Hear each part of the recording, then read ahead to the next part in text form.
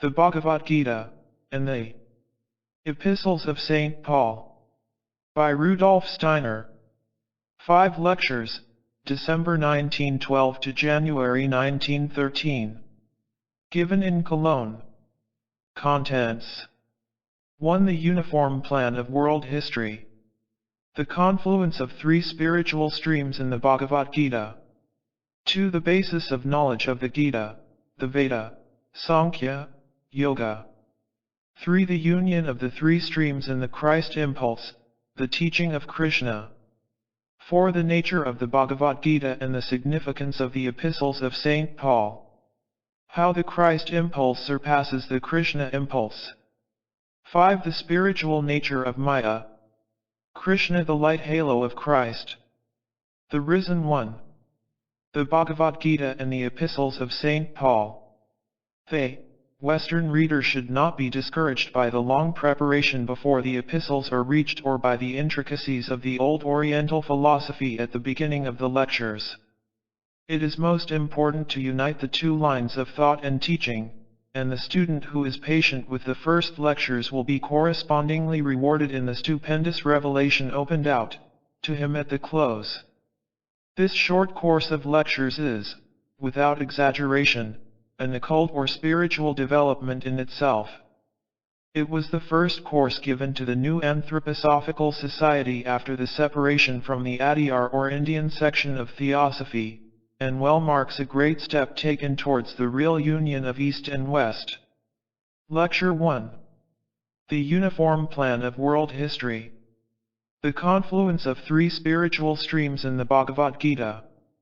December 28, 1912.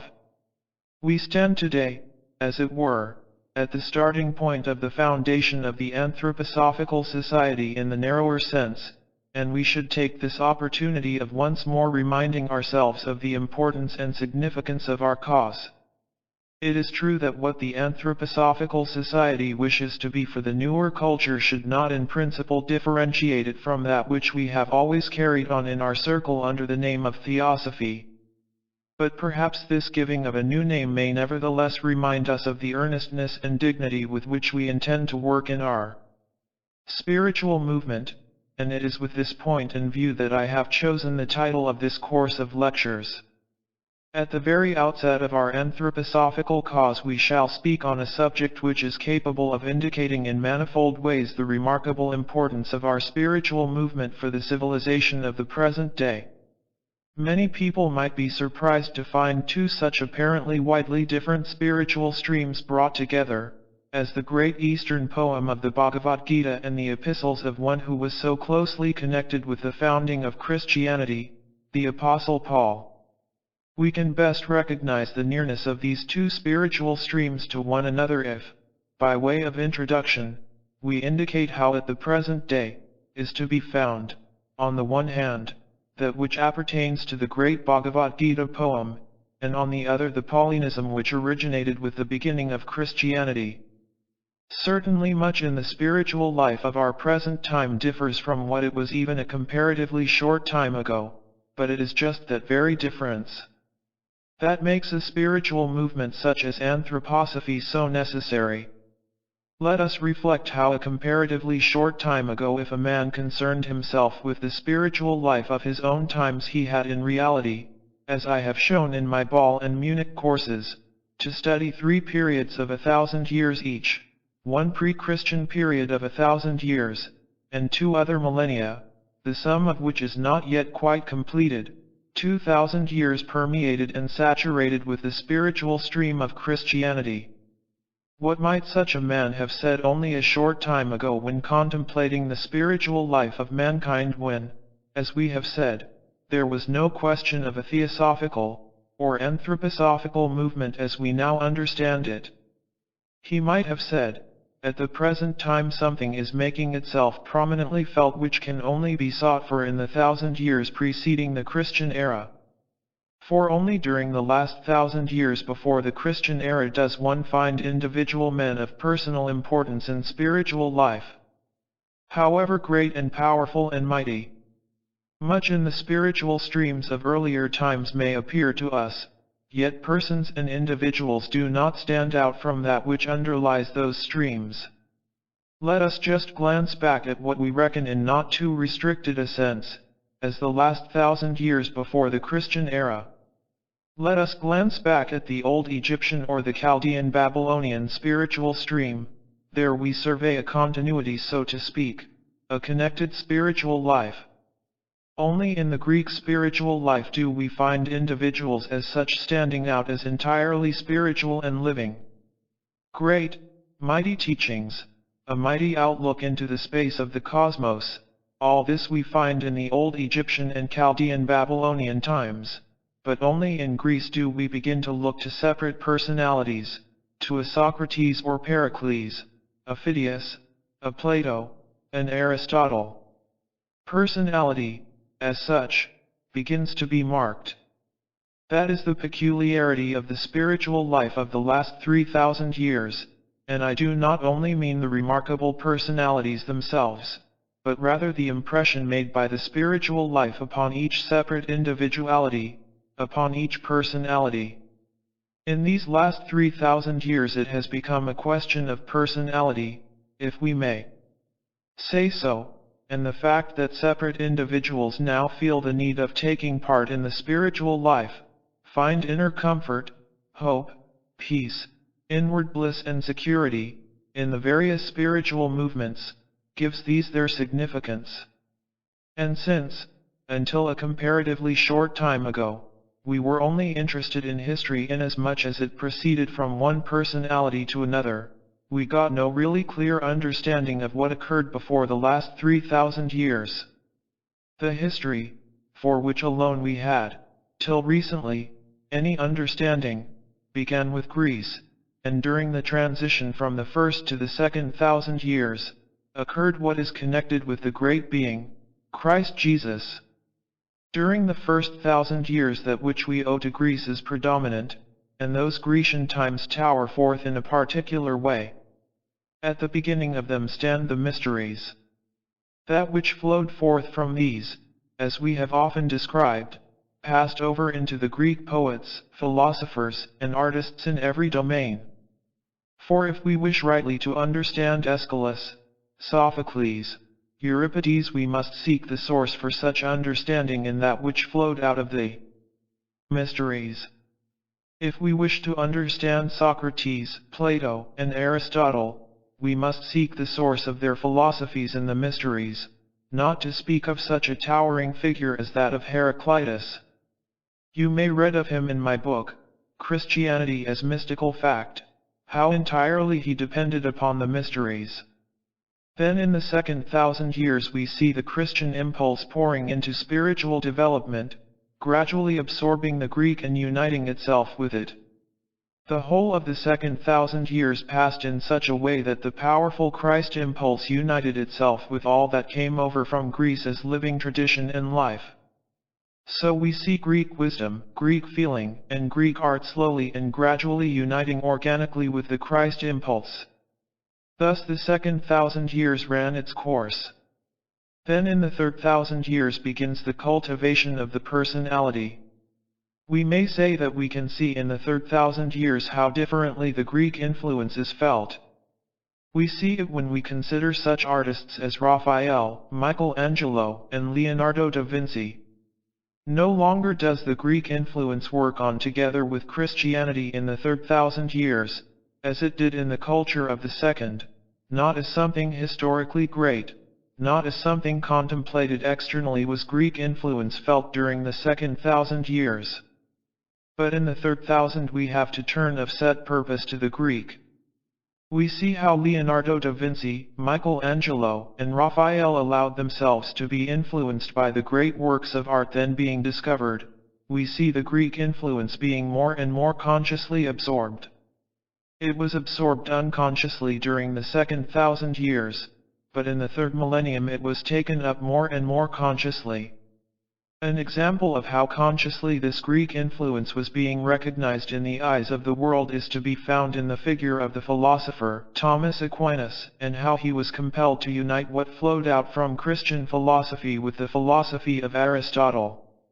Here the Greek influence was absorbed consciously and united with Christianity in a philosophic form, as in the case of Raphael, Michelangelo, and Leonardo da Vinci, in the form of art.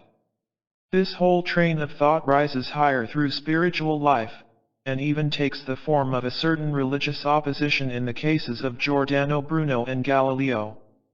Notwithstanding all this, we find everywhere Greek ideas and conceptions, especially about nature, cropping up again. There is a conscious absorption of the Greek influence, but this does not go back beyond the Greek age.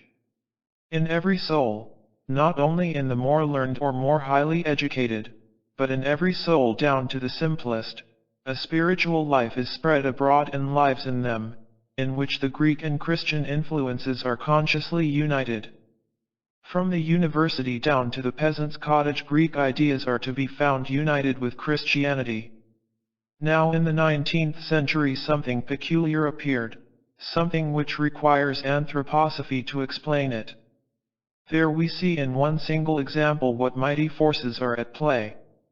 When the wonderful poem of the Bhagavad Gita first became known in Europe, certain important thinkers were enraptured by the greatness of the poem, by its profound contents, and it should never be forgotten that such a thoughtful spirit as William von Humboldt, when he became acquainted with it, said that it was the most profoundly philosophical poem that had ever come under his notice, and he made the beautiful remark, that it was worthwhile to have been allowed to grow as old as he to be enabled to become acquainted with the Bhagavad Gita, the great spiritual song that sounds forth from the primeval holy times of Eastern antiquity. What a wonderful thing it is that slowly, although perhaps not attractive as yet to large circles, so much of Eastern antiquity was poured out into the 19th century by means of the Bhagavad Gita. For this is not like other writings that came over from the ancient East which ever proclaim Eastern thoughts and feelings from this or that standpoint. In the Bhagavad Gita we are confronted with something of which we may say that it is the united flow of all the different points of view of Eastern thought, feeling and perception. That is what makes it of such significance. Now let us turn back to old India. Apart from other less important things, we find there, in the first place, three shades, if we may so call them, of spiritual streams flowing forth from the old Indian prehistoric times. That spiritual stream which we meet within the earliest Vedas and which developed further in the later Vedantic poems, is one quite definite one. We will describe it presently. It is, if we may say so, a one-sided yet quite distinct spiritual stream.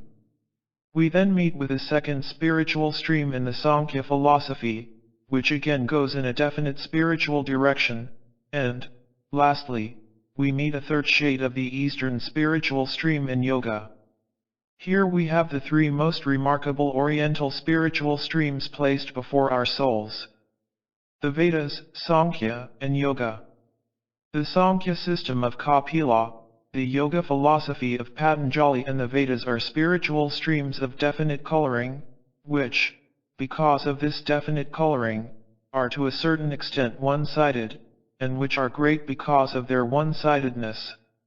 In the Bhagavad Gita we have the harmonious interpenetration of all three spiritual streams. What the Veda philosophy has to give is to be found shining forth in the Bhagavad Gita. What the Yoga of Patanjali has to give mankind we find again in the Bhagavad Gita, and what the Sankhya of Kapila has to give we find there too. Moreover, we do not find these as a conglomeration, but as three parts flowing harmoniously into one organism, as if they originally belonged together. The greatness of the Bhagavad Gita lies in the comprehensiveness of its description of how this Oriental spiritual life receives its tributaries from the Vedas on the one side, on another from the Sankhya philosophy of Kapila, and again on a third side from the Yoga of Patanjali. We shall now briefly characterize what each of these spiritual streams has to give us. The Veda stream is most emphatically a philosophy of unity. It is the most spiritual monism that could be thought of. The Veda philosophy which is consolidated in the Vedanta is a spiritual monism. If we wish to understand the Veda philosophy, we must, in the first place, keep clearly before our souls the fact that this philosophy is based upon the thought that man can find something deeper within his own self, and that what he first realizes in ordinary life is a kind of expression or imprint of this self of his, that man can develop, and that his development will draw up the depths of the actual self more and more from the foundations of his soul. A higher self rests as though asleep in man, and this higher self is not that of which the present-day man is directly aware, but that which works within him, and to which he must develop himself. When man someday attains to that which lives within him as self, he will then realize, according to the Veda philosophy, that this self is one with the all-embracing self of the world, that he does not only rest with his self within the all-embracing world self, but that he himself is one with it. So much is he one with this world self that he is in twofold manner related to it. In some way similar to our physical in-breathing and out-breathing does the Vedantist picture the relationship of the human self to the world self, just as one draws in a breath and breathes it out again, while outside there is the universal air and within us only the small portion of it that we have drawn in, so outside us we have the universal, all-embracing, all-pervading self that lives and moves in all things, and this we breathe in when we yield ourselves to the contemplation of the spiritual self of the world. Spiritually one breathes it in with every perception that one gets of this self, one breathes it in with all that one draws into one's soul. All knowledge, all thinking, all perception is spiritual breathing, and that which we, as a portion of the world self, draw into our souls, which portion remains organically united to the whole, that is Atman, the breath, which, as regards ourselves, is as the portion of air that we breathe in, which cannot be distinguished from the general atmosphere. So is Atman in us, which cannot be distinguished from that which is the all-ruling self of the world. Just as we breathe out physically, so there is a devotion of the soul through which the best that is in it goes forth in the form of prayer and sacrifice to this self. Brahman is like the spiritual out-breathing. Atman and Brahman, like in-breathing and out-breathing, make us sharers in the all-ruling world self. What we find in the Vedantas is a monistic spiritual philosophy, which is at the same time a religion, and the blossom and fruit of Vedantism lie in that which so blesses man, that most complete and in the highest degree satisfying feeling of unity with the universal self powerfully weaving through the world. Vedantism treats of this connection of mankind with the unity of the world, of the fact of man's being within a part of the whole great spiritual cosmos. We cannot say the Veda word, because Veda means word, but the word Veda as given is itself breathed forth, according to the Vedantic conception, from the all-ruling unitary being, and the human soul can take it into itself as the highest expression of knowledge. In accepting the Veda word, the best part of the Almighty Self is taken in, the consciousness of the connection between the individual human self and this Almighty World Self is attained. What the Veda speaks is the God word which is creative, and this is born again in human knowledge, and so leads it side by side with the creative principle which lives and weaves throughout the world. Therefore, that which was written in the Vedas was valued as the divine word, and he who succeeded in mastering them was considered as being a possessor of the divine word. The divine word had come spiritually into the world and was to be found in the Veda books. Those who mastered these books took part in the creative principle of the world. Sankhya philosophy is different. When one first meets with this, as it has come down to us through tradition, we find in it exactly the opposite of the teaching of the unity. If we wish to compare the Sankhya philosophy to anything, we may compare it to the philosophy of Leibniz. It is a pluralistic philosophy. The several souls mentioned therein, human souls and the souls of gods, are not traced back by the Sankhya philosophy to unitary source, but are taken as single souls existing, so to speak, from eternity, or, at any rate, their origin is not traced back to unity. The plurality of souls is what we find in the Sankhya philosophy. The independence of each individual soul carrying on its development in the world enclosed within its own being, is sharply accentuated, and in contrast to the plurality of souls is that which in the Sankhya philosophy is called the Prakriti element. We cannot well describe this by the modern word matter, for that has a materialistic meaning. But in Sankhya philosophy we do not mean to convey this with the substantial which is in contrast to the multiplicity of souls, and which again is not derived from a common source. In the first place, we have multiplicity of souls, and then that which we may call the material basis, which, like a primeval flood, streams through the world, through space and time, and out of which souls take the elements for their outer existence. Souls must clothe themselves in this material element, which, again, is not to be traced back to unity with the souls themselves. And so it is in the Sankhya philosophy that we principally find this material element, carefully studied. Attention is not so much directed to the individual soul, this is taken as something real that is there, confined in and united with this material basis, and which takes the most varied forms within it, and thus shows itself outwardly in many different forms.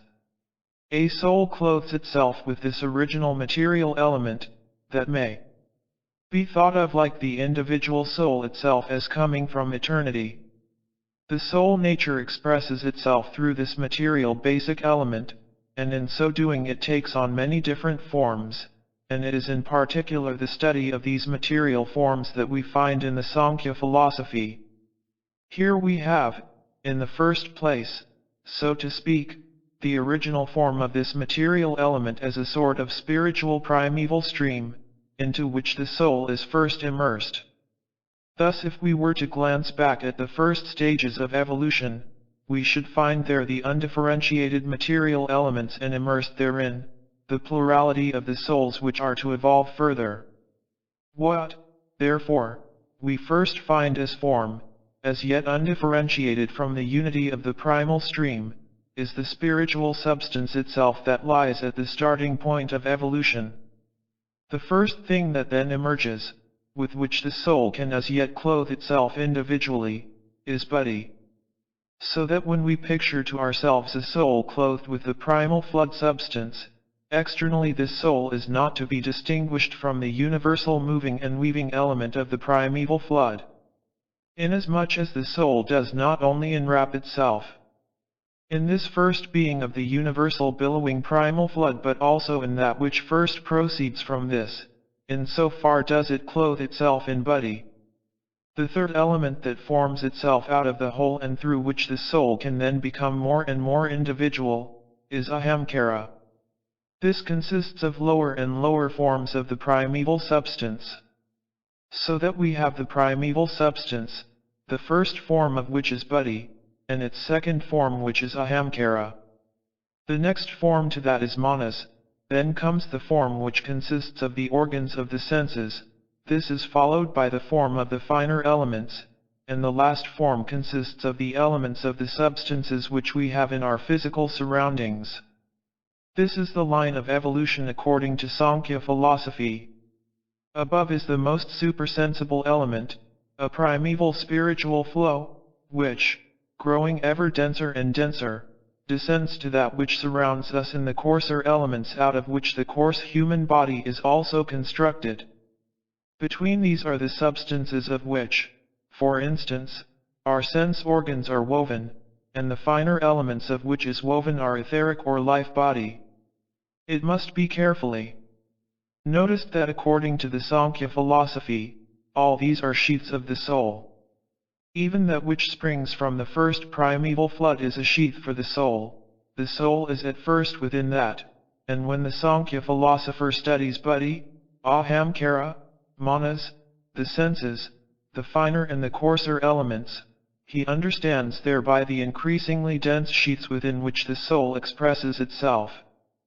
We must clearly understand that the manner in which the philosophy of the Vedas and the Sankhya philosophy are presented to us is only possible because they were composed in that ancient time when an old clairvoyance still existed, at any rate, to a certain extent. The Vedas and the contents of the Sankhya philosophy came into existence in different ways. The Vedas depend throughout on a primeval inspiration which was still a natural possession of primeval man. They were given to man, so to speak, without his having done anything to deserve them, except that with his whole being he prepared himself to receive into his inner depths that divine inspiration that came of itself to him, and to receive it quietly and calmly. Sankhya philosophy was formed in a different way. That process was something like the learning of our present day, only that this is not permeated by clairvoyance as the former then was. The Veda philosophy consisted of clairvoyant knowledge, inspiration given as by grace from above. Sankhya philosophy consisted of knowledge sought for as we seek it now, but sought for by people to whom clairvoyance was still accessible. This is why the Sankhya philosophy leaves the actual soul element undisturbed, so to say. It admits that souls can impress themselves in that which one can study as the supersensible outer forms, but it particularly studies the outer forms, which appear as the clothing of those souls. Hence we find a complete system of the forms we meet with in the world, just as in our own science we find a number of facts about nature, only that in Sankhya philosophy observation extends to a clairvoyant observation of facts. Sankhya philosophy is a science, which although obtained by clairvoyance, is nevertheless a science of outer forms that does not extend into the sphere of the soul nature remains in a sense undisturbed by these studies. He who devotes himself to the Vedas feels absolutely that his religious life is one with the life of wisdom, but Sankhya philosophy is a science, it is a perception of the forms into which the soul impresses itself. Nevertheless, it is quite possible for the disciples of the Sankhya philosophy to feel a religious devotion of the soul for their philosophy. The way in which the soul element is organized into forms, not the soul element itself, but the form it takes, is followed up in the Sankhya philosophy. It defines the way in which the soul, more or less, preserves its individuality or else is more immersed in the material. It has to do with the soul element which is, it is true, beneath the surface, but which, within the material forms, still preserves itself as soul. A soul element thus disguised in outer form, but which reveals itself as soul, dwells in the sattva element. A soul element immersed in form, but which is, so to say, entangled in it and cannot emerge from it, dwells in the tamas element, and that in which, more or less, the soul element and its outer expression in form, are, to a certain extent, balanced, dwells in the rajas element. Sattva, rajas, tamas, the three gunas, pertain to the essential characteristics of what we know as Sankhya philosophy. Quite different, again, is that spiritual stream which comes down to us as yoga. That appeals directly to the soul element itself and seeks ways and means of grasping the human soul in direct spiritual life, so that it rises from the point which it has attained in the world to higher and higher stages of soul being. Thus Sankhya is a contemplation of the sheaths of the soul, and yoga the guidance of the soul to higher and ever higher stages of inner experience. To devote oneself to yoga means a gradual awakening of the higher forces of the soul so that it experiences something not to be found in everyday life, which opens the door to higher and higher stages of existence. Yoga is therefore the path to the spiritual worlds, the path to the liberation of the soul from outer forms, the path to an independent life of the soul within itself. Yoga is the other side of the Sankhya philosophy. Yoga acquired its great importance when that inspiration, which was given as a blessing from above and which inspired the Vedas, was no longer able to come down. Yoga had to be made use of by those souls who, belonging to a later epoch of mankind, could no longer receive anything by direct revelation, but were obliged to work their way up to the heights of spiritual existence from the lower stages. Thus in the old primal Indian times we have three sharply defined streams, the Vedas, the Sankhya, and the Yoga, and today we are called upon once more to unite these spiritual streams, so to say, by bringing them to the surface in the way proper for our own age, from the foundations of the soul and from the depths of the cosmos. You may find all three streams again in our spiritual science. If you read what I have tried to place before you in the first chapters of my occult science about the human constitution, about sleeping and waking, life and death, you will find there what in our present-day sense we may call Sankhya philosophy. Then read what is there said about the evolution of the world from Saturn down to our own time, and you have the Veda philosophy expressed for our own age, while, if you read the last chapters, which deal with human evolution, you have Yoga expressed for our own age. Our age must in an organized way unite that which radiates across to us in three so sharply defined spiritual streams from old India in the Veda philosophy, the Sankhya philosophy, and Yoga.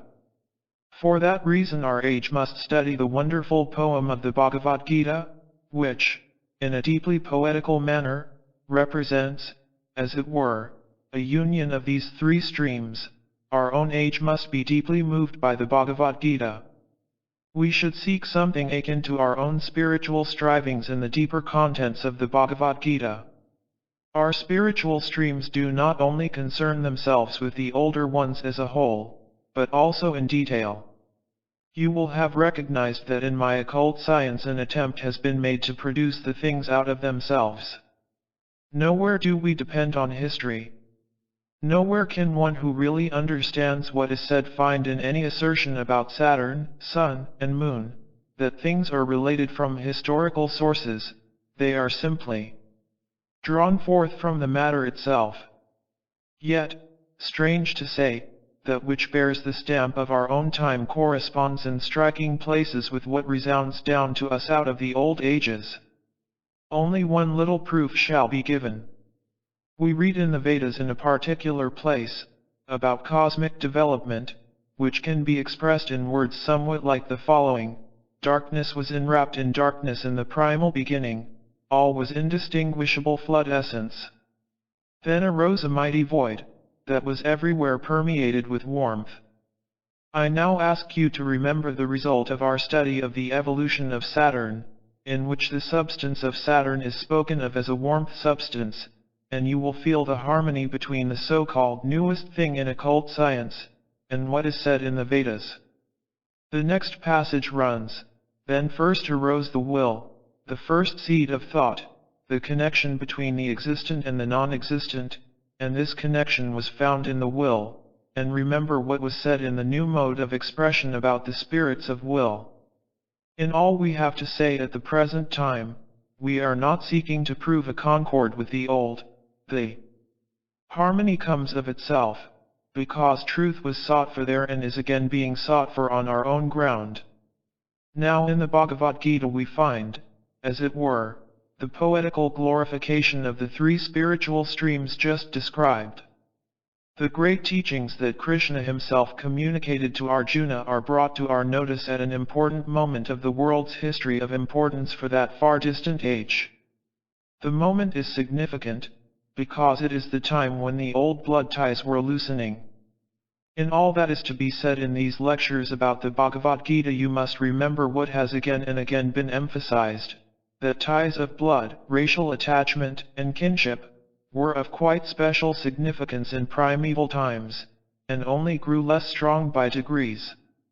Remember all that is said in my pamphlet, The Occult Significance of Blood. When these blood ties begin to loosen, on account of that loosening, the great struggle began which is described in the Mahabharata, and of which the Bhagavad Gita is an episode.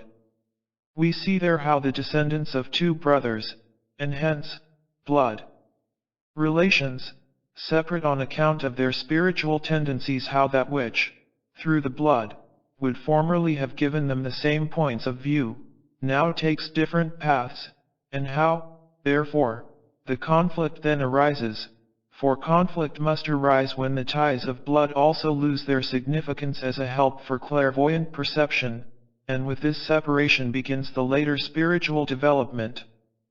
For those to whom the old blood ties no longer were of significance, Krishna came as a great teacher. He was to be the teacher of the new age lifted out of the old blood ties. How he became the teacher we shall describe tomorrow, but it may now be said, as the whole Bhagavad Gita shows us, that Krishna absorbed the three spiritual streams into his teaching and communicated them to his pupil as an organized unity. How must this pupil appear to us? He looks up on the one side to his father, and on the other side to his father's brother. The children of the two brothers are now no longer to be together, they are to separate now. A different spiritual stream is to take possession of the one line and the other. Arjuna's soul is filled with the question, how will it be when that which was held together by the ties of blood is no longer there? How can the soul take part in spiritual life if that life no longer flows as it formerly did under the influence of the old blood tie? It seems to Arjuna as if everything must come to an end. The purport of the great teachings of Krishna, however, is to show that this will not be the case, that it all will be different.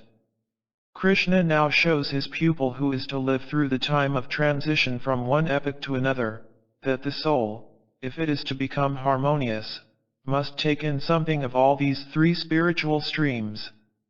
We find the Vedistic unity interpreted in the right way in the teachings of Krishna, as well as the principles of the Sankhya teaching and the principles of yoga. For what is it that actually lies behind all that we are about to learn from the Bhagavad Gita? The revelations of Krishna are somewhat to this effect: there is a creative cosmic word, itself containing the creative principle.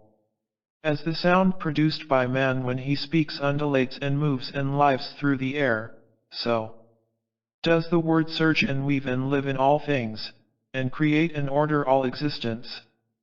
Thus the Veda principle breathes through all things. This can be taken up by human perception into the human soul life. There is a supreme, weaving creative word, and there is an echo of this supreme, weaving creative word in the Vedistic documents. The word is the creative principle of the world, in the Vedas it is revealed. That is one part of the Krishna teaching. The human soul is capable of understanding how the word lives on, in the different forms of existence. Human knowledge learns the laws of existence by grasping how the separate forms of being express, with the regularity of a fixed law, that which is soul and spirit. The teachings about the forms in the world, of the laws which shape existence, of cosmic laws and their manner of working, is the Sankhya philosophy, the other side of the Krishna teaching. Just as Krishna made clear to his pupil that behind all existence is the creative cosmic word, so also he made clear to him that human knowledge can recognize the separate forms, and therefore can grasp the cosmic laws. The cosmic word, the cosmic laws as echoed in the Vedas, and in Sankhya, were revealed by Krishna to his pupil.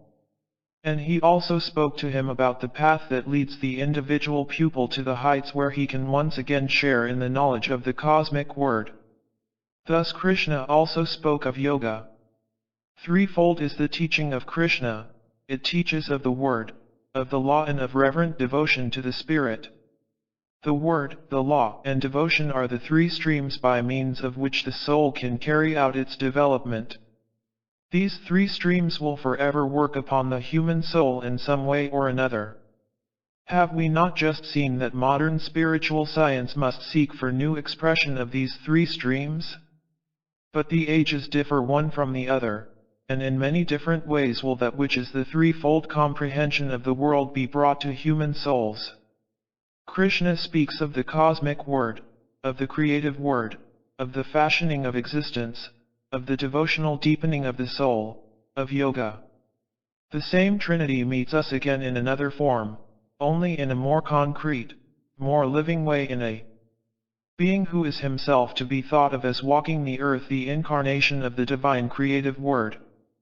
The Vedas came to mankind in an abstract form. The divine Logos, of whom the Gospel of St. John speaks, is the living and creative Word itself. That which we find in the Sankhya philosophy, as the law to which the cosmic forms are subject, that, historically transposed into the Old Hebrew revelation, is what St. Paul calls the law. The third stream we find in St. Paul is faith in the risen Christ. That which was yoga in Krishna, in St. Paul was faith, only in a more concrete form, faith, that was to replace the law. So the Trinity, Veda, Sankhya, and Yoga were as the redness of the dawn of that which later rose as sun. Veda appears again in the actual being of Christ himself, now entering in a concrete, living way into historical evolution, not pouring himself out abstractly into space and the distances of time, but living as a single individual, as the living Word. The law meets us in the Sankhya philosophy, in that which shows us how the material basis, prakriti, is developed even down to coarse substance. The law reveals how the world came into existence, and how individual man develops within it. That is expressed in the Old Hebrew revelation of the law, in the dispensation of Moses. Inasmuch as St. Paul, on the one hand, refers to this law of the Old Hebrews, he is referring to the Sankhya philosophy. Inasmuch as he refers to faith in the risen one, he refers to the sun of which the rosy dawn appeared in yoga. Thus arises in a special way that of which we find the first elements in Veda, Sankhya, and Yoga. What we find in the Vedas appears in a new but now concrete form as the living Word, by whom all things were made and without whom nothing is made that was made, and who, nevertheless, in the course of time, has become flesh. Sankhya appears as the historical representation based on law of how out of the world of the Elohim emerged the world of phenomena, the world of coarse substances. Yoga transformed itself into that which, according to St. Paul, is expressed in the words, "Not I, but Christ in me," that is to say, when the Christ force penetrates the soul and absorbs it, man rises to the heights of the divine. Thus we see how, in a preparatory form, the coherent plan is present in world history, how the Eastern teaching was a preparation, how it gives in more abstract form, as it were, that which, in a concrete form, we find so marvelously contained in the Pauline Christianity. We shall see that precisely by grasping the connection between the great poem of the Bhagavad Gita and the Epistles of St. Paul, the very deepest mysteries will reveal themselves concerning what we may call the ruling of the spiritual in the collective education of the human race. As something so new must also be felt in the new age, this newer age must extend beyond the time of Greece and must develop understanding for that which lies behind the 1,000 years immediately before Christ, for that which we find in the Vedas, Sankhya, and Yoga. Just as Raphael in his art and Thomas Aquinas in his philosophy had to turn back to Greece, so shall we see how in our time, a conscious balance must be established between that which the present time is trying to acquire and that which lies further back than the Greek age, and stretches back to the depths of Oriental antiquity. We can allow these depths of Oriental antiquity to flow into our souls if we ponder over these different spiritual streams which are to be found within that wonderfully harmonious unity which Humboldt calls the greatest philosophical poem, the Bhagavad Gita. Lecture 2. The basis of knowledge of the Gita, the Veda, Sankhya, Yoga. December 29, 1912. The Bhagavad Gita, the sublime song of the Indians, is, as I mentioned yesterday, said by qualified persons to be the most important philosophic poem of humanity, and he who goes deeply into the sublime Gita will consider this expression fully justified. We shall take the opportunity given by these lectures to point out the high artistic merit of the Gita, but, above all, we must realize the importance of this poem by considering what underlies it, the mighty thoughts and wonderful knowledge of the world from which it grew, and for the glorification and spreading, of which it was created. This glance into the fundamental knowledge contained in the Gita is especially important, because it is certain that all the essentials of this poem, especially all relating to thought and knowledge, are communicated to us from a pre-Buddhistic stage of knowledge, so that we may say, the spiritual horizon which surrounded the great Buddha, out of which he grew, is characterized in the contents of the Gita. When we allow these to influence us, we gaze into a spiritual condition of old Indian civilization in the pre-Buddhist age. We have already emphasized that the thought contained in the Gita is a combined outpouring of three spiritual streams, not only fused into one another, but moving and living within one another, so that they meet us in the Gita as one whole. What we there meet with as a united whole, as a spiritual outpouring of primeval Indian thought and perception, is a grand and beautiful aspect of knowledge, an immeasurable sum of spiritual knowledge, an amount of spiritual knowledge so vast that the modern man who has not yet studied spiritual science cannot help feeling doubts as to such an amount of knowledge and depth of science, having no possible standard with which to compare it. The ordinary modern methods do not assist one to penetrate the depths of knowledge communicated therein. At the most, one can but look upon that here spoken of as a beautiful dream which mankind once dreamt. From a merely modern standpoint, one may perhaps admire this dream, but would not acknowledge it as having any scientific value. But those who have already studied spiritual science will stand amazed at the depths of the Gita and must admit that in primeval ages the human mind penetrated into knowledge which we can only reacquire gradually by means of the spiritual organs which we must develop in the course of time. Their admiration is aroused for the primeval insight that existed in those past ages. We can admire it because we ourselves are able to rediscover it in the universe and thereby confirm the truth of it. When we rediscover it and recognize its truth, we then confess how wonderful it really is that in those primeval ages men were able to raise themselves to such spiritual heights.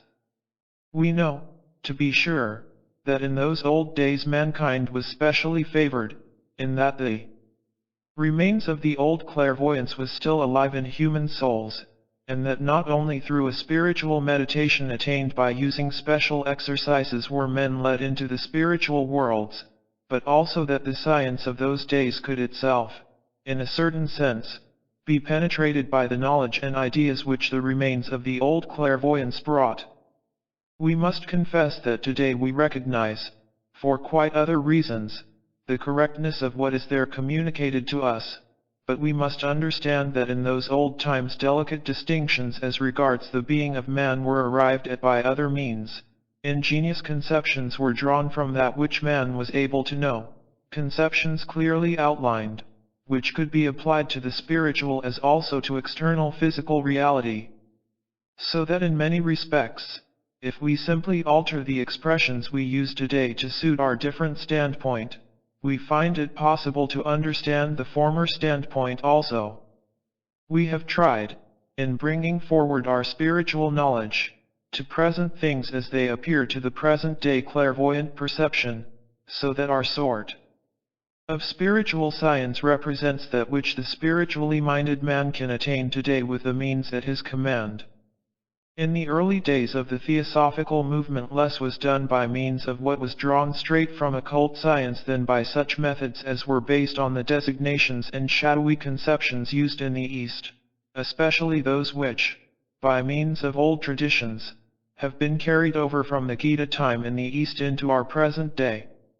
Hence the older form of theosophical development, to which we have now added our present method of occult investigation, worked more through the old traditionally received conceptions, especially those of the Sankhya philosophy. But just as this Sankhya philosophy itself was gradually changed in the East, through the alteration in Oriental thought, so, at the beginning of the Theosophical movement the being of man and other secrets were spoken of, and these things were specially described by means of expressions used by Sankaracharya, the great reformer of the Vedantic and other Indian knowledge in the 8th century of the Christian reckoning. We need not devote much attention to the expressions used at the beginning of the Theosophical movement, but in order to get to the foundations of the knowledge and wisdom of the Gita, we shall devote ourselves today to the old primeval Indian wisdom. What we meet with first, what, so to speak, is drawn from that old wisdom itself, is especially to be found in the Sankhya philosophy.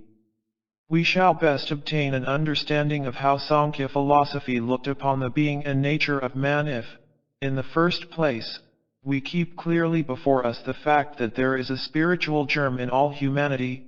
We have always expressed this fact by saying that in the human soul there are slumbering forces which, in the course of human evolution, will emerge more and more. The highest to which we can at present aspire and to which the human soul can attain, will be what we call spirit man. Even when man, as a being, has risen to the stage of spirit man, he will still have to distinguish between the soul which dwells within him and that which is spirit man itself, just as in everyday life today we have to distinguish between that which is our innermost soul and the sheaths which enclose it, the astral body, the etheric or life body, and the physical body. Just as we look upon these bodies as sheaths and distinguish them from the soul itself, which for the present cycle of humanity is divided into three parts: sentient soul, intellectual reasoning soul, and consciousness soul, just as we thus distinguish between the soul nature and its system of sheaths, so in future stages we shall have to reckon with the actual soul, which will then have its threefold division fitted for those future stages and corresponding to our sentient soul, intellectual soul, and consciousness soul, and the sheath nature, which will then have reached that stage of man which, in our terminology, we call spirit man. That, however, which will someday become the human sheath, and which will, so to say, enclose the spiritual soul part of man, the spirit man, will, to be sure, only be of significance to man in the future, but that to which a being will eventually evolve is always there, in the great universe. The substance of spirit man in which we shall someday be ensheathed, has always been in the great universe and is there at the present time. We may say, other beings have today already sheaths which will someday form our spirit man. Thus the substance of which the human spirit man will someday consist exists in the universe. This, which our teaching allows us to state, was already known to the old Sankhya doctrine, and what thus existed in the universe, not yet individualized or differentiated, but flowing like spiritual water, undifferentiated, filling space and time, still exists, and will continue to exist. This, from which all other forms come forth, was known by the Sankhya philosophy as the highest form of substance, that form of substance which has been accepted by Sankhya philosophy as continuing from age to age. And as we speak about the beginning of the evolution of our earth, recollect the course of lectures I once gave in Munich on the foundation of the story of creation, as we speak of how at the beginning of our earth evolution, all to which the earth has now evolved was present in spirit as substantial spiritual being, so did the Sankhya philosophy speak of original substance, of a primordial flood, from which all forms, both physical and superphysical, have developed. To the man of today this highest form has not come into consideration, but the day will come, as we have shown, when it will have to be considered. In the next form which will evolve out of this primeval flowing substance, we have to recognize that which, counting from above, we know as the second principle of man, which we call life spirit, or, if we like to use an Eastern expression, we may call buddhi.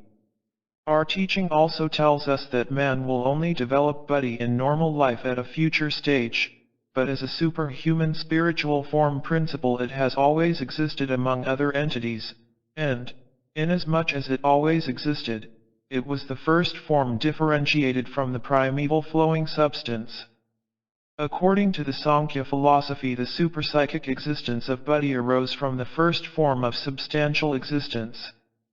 Now if we consider the further evolution of the substantial principle, we meet as a third form that which the Sankhya philosophy calls ahamkara.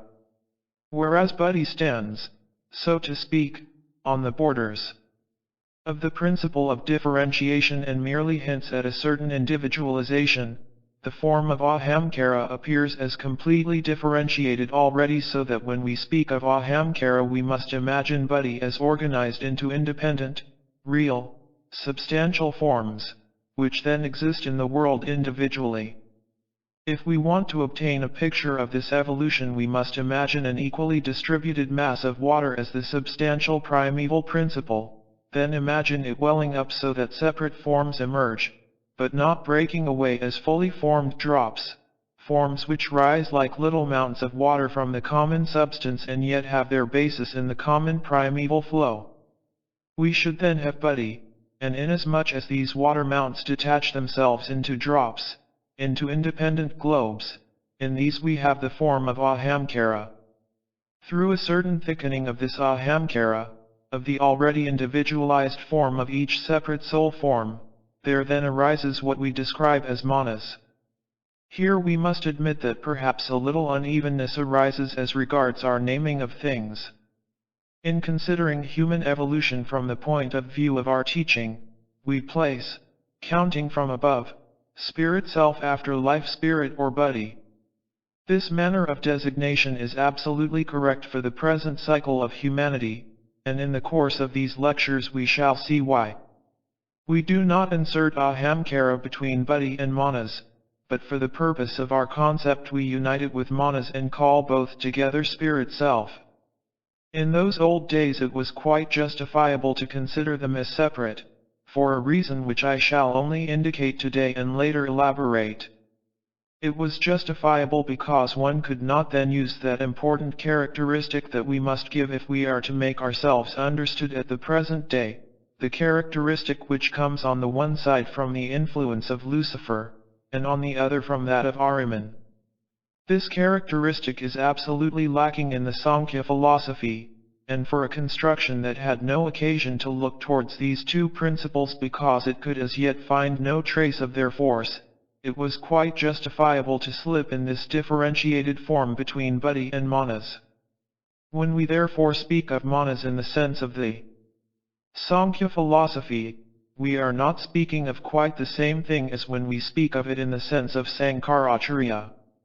In the latter we can perfectly identify manas with spirit self, but we cannot actually do so in the sense of Sankhya philosophy, though we can characterize quite fully what manas is. In this case we first start with man in the world of sense, living in the physical world. At first he lives his physical existence in such a way that he realizes his surroundings by means of his senses, and through his organs of touch, by means of his hands and feet, by handling, walking, speaking, he reacts on the physical world around him. Man realizes the surrounding world by means of his senses and he works upon it, in a physical sense, by means of his organs of touch. Sankhya philosophy is quite in accordance with this. But how does a man realize the surrounding world by means of his senses?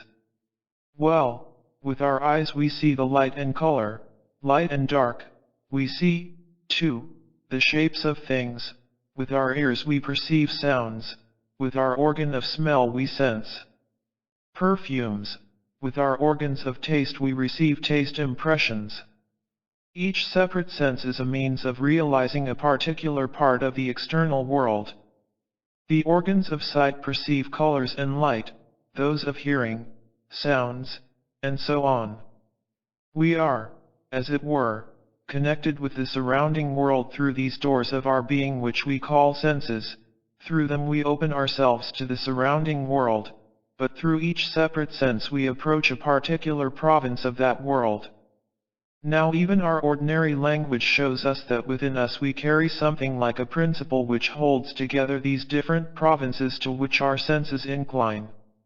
For instance, we talk of warm and cold colors, although we know that this is only a manner of speaking, and that in reality we realize cold and warmth through the organs of touch, and colors, light and darkness through the organs of sight.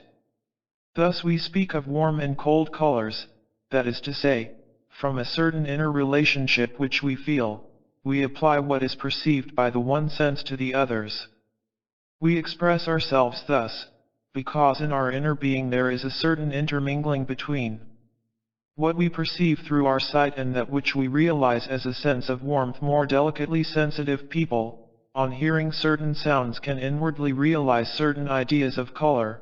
They can speak of certain notes as representing red, and others blue.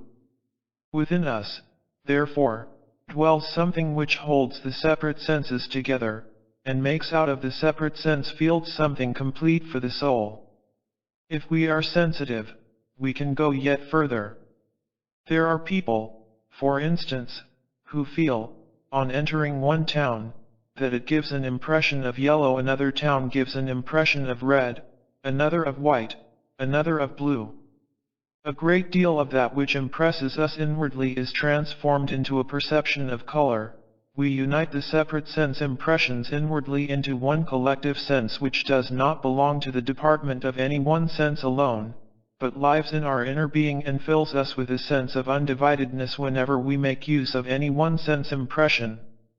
We may call this the inner sense, and we may all the more call it so, inasmuch as all that we otherwise experience inwardly as sorrow and joy, emotions and affections, we unite again with that which this inner sense gives us. Certain emotions we may describe as dark and cold, others as warm and full of light. We can therefore say that our inner being reacts again upon what forms the inner sense.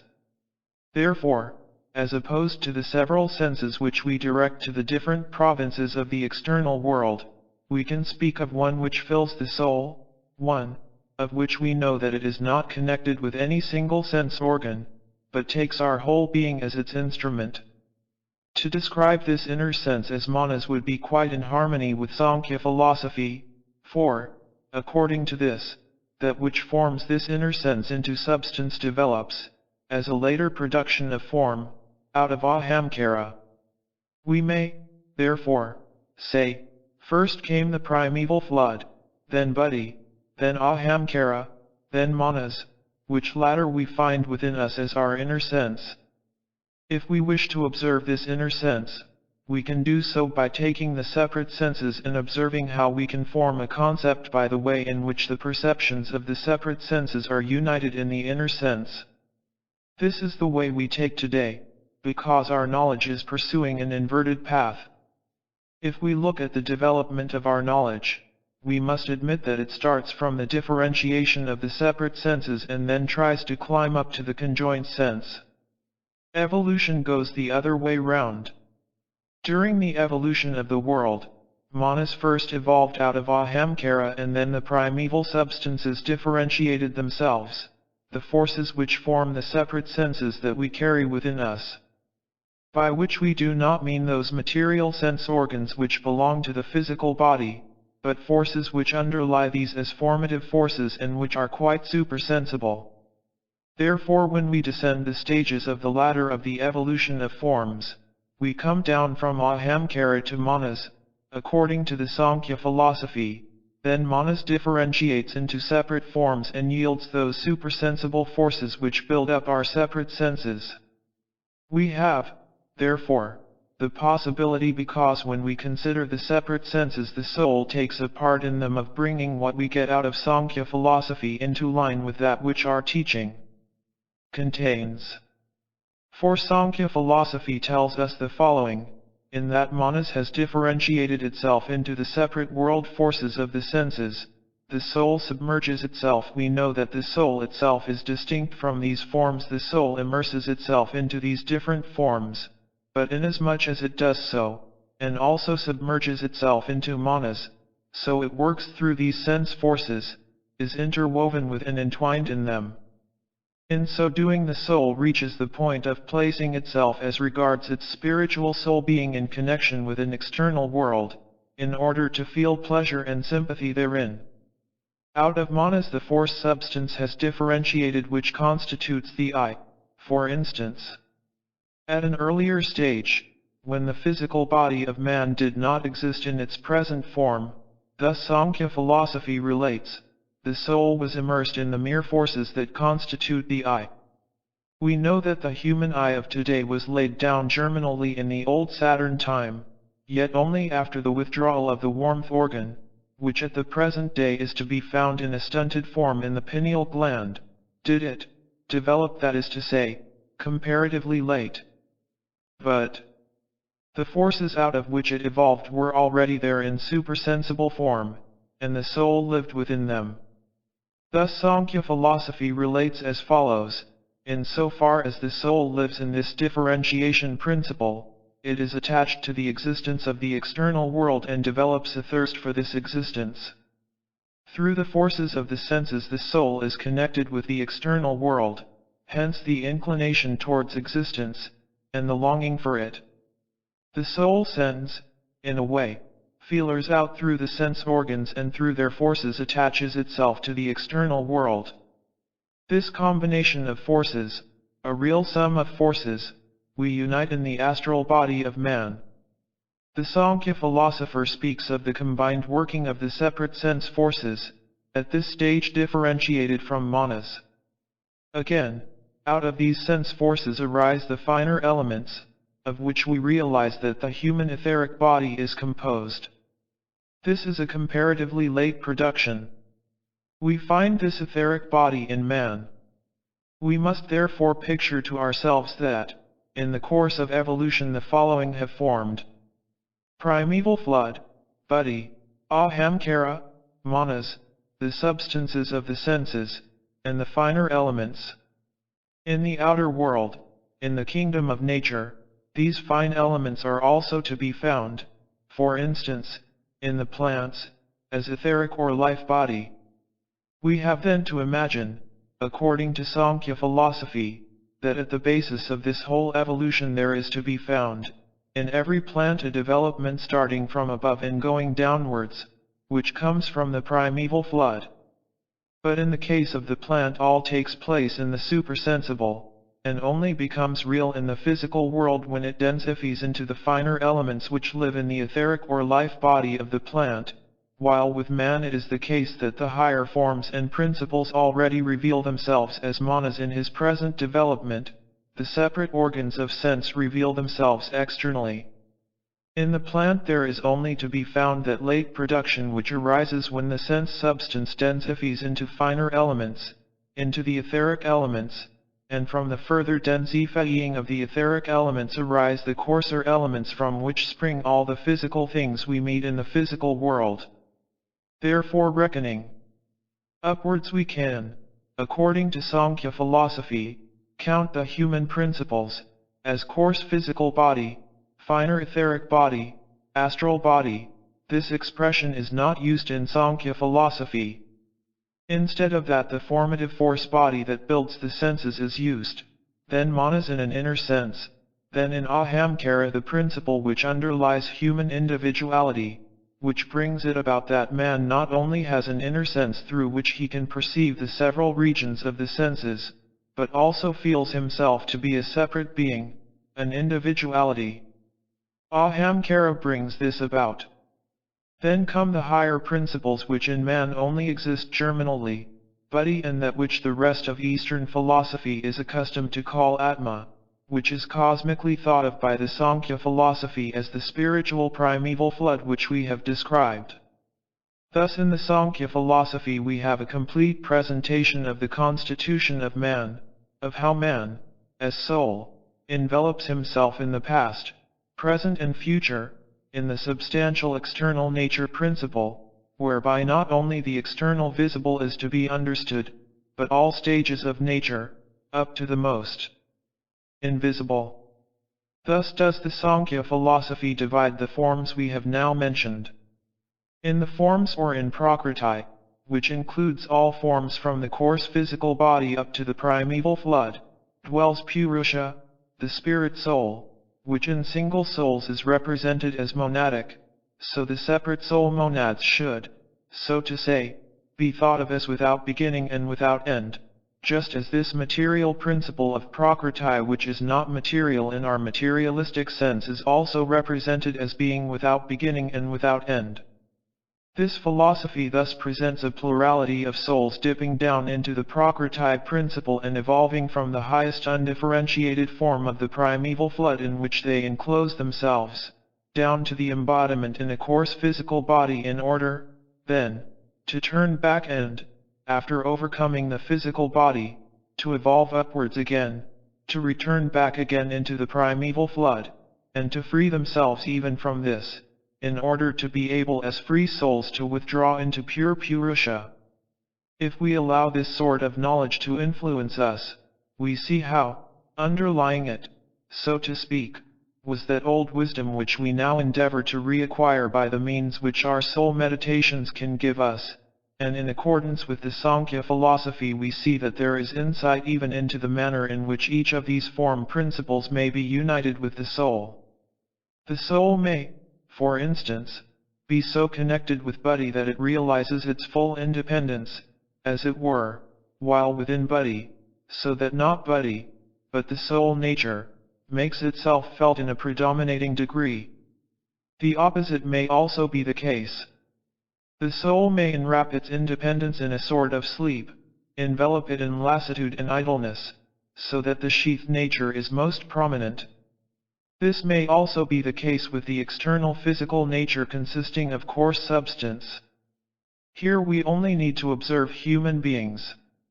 There may be a man who preferably cultivates his soul and spirit, so that every movement, every gesture, every look which can be communicated by means of the coarse physical body, are of secondary importance compared to the fact that in him the spiritual and soul nature are expressed. Before us stands a man. We see him certainly in the coarse, physical body that stands before us, but in his movements, gestures, and looks there is something that makes us say, this man is wholly spiritual and psychic. He only uses the physical principle to give expression to this. The physical principle does not overpower him, on the contrary, he is everywhere the conqueror of the physical principle. This condition, in which the soul is master of the external sheath principle, is the sattva condition.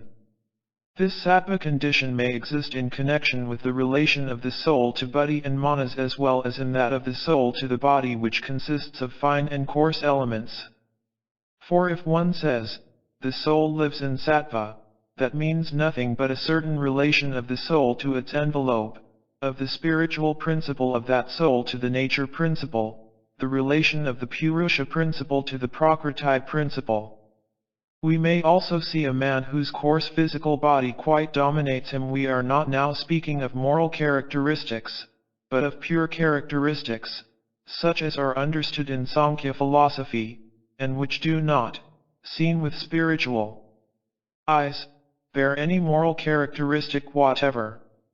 We may meet a man who, so to speak, walks about under the weight of his physical body, who puts on much flesh, whose whole appearance is influenced by the weight of his physical body, to whom it is difficult to express the soul in his external physical body. When we move the muscles of our face in harmony with the speaking of the soul, the sattva principle is master. When quantities of fat imprint a special physiognomy to our faces, the soul principle is then overpowered by the external sheath principle, and the soul bears the relation of tamas to the nature principle. When there is a balance between these two states, when neither the soul has the mastery as in the sattva state, nor the external sheath nature as in the tamas condition, when both are equally balanced, that may be called the rajas condition. These are the three gunas, which are quite specially important. We must, therefore, distinguish the characteristic of the separate forms of Prakriti. From the highest principle of the undifferentiated primeval substance down to the coarse physical body is the one characteristic, the characteristic of the mere sheath principle. From this we must distinguish what belongs to the Sankhya philosophy in order to characterize the relation of the soul nature to the sheaths, regardless of what the form of the sheath may be. This characteristic is given through the three states sattva, rajas, tamas. We will now bring before our minds the penetrating depths of such a knowledge and realize how deep an insight into the secrets of existence a science must have had, which was able to give such a comprehensive description of all living beings. Then that admiration fills our souls of which we spoke before, and we tell ourselves that it is one of the most wonderful things in the history of the development of man, that which appears again today in spiritual science out of dark spiritual depths should have already existed in those ancient times, when it was obtained by different methods. All this knowledge once existed, my dear friends. We perceive it when we direct the spiritual gaze to certain primeval times. Then let us look at the succeeding ages. We gaze upon what is generally brought to our notice in the spiritual life of the different periods, in the Old Greek age, in the age following that, the Roman age, and in the Christian Middle Ages. We turn our gaze from what the older cultures give down to modern times, till we come to the age when spiritual science once again brings us something which grew in the primeval knowledge of mankind. When we survey all this we may say, in our time we often lack even the smallest glimmering of that primeval knowledge. Ever more and more a mere knowledge of external material existence is taking the place of the knowledge of that grand sphere of existence and of the supersensible, all-embracing old perception. It was indeed the purpose of evolution for 3,000 years, that in the place of the old primeval perception the external knowledge of the material physical plane should arise. It is interesting to see how upon the material plane alone I do not want to withhold this remark from you there still remains, left behind, as it were, in the age of Greek philosophy, something like an echo of the old Sankhya knowledge. We can still find in Aristotle some echoes of real soul nature, but these in all their perfect clarity can no longer be properly connected with the old Sankhya knowledge. We even find in Aristotle the distribution of the human being within the coarse physical body. He does not exactly mention this, but shapes a distribution in which he believes he gives the soul part, whereas the Sankhya philosophy knows that this is only the sheaths. We find there the vegetative soul which, in the sense of the Sankhya philosophy would be attributed to the finer elemental body. Aristotle believes himself to be describing something pertaining to the soul, but he only describes connections between the soul and the body, the gunas, and in what he describes he gives but the form of the sheaths. Then Aristotle ascribes to that which reaches out into the sphere of the senses, and which we call the astral body, something which he distinguishes as being a soul principle. Thus he no longer clearly distinguishes the soul part from the bodily, because, to him, the former has already been swamped by the bodily shape. He distinguishes the astheticon, and in the soul he further distinguishes the orecticon, kineticon, and the dianeticon.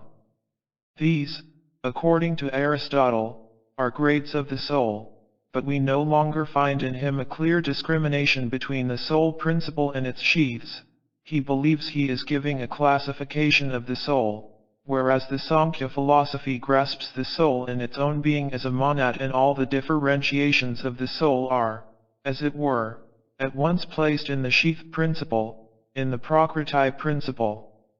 Therefore, even Aristotle himself in speaking of the soul part no longer speaks of that primeval knowledge which we discover in the Sankhya philosophy. But in one domain, the domain of the material, Aristotle still has something to relate which is like a surviving echo of the principle of the three conditions, that is, when he speaks of light and darkness in colors. He says, there are some colors which have more darkness in them and others which have more light, and there are colors between these. According to Aristotle, in the colors ranging between blue and violet the darkness predominates over light. Thus a color is blue or violet because darkness predominates over light, and it is green or greenish-yellow when light and darkness counterbalance each other, while a color is reddish or orange when the light principle overrules the dark. In Sankhya philosophy we have this principle of the three conditions for the whole compass of the world phenomena. There we have sattva when the spiritual predominates over the natural. Aristotle still has this same characteristic, in speaking of colors. He does not use these words, but one may say, red and reddish yellow represent the sattva condition of light. This manner of expression is no longer to be found in Aristotle, but the principle of the old Sankhya philosophy is still to be found in him. Green represents the rajas condition as regards light and darkness, and blue and violet, in which darkness predominates, represent the tamas condition of light and darkness. Even though Aristotle does not make use of these expressions, the train of thought can still be traced which arises from that spiritual grasp of the world conditions which we meet with in the Sankhya philosophy. In the color teaching of Aristotle we have therefore an echo of the old Sankhya philosophy. But even this echo was lost, and we first experience a glimmering of these three conditions, sattva, rajas, tamas, in the external domain of the world of color, in the hard struggle carried on by Goethe. For after the old Aristotelian division of the color world into a sattva, rajas, and tamas condition, had been entirely buried, so to say, it then reappears in Goethe. At the present time it is still abused by modern physicists, but the color system of Goethe is produced from principles of spiritual wisdom. The physicist of today is right from his own standpoint when he does not agree with Goethe over this, but he only proves that in this respect physics has been abandoned by all the good gods.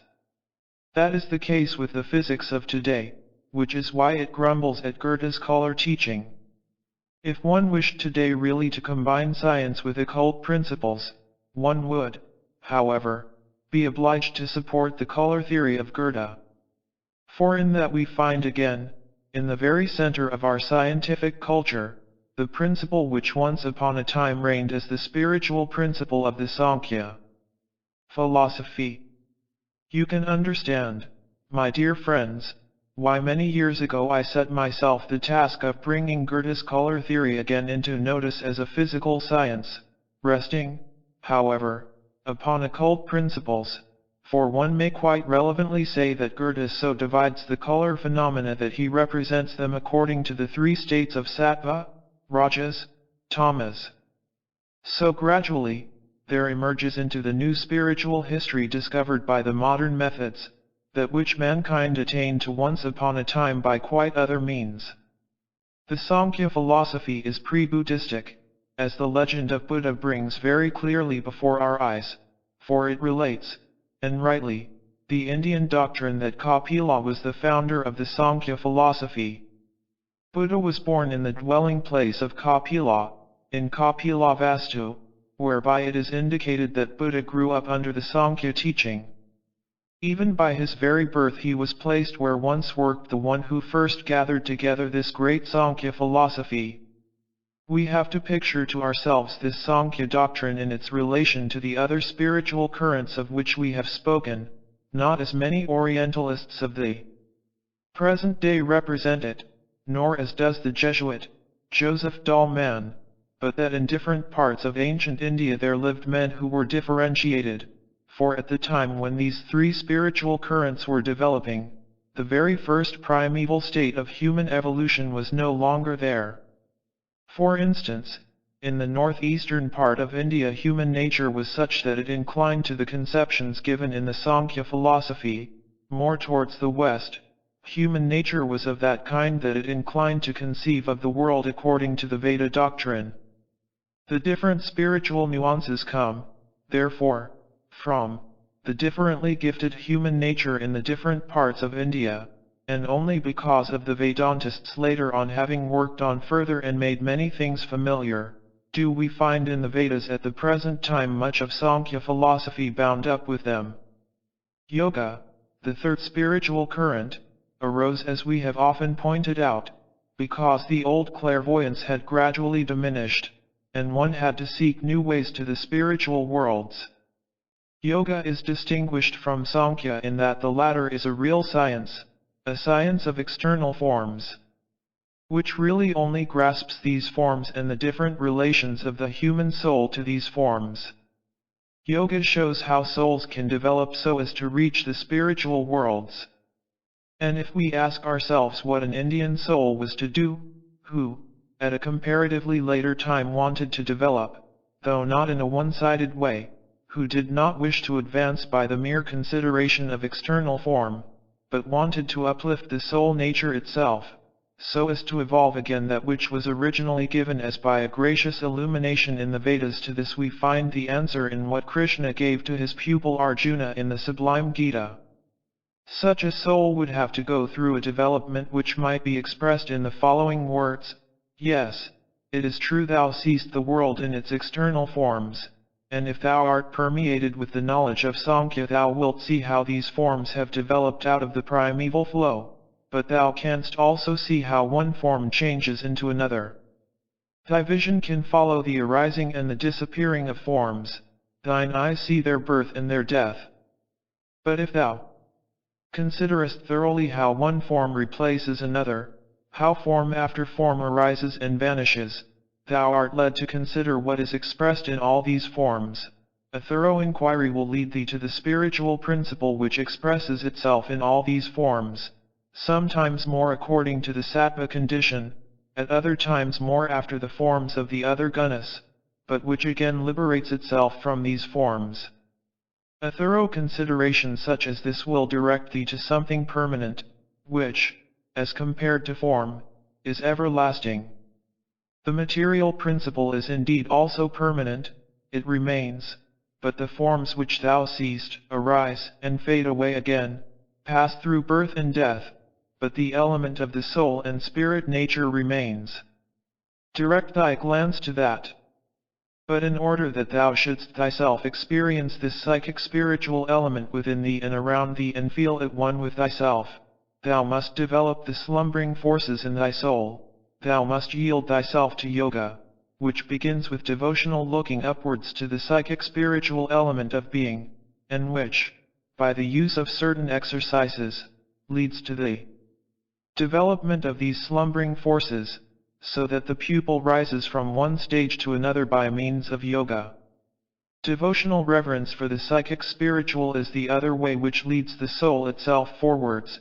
It leads to that which lives as unity in the spiritual element behind the changing forms which the Veda once upon a time announced through grace and illumination, and which the soul will again find through yoga as that which is to be looked for behind all the changing forms. Therefore go thou, thus might a great teacher have said to his pupil, go thou through the knowledge of the Sankhya philosophy, of forms, of the gunas, through the study of the sattva, rajas, and tamas, through the forms from the highest down to the coarsest substance, go through these, making use of thy reason, and admit that there must be something permanent, something that is uniting, and then wilt thou penetrate to the eternal. Thou canst also start in thy soul through devotion, then thou wilt push on through yoga from stage to stage, and wilt reach the spiritual which is at the base of all forms. Thou canst approach the spiritual from two different sides, by a thoughtful contemplation of the world, or by yoga. Both will lead thee to that which the great teacher of the Vedas describes as the unitary Atma Brahma, that lives as well in the outer world as in the inmost part of the soul, that which as unity is the basis of the world.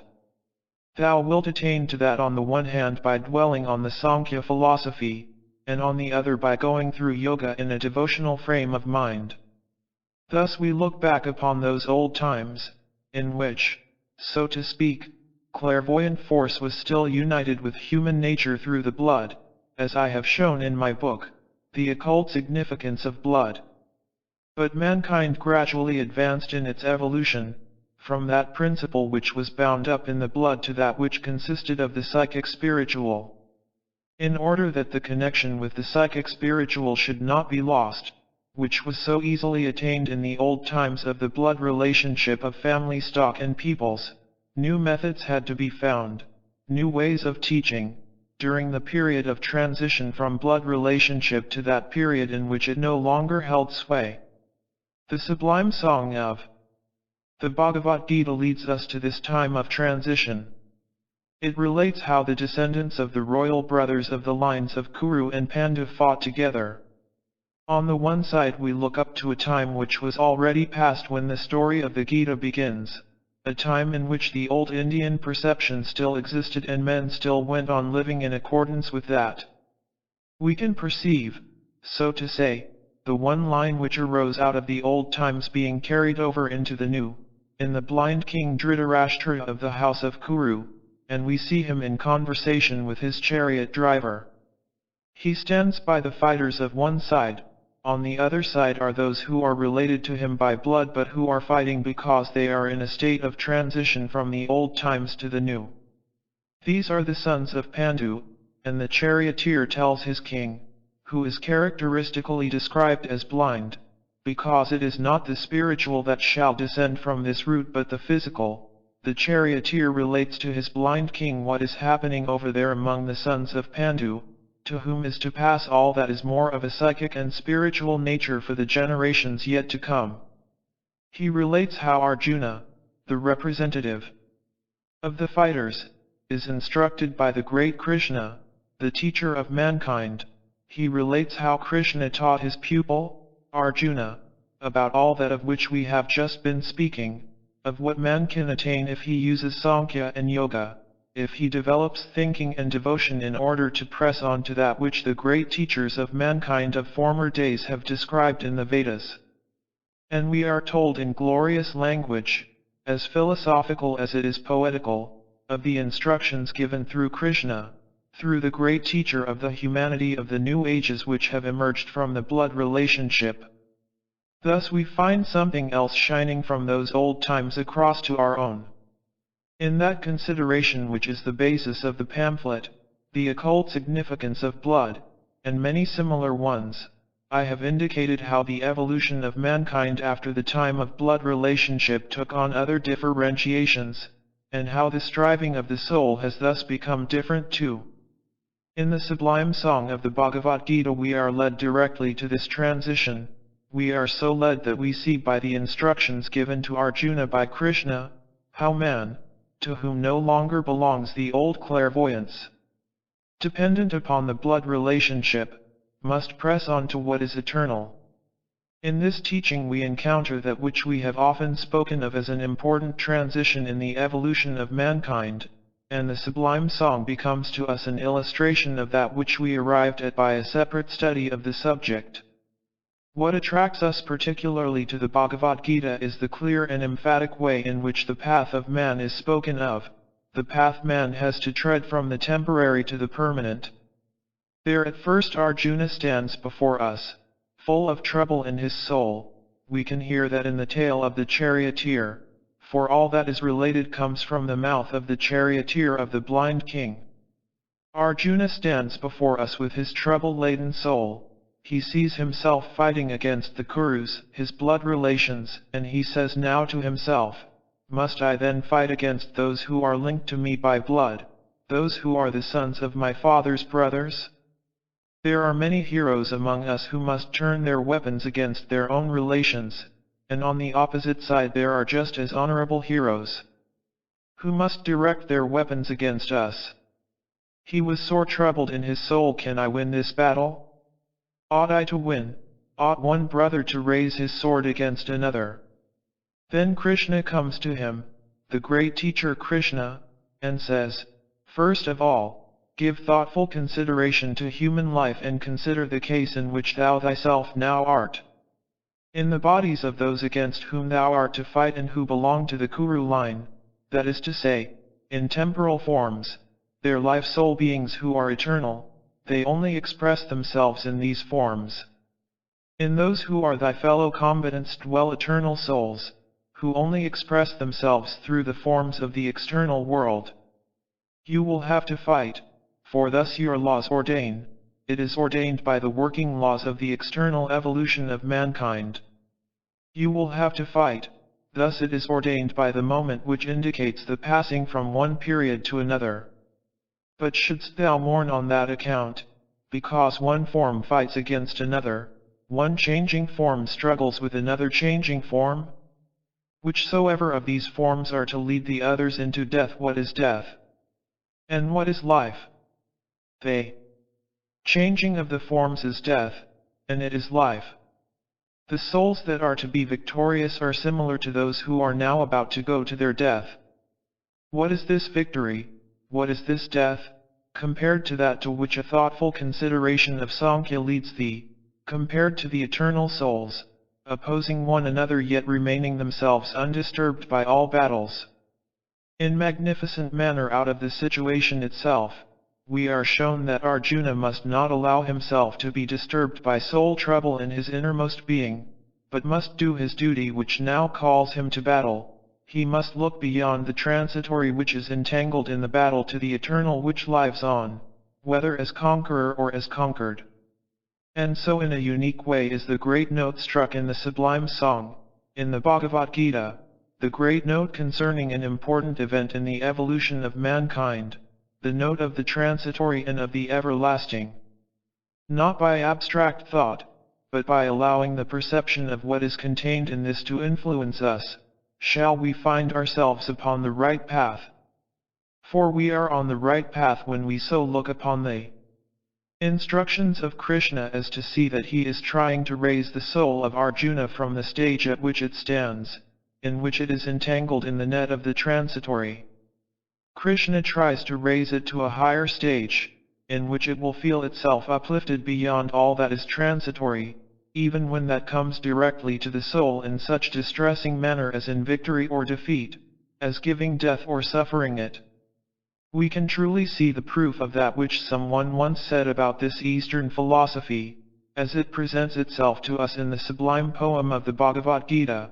This Eastern philosophy is so absolutely part of the religion of those old times that he who belonged to it, however great and wise he might be, was not without the deepest religious fervor, whilst the simplest man, who only lived the religion of feeling, was not without a certain amount of wisdom.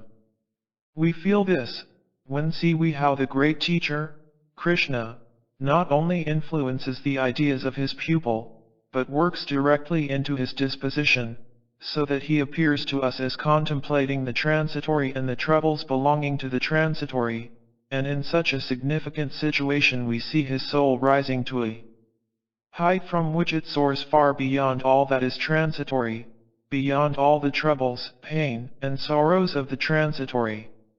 Lecture 3. The Union of the Three Streams in the Christ Impulse, the Teaching of Krishna. December 30th, 1912. The whole meaning of a philosophical poem such as the Bhagavad Gita can only be rightly understood by one to whom such things as are laid down therein, or in similar works of the world's literature, are not merely theories, but a destiny, for man's conceptions of the world may become destiny. We have in the last few days made acquaintance with two different conceptions of world philosophy, not to mention a third, the Vedantic, two different nuances of world philosophy which, if we look at them in the right way, show us most strikingly how a world philosophy may become a destiny for the human soul. With the concept of the Sankhya philosophy one may connect all that a man can attain to in knowledge, perception of ideas, survey of the world phenomena, all in which the life of the soul expresses itself.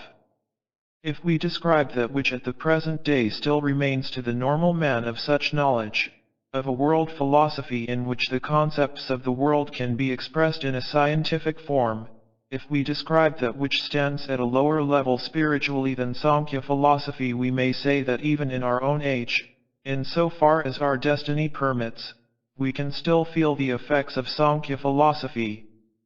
This will, however, only be felt by one who, as far as his destiny allows him, gives himself up to a one-sided study of such a branch of world philosophy, a man of whom it might in a certain respect be said, he is a one-sided scientist, or a Sankhya philosopher.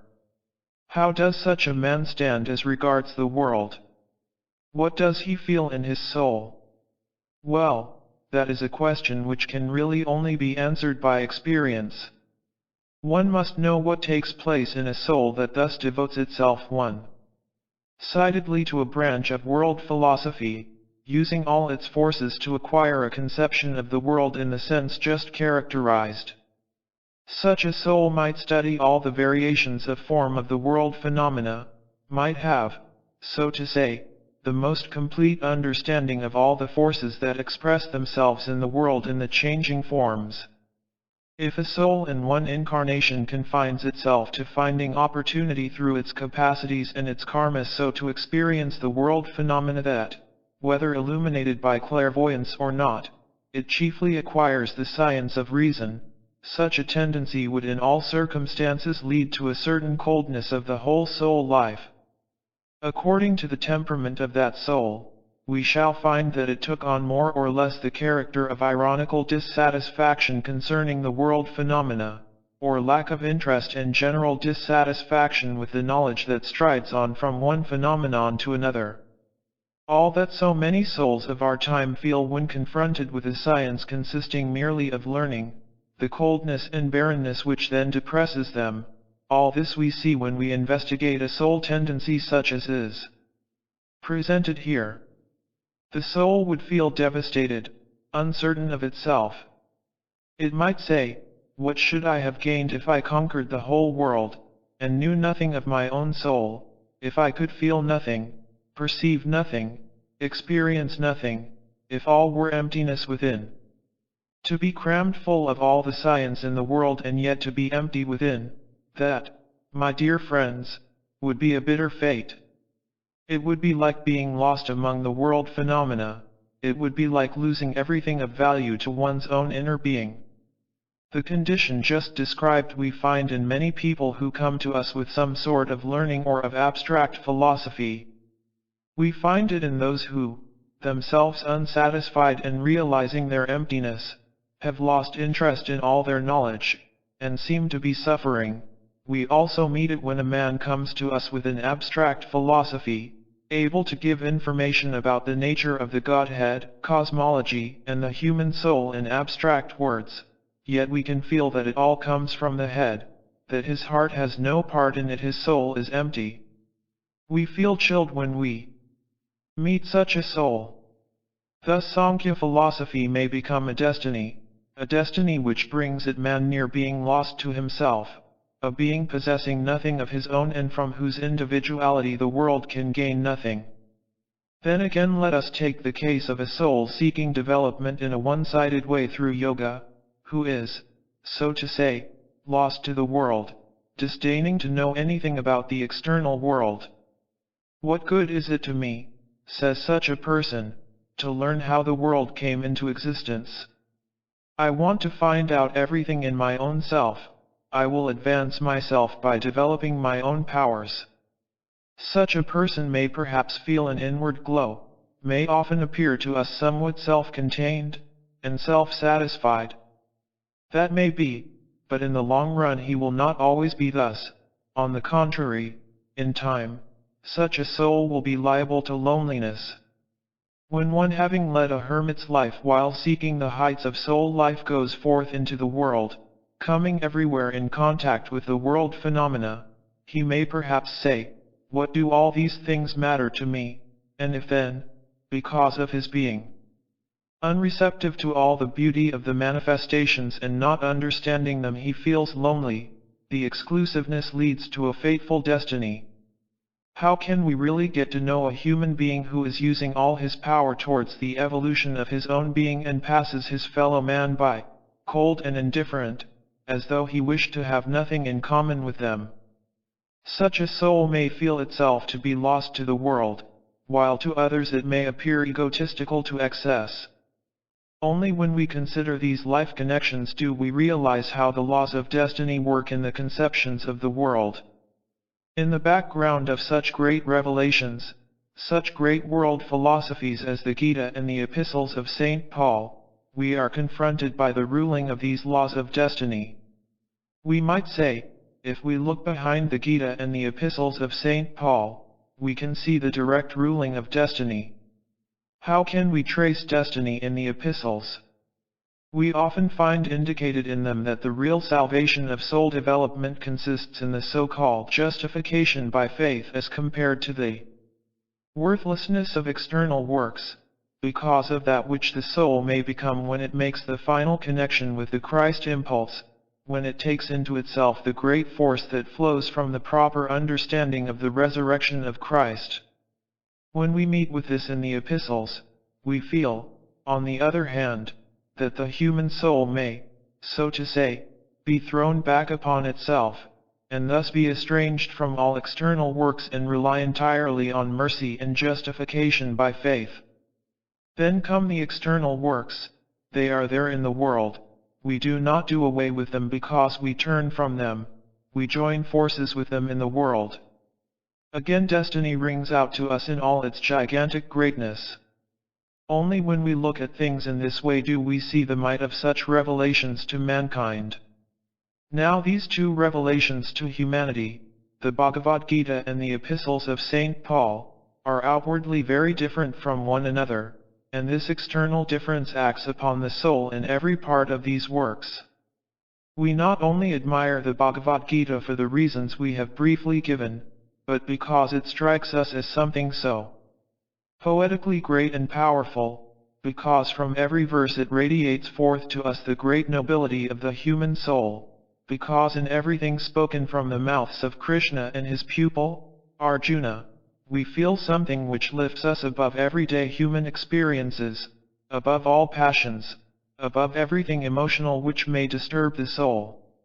We are transported into a sphere of soul peace, of clearness, calm, dispassionateness, freedom from emotion, into an atmosphere of wisdom, if we allow even one part of the Gita to work upon us, and by reading the Gita we feel our whole humanity raised to a higher stage. We feel, all through, that we must first have freed ourselves from a good deal that is only too human if we wish to allow the sublime Gita to affect us in the right way.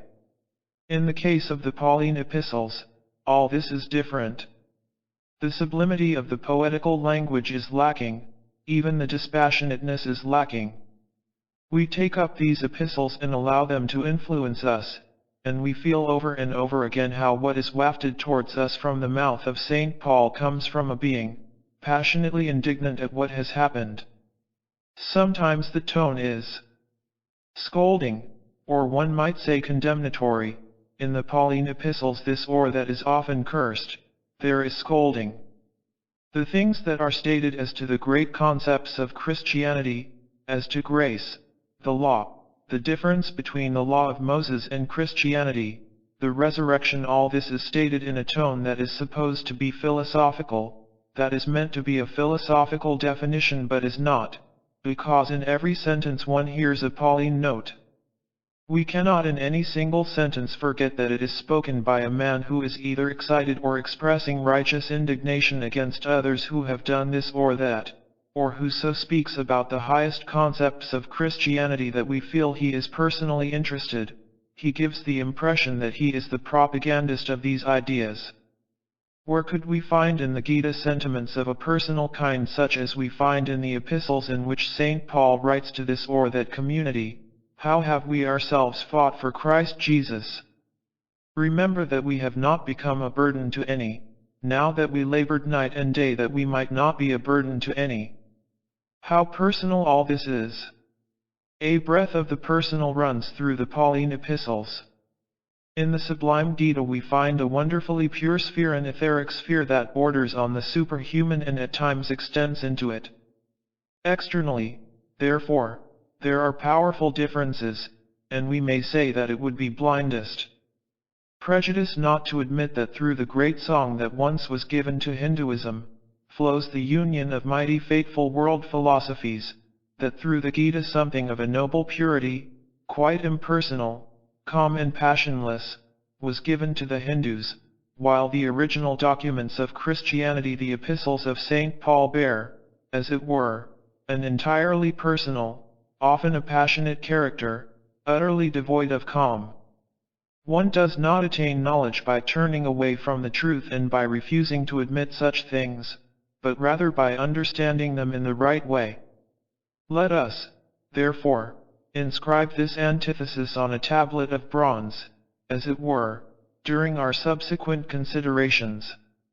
We have already pointed out in yesterday's lecture, that in the Gita we find the significant instruction of Arjuna by Krishna. Now who exactly is Krishna? This question must, above all, be of interest to us.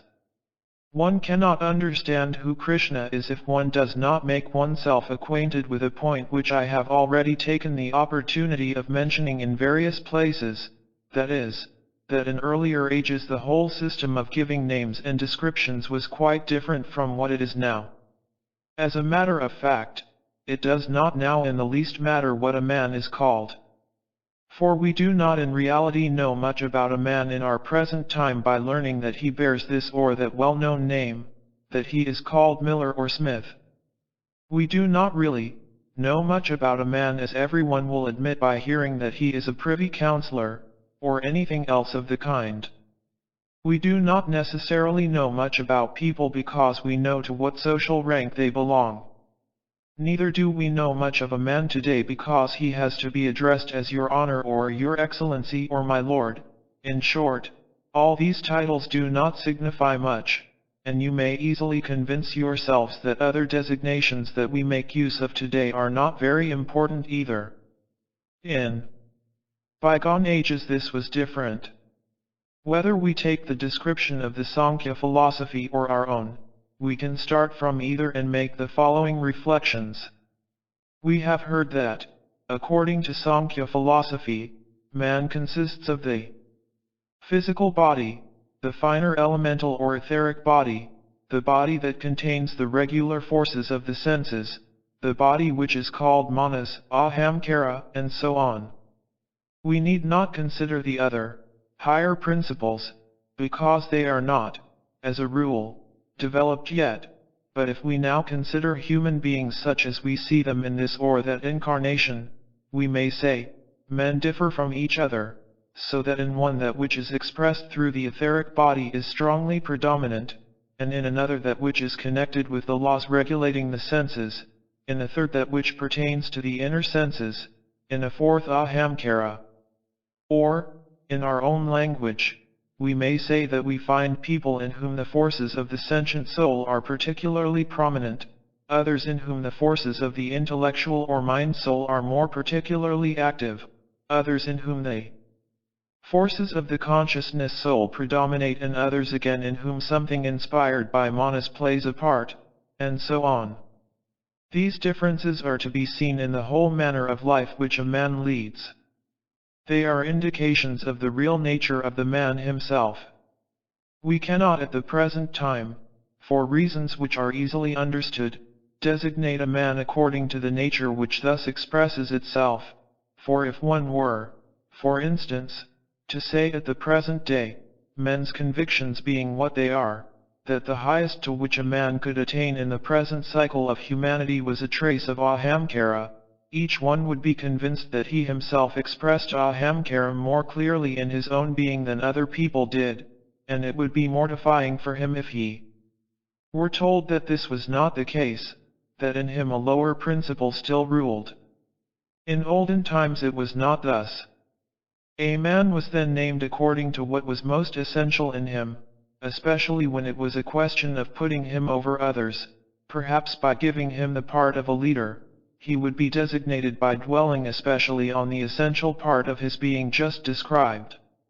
Let us suppose that in olden times there was a man who, in the truest sense of the words, had brought manas to expression within him, who had certainly in himself experienced ahamkara, but had allowed this as an individual element to retire more into the background and on account of his external activity had cultivated manas, then according to the laws of the older, smaller, human cycles and only quite exceptional men could have experienced this. Such a man would have had to be a great law giver, a leader of great masses of people.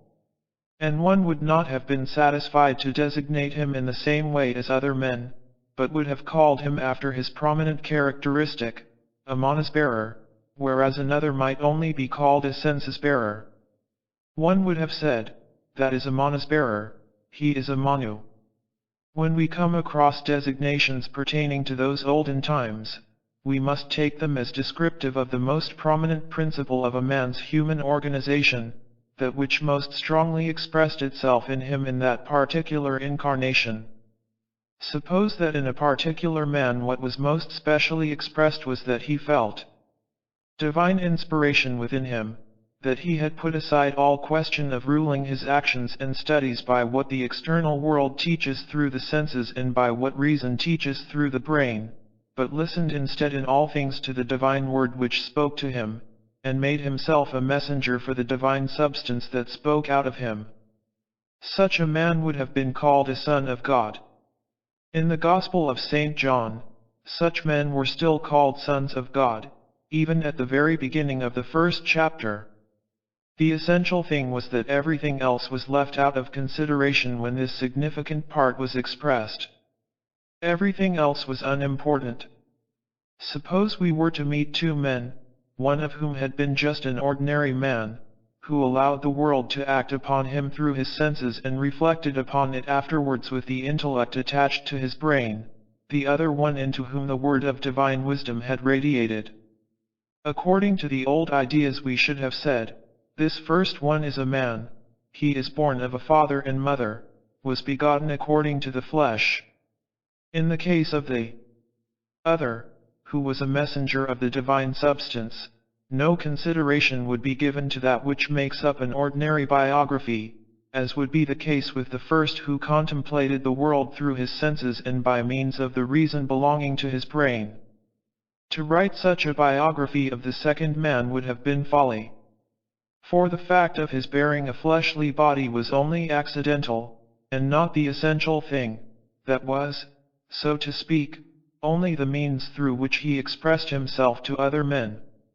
Therefore we say, the Son of God is not born of flesh but of a virgin, he is born straight from the Spirit, that is to say, what is essential in him, through which he is of value to humanity, descends from the Spirit, and in the olden times it was that alone which was honored. In certain schools of initiation it would have been considered a great sin to write an ordinary biography, which only alluded to everyday occurrences, of a person of whom it had been recognized that he was remarkable because of the higher principles of his human nature. Anyone who has preserved even a little of the sentiments of those old times cannot but consider biographies such as those written of Goethe as in the highest degree absurd. Now let us remember that in those olden times mankind lived with ideas and feelings such as these, and then we can understand how this old humanity was permeated with the conviction that such a Manu, in whom manas was the prevailing principle, appears but seldom, that he must wait long epochs before he can appear. Now if you think of what may live in a man of our present cycle of humanity as the deepest part of his being, which every man can dimly sense as those secret forces within him which can raise him up to soul heights, if we think of this, which in most men exists only in rudiment, becoming in a very rare case the essential principle of a human being, a being who only appears from time to time to become a leader of other men, who is higher than all the manas, who dwells as an essence in every man, but who as an actual external personality only appears once in a cosmic epoch. If we can form such a conception as this, we are getting nearer to the being of Krishna. He is man. As a whole, he is, one might almost say, humanity as such, thought of as a single being. Yet he is no abstract being. When people today speak of mankind in general, they speak of it in the abstract, because they themselves are abstract thinkers. The abstract being is we ourselves today, ensnared as we are in the sense world, and this has become our common destiny. When one speaks of mankind in general, one has only an indistinct perception and not a living idea of it. Those who speak of Krishna as of man in general, do not mean the abstract idea one has in one's mind today. No, they say, true, this being lives in germ in every man, but he only appears as an individual man, and speaks with the mouth of a man once in every cosmic age.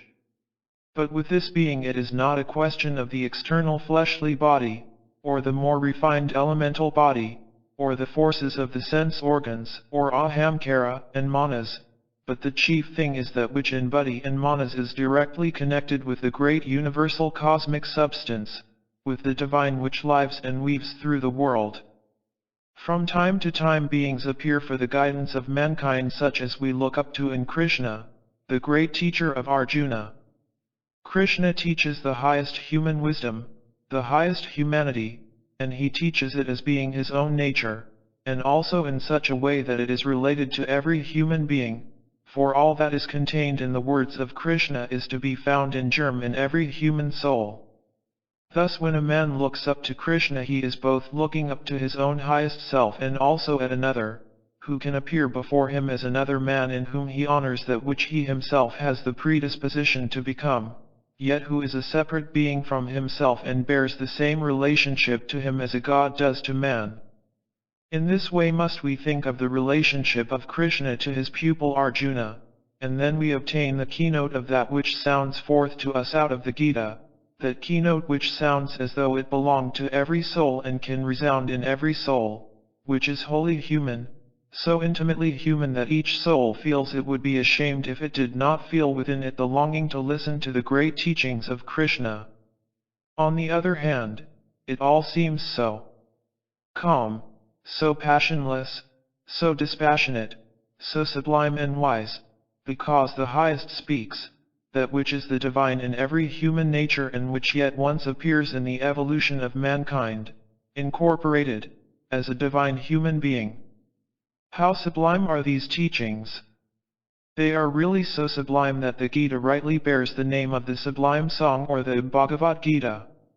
Within it we find, above all, teachings of which we spoke in yesterday's lecture, sublime words arising from a sublime situation, the teaching that all that changes in the world, although it may change in such a way that arising and passing away, birth and death, victory or defeat, appear to be external events, in them all is expressed something, everlasting, eternal, permanently existent, so that he who wishes to contemplate the world properly must raise himself from the transitory to this permanence.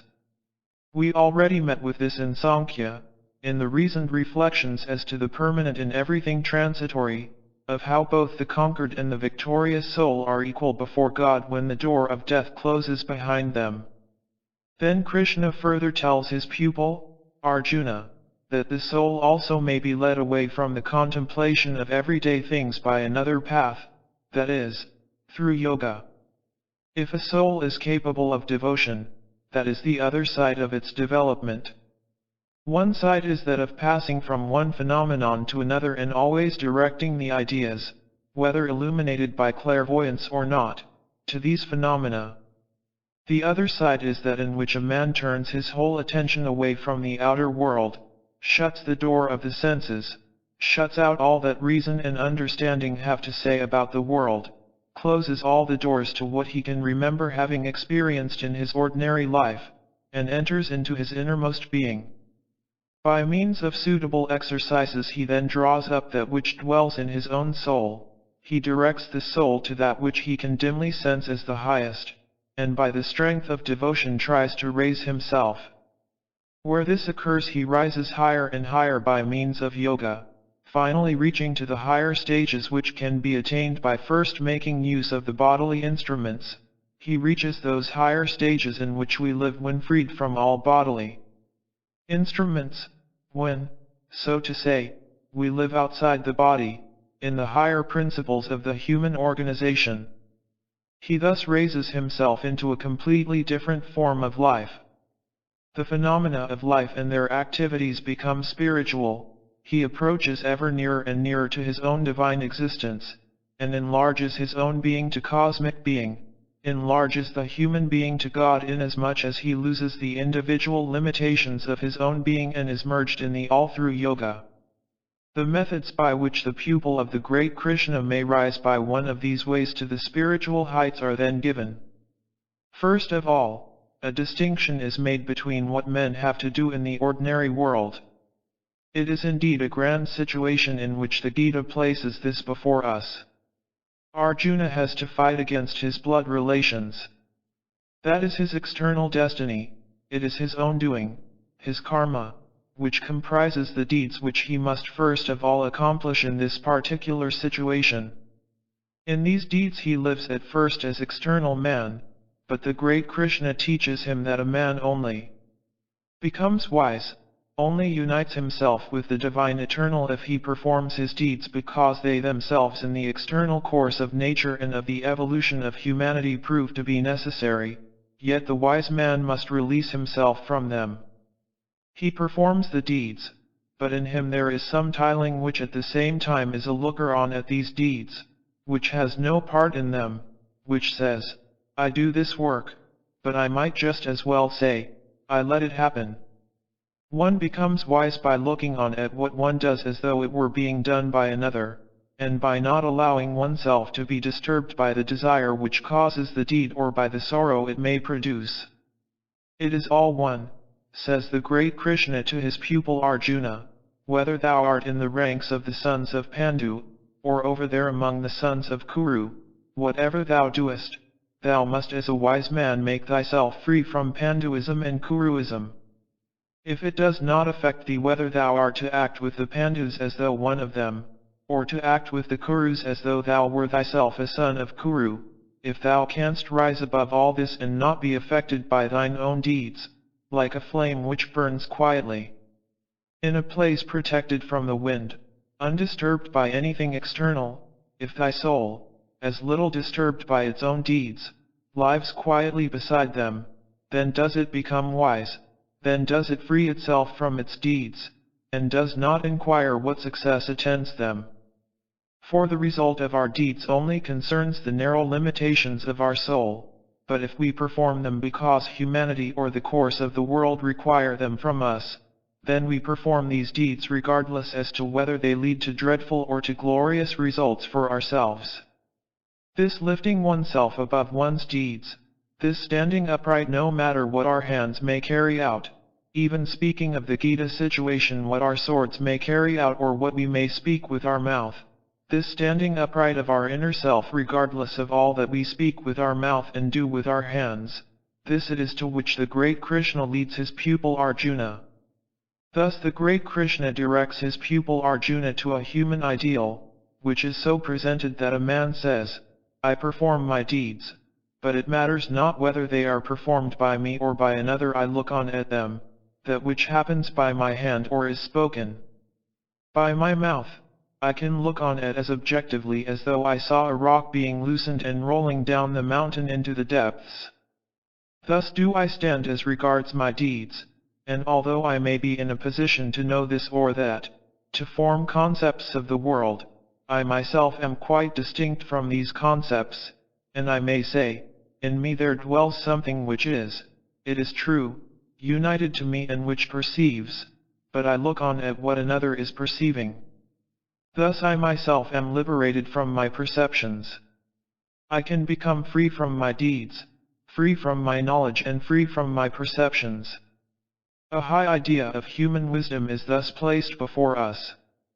And finally, when it rises into the spiritual, whether I encounter demons or holy spirits, I can look on at them externally. I myself stand there, free from everything that is going on even in the spiritual worlds around me. I look on, and go my own way, and take no part in that in which I take part, because I have become a looker-on. That is the teaching of Krishna. Now having heard that the Krishna teaching is based upon the Sankhya philosophy, it will be quite clear to us that it must be so. In many places one can see it shining through the teaching of Krishna, as when the great Krishna says to his pupil, the soul that lives in thee is connected in several different ways. It is connected with the coarse physical body, it is connected with the senses, with manas, ahamkara, buddhi, but thou art distinct from them all. If thou regardest all these as external, as sheaths surrounding thee, if thou art conscious that as a soul being thou art independent of them all, then hast thou understood something of what Krishna wishes to teach thee. If thou art aware that thy connections with the outer world, with the world in general, were given thee through the gunas, through tamas, rajas, and sattva, then learn that in ordinary life man is connected with wisdom and virtue through sattva, with the passions and affections, with the thirst for existence through rajas, and that through tamas he is connected with idleness, nonchalance, and sleepiness. Why does a man in ordinary life feel enthusiasm for wisdom and virtue? Because he is related to the basic nature characterized by sattva. Why does a man in ordinary life feel joy and longing for the external life, feel pleasure in the external phenomena of life? Because he has a relation to life indicated through rajas. Why do people go through ordinary life sleepy, lazy, and inactive? Why do they feel oppressed by their corporality? Why do they not find it possible continually to rouse themselves and conquer their bodily nature? Because they are connected with the world of external forms which in Sankhya philosophy is expressed through tamas. But the soul of the wise man must become free from tamas, must sever its connection with the external world expressed by sleepiness, laziness, and inactivity. When these are expunged from the soul, then it is only connected with the external world through rajas and sattva.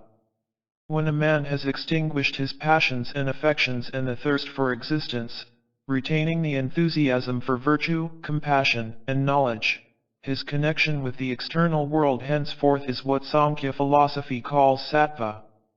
But when a man has also become liberated from that tendency to goodness and knowledge, when, although a kindly and wise man, he is independent of his outward expression even as regards kindness and knowledge, when kindness is a natural duty and wisdom as something poured out over him, then he has also severed his connection with sattva. When, however, he has thus stripped off the three gunas, then he has freed himself from all connection with every external form, then he triumphs in his soul and understands something of what the great Krishna wants to make of him. What, then, does man grasp, when he thus strives to become what the great Krishna holds before him as the ideal? What does he then understand? Does he then more clearly understand the forms of the outer world? No, he had already understood these, but he has raised himself above them. Does he more clearly grasp the relation of the soul to those external forms? No, he had already grasped that, but he has raised himself above it. It is not that which he may meet within the external world in the multitude of forms, or his connection with these forms, which he now understands when he strips off the three gunas, for all that belongs to earlier stages. As long as one remains in tamas, rajas, or sattva, one becomes connected with the natural rudiments of existence, adapts oneself to social relationships and to knowledge, and acquires the qualities of kindness and sympathy. But if one has risen above all that, one has stripped off all these connections at the preceding stages. What does one then perceive? What springs up before one's eyes? That which one perceives and which springs up before one is what these are not. What can that be which is distinct from everything one acquires along the path of the gunas? This is none other than what one finally recognizes as one's own being, for all else which may belong to the external world has been stripped away at the preceding stages. In the sense of the foregoing, what is this? It is Krishna himself, for he is himself the expression of what is highest in oneself. This means that when one has worked oneself up to the highest, one is face to face with Krishna, the pupil with his great teacher, Arjuna with Krishna himself, who lives in all things that exist and who can truly say of himself, I am not a solitary mountain, if I am among the mountains I am the largest of them all, if I appear upon the earth I am not a single man, but the greatest human manifestation, one that only appears once in a cosmic age as a leader of mankind, and so on, the unity in all forms, that am I, Krishna. Thus does the teacher himself appear to his pupil, present in his own being. At the same time it is made clear in the Bhagavad Gita that this is something great and mighty, the highest to which a man can attain.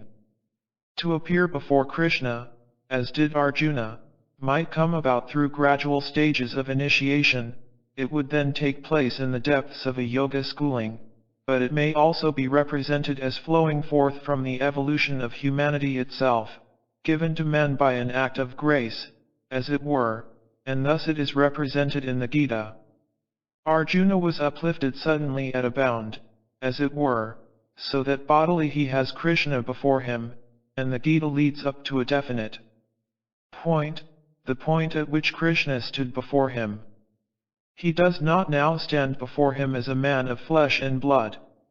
A man who could be looked upon as other men would represent what is non-essential in Krishna. For that is essential which is in all men, but as the other kingdoms of the world represent, as it were, only scattered humanity, so all that is in the rest of the world is in Krishna. The rest of the world disappears and Krishna is there as one. As the macrocosm to the microcosm, as mankind, as a whole, compared to the small everyday man, so is Krishna to the individual man. Human power of comprehension is not sufficient to grasp this if the consciousness of it should come to man by an act of grace. For Krishna, if one looks at the essential in him which is only possible to the highest clairvoyant power, appears quite different from anything man is accustomed to see. As though the vision of man were uplifted above all else to perceive the vision of Krishna in his highest nature, we catch sight of him for one moment in the Gita, as the great man, compared with whom everything else in the world must appear small. He it is before whom stands Arjuna. Then the power of comprehension forsakes Arjuna. He can only gaze and haltingly express what he beholds. That is to be understood, for by means of the methods he has used until now, he has not learned to look at such as this, or to describe it in words, and the descriptions that Arjuna gives at this moment when he stands before Krishna, must be thought of thus.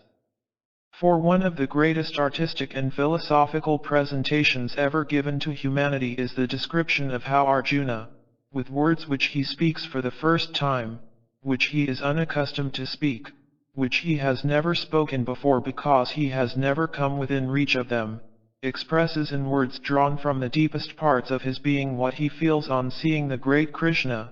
All the gods do I perceive in thy body, O God, so also the multitude of all beings.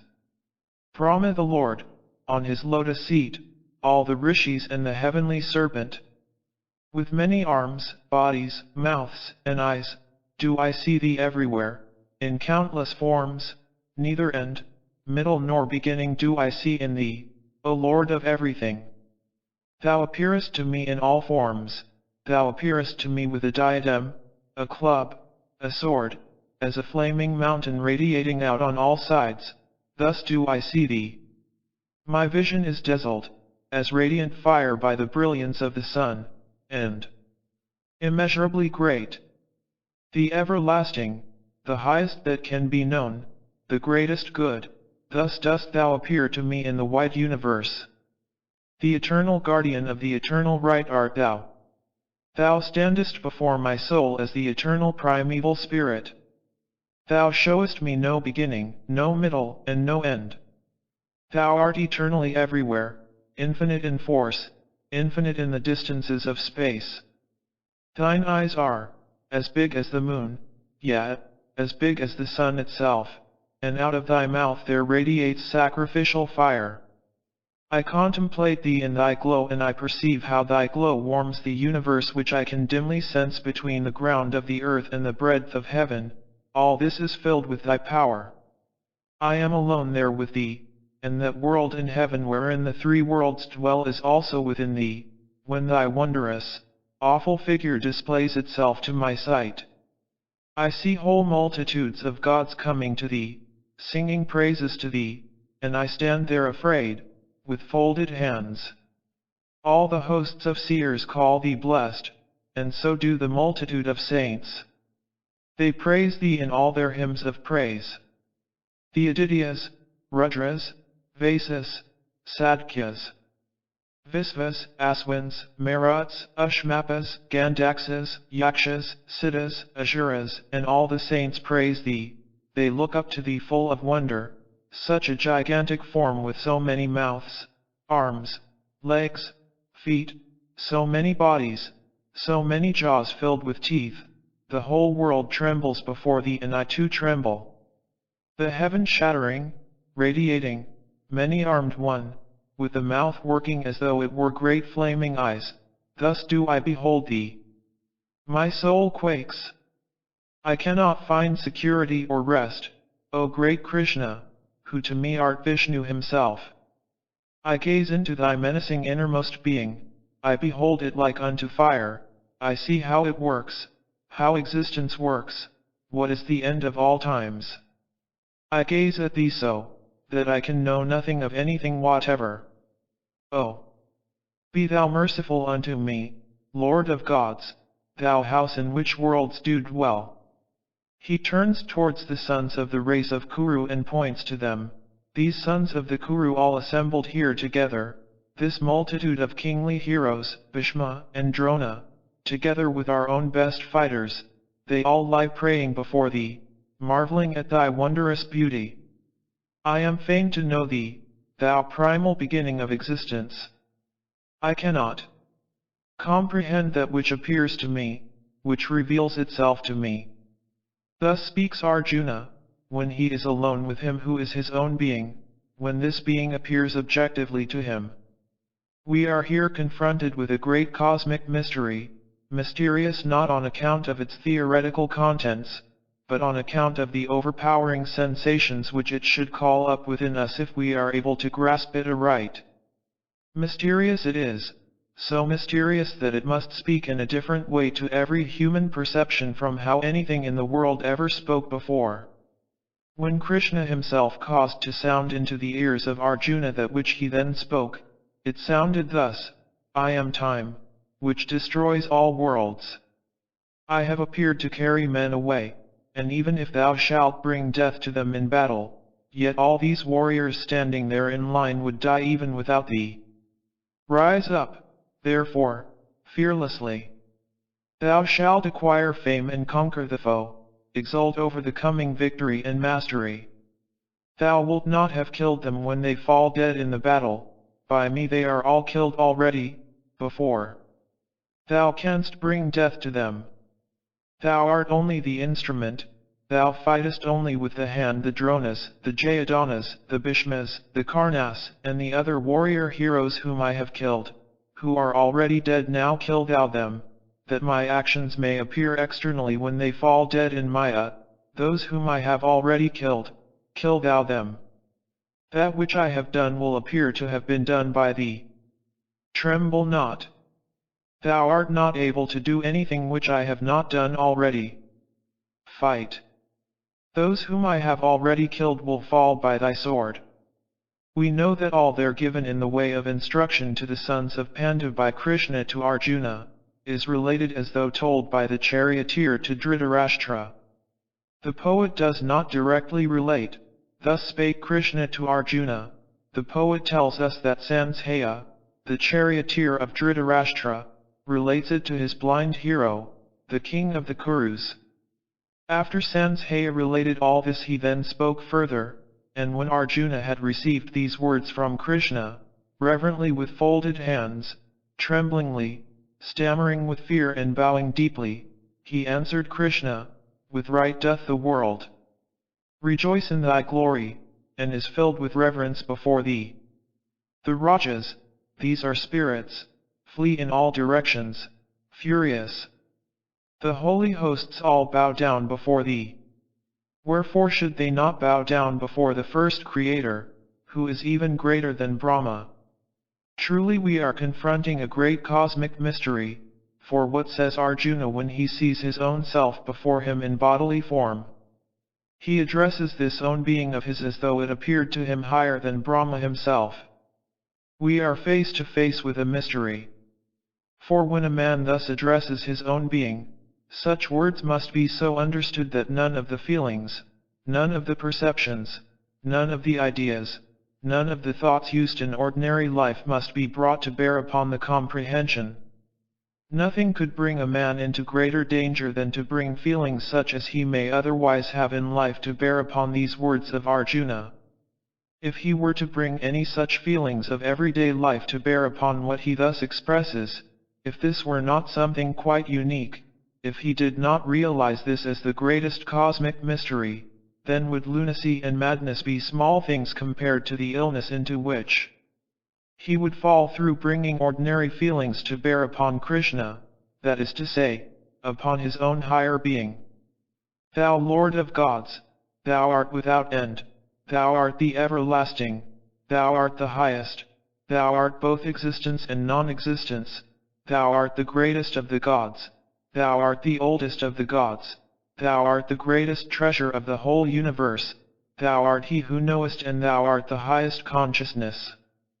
Thou embracest the universe, within thee are all the forms which can possibly exist, thou art the wind, thou art the fire, thou art death, thou art the eternally moving cosmic sea, thou art the moon, thou art the highest of the gods, the name itself, thou art the ancestor of the highest of the gods. Worship must be thine, 1,000 times over, and ever more than all this worship is due to thee. Worship must come to thee from all thy sides, thou art everything that a man can ever become. Thou art full of strength as the totality of all strength alone can be, thou perfectest all things and thou art at the same time thyself everything. When I am impatient, and taking thee to be my friend, I call thee Krishna. Call thee Yuva, friend, ignorant of thy wonderful greatness, unthinking and confiding I so call thee, and if in my weakness I do not reverence thee aright, if I do not rightly reverence thee in thy wanderings or in thy stillness, in the highest divine or in everyday life, whether thou art alone or united with other beings, if in all this I do not reverence thee aright, then do I implore pardon of thy immeasurableness. Thou Father of the world, thou who movest the world in which thou movest, thou who art more than all the other teachers, to whom none resembles, who art above all, to whom nothing in the three worlds can be compared, prostrating myself before thee I seek thy mercy, thou Lord, who revealest thyself in all worlds. In thee I gaze at that which never has been seen, I tremble before thee in reverence. Show thyself to me as thou art, O God.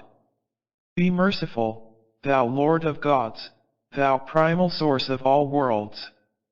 Truly we are confronted with a mystery when human being speaks thus to human being.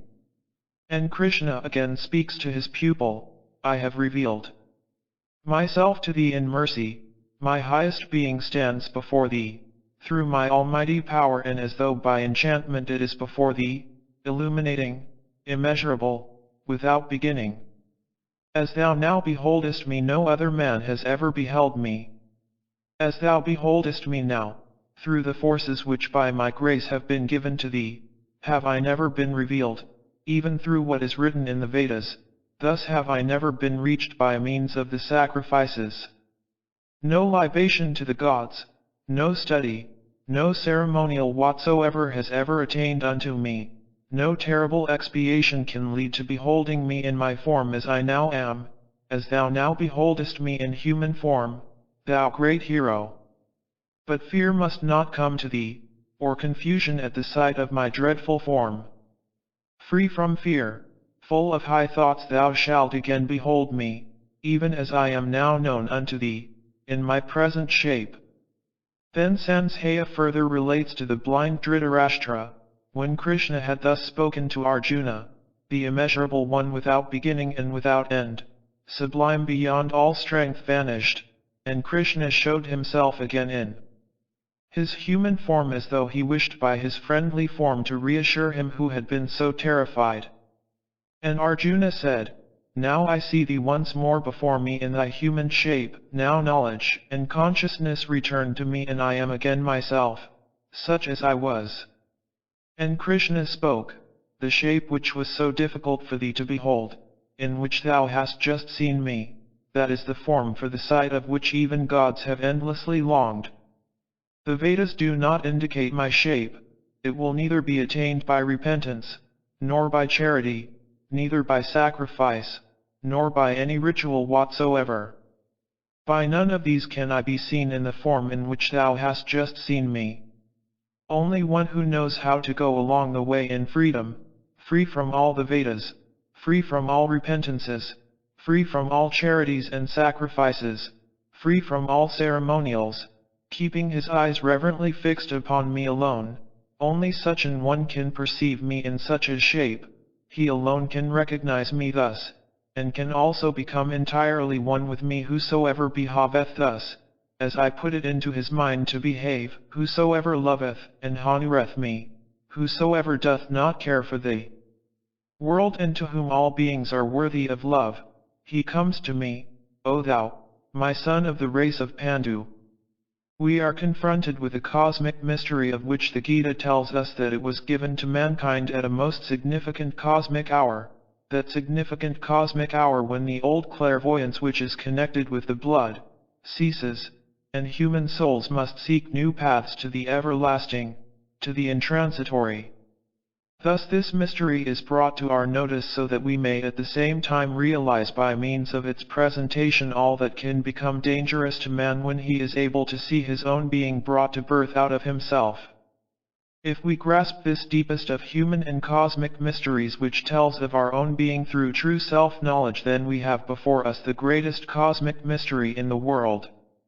But we may only put it before us if we are able to reverence it in all humility. No powers of comprehension will suffice, none will enable us to approach this cosmic mystery, for that the correct sentiment is necessary. No one should approach the cosmic mystery that speaks from out the Gita who cannot approach it reverentially. Only when we can feel thus about it do we completely grasp it. How, starting from this point of view, one is able in the Gita to look at a certain stage of human evolution, and how, just by means of what is shown to us in the Gita, light can also be thrown upon what we meet with in a different way in the Epistles of St. Paul, that it is which is to occupy us in the course of these lectures. Lecture 4. The nature of the Bhagavad Gita and the significance of the Epistles of St. Paul. How the Christ Impulse surpasses the Krishna Impulse. December 31st, 1912. At the beginning of yesterday's lecture I pointed out how different are the impressions received by the soul when, on the one hand, it allows the well-balanced, calm, passionless, emotionless, truly wise nature of the Bhagavad Gita to work upon it, and on the other hand that which holds sway in the Epistles of St. Paul. In many respects these give the impression of being permeated by personal emotions, personal views, and points of view, by a certain, for the whole collective evolution of man on earth, agitating sense of propagandism. They are even choleric, sometimes stormy. If we allow the manner in which the spiritual content of both is expressed to work upon us, we have in the Gita something so perfect, expressed in such a wonderful, artistically rounded way, that one could not well imagine a greater perfection of expression, revealed poetically and yet so philosophically. In the Epistles of St. Paul, on the other hand, we often find what one might call an awkwardness of expression, so that on account of this, which sometimes approaches clumsiness, it is extremely difficult to extract their deep meaning.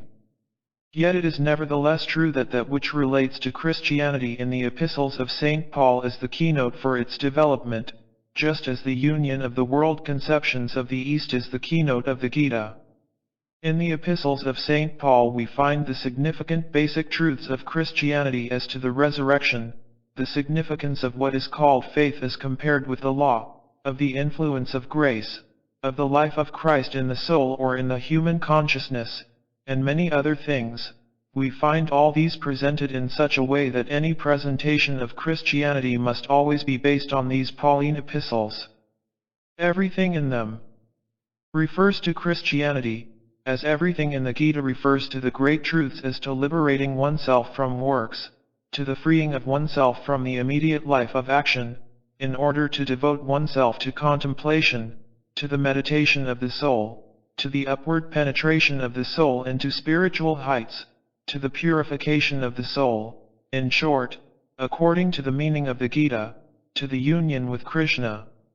All that has just been described makes a comparison of these two spiritual revelations extremely difficult, and anyone who merely makes an external comparison will doubtless be compelled to place the Bhagavad Gita, in its purity, calm and wisdom, higher than the Epistles of St. Paul. But what is a person who makes such an outward comparison actually doing? He is like a man who, having before him a fully grown plant, with a beautiful blossom, and beside it the seed of a plant, were to say, when I look at the plant with its beautiful, fully developed blossom, I see that it is much more beautiful than the insignificant, invisible seed. Yet it might be that out of that seed lying beside the plant with the beautiful blossom, a still more beautiful plant with a still more beautiful blossom, might some day spring forth. It is really no proper comparison to compare two things to be found side by side, such as a fully developed plant and a quite undeveloped seed, and thus it is if one compares the Bhagavad Gita with the Epistles of St. Paul. In the Bhagavad Gita we have before us something like the ripest fruit, the most wonderful and beautiful representation of a long human evolution, which had grown up during thousands of years, and in the Epistles of St. Paul we have before us the germ of something completely new which must grow greater and greater, and which we can only grasp in all its full significance if we look upon it as germinal, and hold prophetically before us what it will someday become, when thousands and thousands of years of evolution shall have flowed into the future, and that which is planted as a germ in the Pauline epistles shall have grown riper and riper. Only if we bear this in mind can we make a proper comparison. It then also becomes clear that that which is some day to become great and which is first to be found in invisible form from the depths of Christianity in the Pauline epistles, had once to pour forth in chaotic fashion from the human soul. Thus things must be represented in a different way by one who is considering the significance on the one hand of the Bhagavad Gita, and on the other of the Pauline epistles for the whole collective evolution of man on earth, from the way they can be depicted by another person who can only judge of the complete works as regards their beauty and wisdom and inner perfection of form. If we wish to draw a comparison between the different views of life which appear in the Bhagavad Gita and the Epistles of St. Paul, we must first inquire, what is the chief point in question?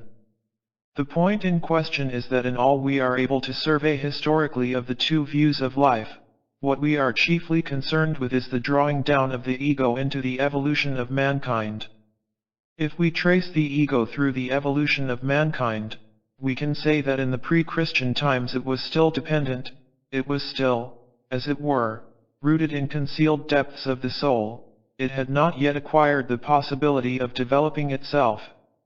Development of an individual character only became possible when into that ego was thrown, as it were, the impulse which we describe as the Christ Impulse. That which since the mystery of Golgotha may be within the human ego and which is expressed in the words of St. Paul, not I, but Christ in me, that could not formerly be within it. But in the ages when there was already an approach to the Christ impulse in the last 1,000 years before the mystery of Golgotha, that which was about to take place through the introduction of the Christ impulse into the human soul was slowly prepared, particularly in such a way as that expressed in the act of Krishna. That which, after the mystery of Golgotha, a man had to look for as the Christ impulse in himself, which he had to find in the Pauline sense, not I, but Christ in me, that he had, before the mystery of Golgotha, to look for outside, he had to look for it coming to him as a revelation from cosmic distances. The further we go back into the ages, the more brilliant, the more impulsive was the revelation from without. We may therefore say, in the ages before the mystery of Golgotha, a certain revelation came to mankind like sunshine falling upon an object from without. Just as the light falls upon this object, so did the light of the spiritual sun fall from without upon the soul of man, and enlightened it. After the mystery of Golgotha we can speak of that which works in the soul as Christ impulse, as the spiritual sunlight, as though we saw a self-illumined body before us radiating its light from within. If we look at it thus, the fact of the mystery of Golgotha becomes a significant boundary line in human evolution. We can represent the whole connection, symbolically. If we take this circle as representing the human soul, we may say that the spiritual light streams in from without from all sides into this human soul.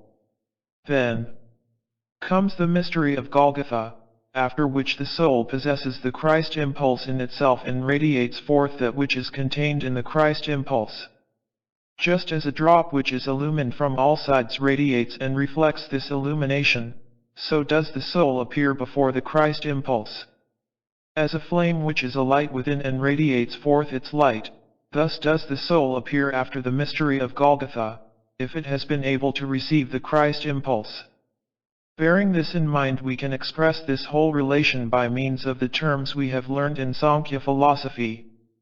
We may say, if we direct our spiritual eye to a soul which, before the mystery of Golgotha, is irradiated from all sides by the light of the Spirit, and we see the whole connection of this Spirit which pours in upon the soul from all sides radiating to us in its spirituality, the whole then appears to us in what the Sankhya philosophy describes as the sattva condition. On the other hand, if we contemplate a soul after the mystery of Golgotha had been accomplished, looking at it from outside as it were, with the spiritual eye, it seems as though the spiritual light were hidden away in its innermost depths and as if the soul nature concealed it. The spiritual light appears to us as though veiled by the soul substance, that spiritual light which, since the mystery of Golgotha, is contained in the Christ impulse. Do we not perceive this verified up to our own age, indeed especially in our own age, with regard to all that man experiences externally? Observe a man today, see what he has to occupy himself with as regards his external knowledge and his occupation, and try to compare with this how the Christ impulse lives in man, as if hidden in his inmost being, like a yet tiny, feeble flame, veiled by the rest of the soul's contents. That is tamas as compared with the pre-Christian state, which latter, as regards the relation of soul and spirit, was the sattva state. What part, therefore, in this sense does the mystery of Golgotha play in the evolution of mankind? As regards the revelation of the Spirit, it transforms the sattva into the tamas state. By means of it mankind moves forward, but it undergoes a deep fall, one may say, not through the mystery of Golgotha, but through itself.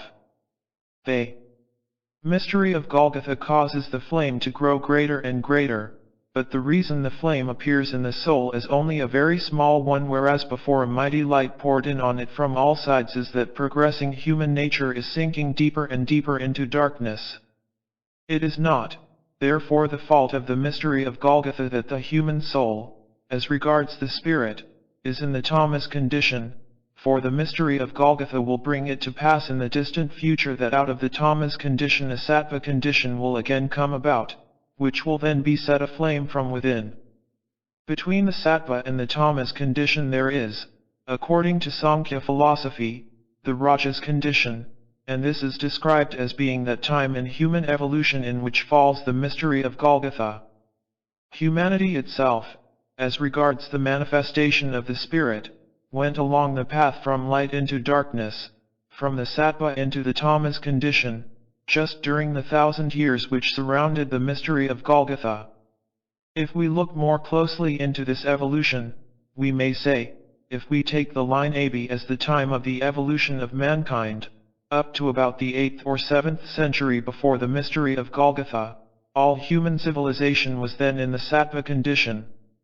Then began the age in which occurred the mystery of Golgotha, followed by our own age some 15 or 16 centuries after the mystery of Golgotha. Then quite definitely begins the tamas age, but it is a period of transition. If we wish to use our customary designations, we have the first age which, in a sense, as regards certain spiritual revelations, still belongs to the sattva condition, occurring at the same epoch as that which we call the Chaldean Egyptian, that which is the rajas condition is the Greco-Latin, and that which is in the tamas condition is our own age.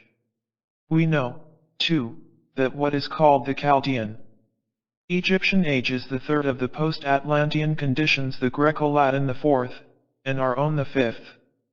It was therefore necessary, one might say, in accordance with the plan of the evolution of mankind, that between the third and fourth post-Atlantean epochs there should occur a deadening, as it were, of external revelation. How was mankind really prepared for the blazing up of the Christ impulse? How did this preparation really occur?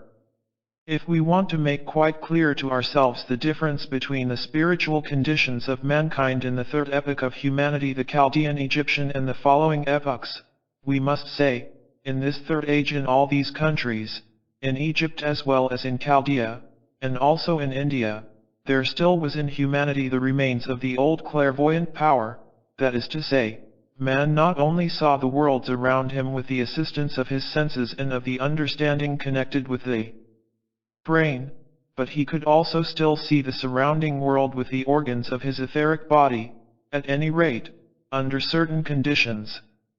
Between sleeping and waking. If we wish to picture to ourselves a man of that epoch, we can only do so by saying, to those men a perception of nature and of the world such as we have through our senses and the understanding bound up with the brain was only one of the conditions which they experienced. In those conditions they gained as yet no knowledge, but merely, as it were, gazed at things and let them work, side by side in space and one after another in time.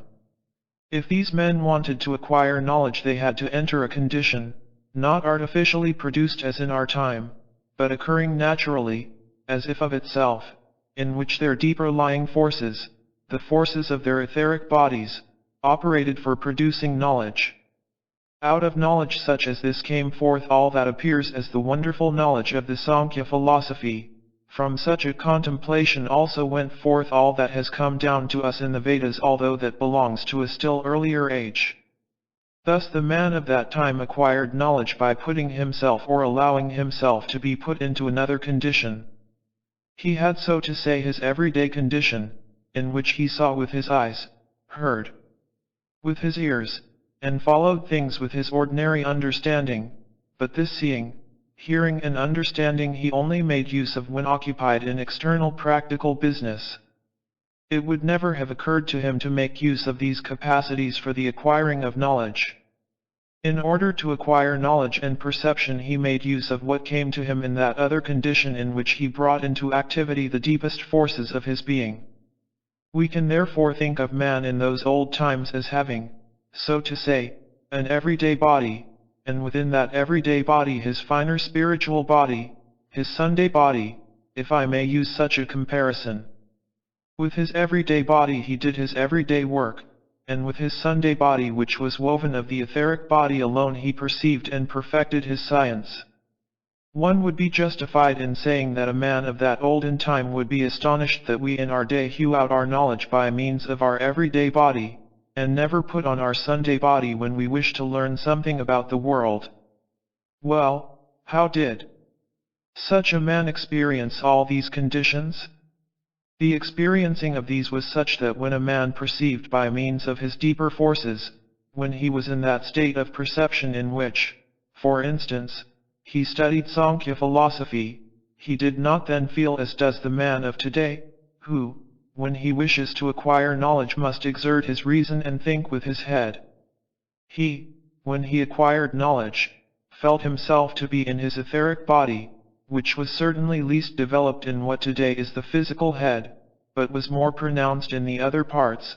Man thought much more by means of the other parts of his etheric body. The etheric body of the head is the least perfect part of it. A man felt, so to say, that he thought with his etheric body. He felt himself when thinking, lifted out of his physical body, but at such moments of learning, of creative knowledge, he felt something more besides. He felt that he was in reality one with the earth. When he took off his everyday body and put on his Sunday body, he felt as though forces passed through his whole being, as though forces passed through his legs and feet and united him to the earth, just as the forces which pass through our hands and arms unite them with our body. He began to feel himself a member of the earth. On the one hand, he felt that he thought and knew in his etheric body, and on the other he felt himself no longer a separate man, but a member of the earth. He felt his being growing into the earth. Thus the whole inner manner of experiencing altered when a man drew on his Sunday body and prepared himself for knowledge. What, then, had to happen in order that this old age the third should so completely cease, and the new age the fourth should come in? If we wish to understand what had to happen then, it would be well to try to feel our way a little into the old method of description. A man who in that olden time experienced what I have just described, would say, "The serpent has become active within me." His being lengthened out into the earth, he no longer felt his physical body as the really active part of him, he felt as though he stretched out a serpent-like continuation of himself into the earth, and the head was that which projected out of the earth. And he felt this serpent being to be the thinker. We might draw the man's being thus, his etheric body passing into the earth, elongated into a serpent body, and, whilst outside the earth as physical man, he was stretched down into the earth during the time of perceiving and knowing, and thought with his etheric body. "The serpent is active within me," said he. To perceive was therefore in the olden time something like this: I rouse the serpent within me to a state of activity, I feel my serpent nature. What had to happen, so that the new age should come in, that the new method of perceiving should come about? It had to be no longer possible for those moments to occur in which man felt his being extended down into the earth through his legs and feet, besides which perception had to die out in his etheric body and pass over to the physical head. If you can rightly picture this passing over of the old perception into the new, you will say, a good expression for this transition would be, I am wounded in the feet, but with my own body I tread underfoot the head of the serpent, that is to say, the serpent with its head ceases to be the instrument of thought. The physical body, and especially the physical brain, kills the serpent, and the serpent revenges itself by taking away from one the feeling of belonging to the earth. It bites one in the heel.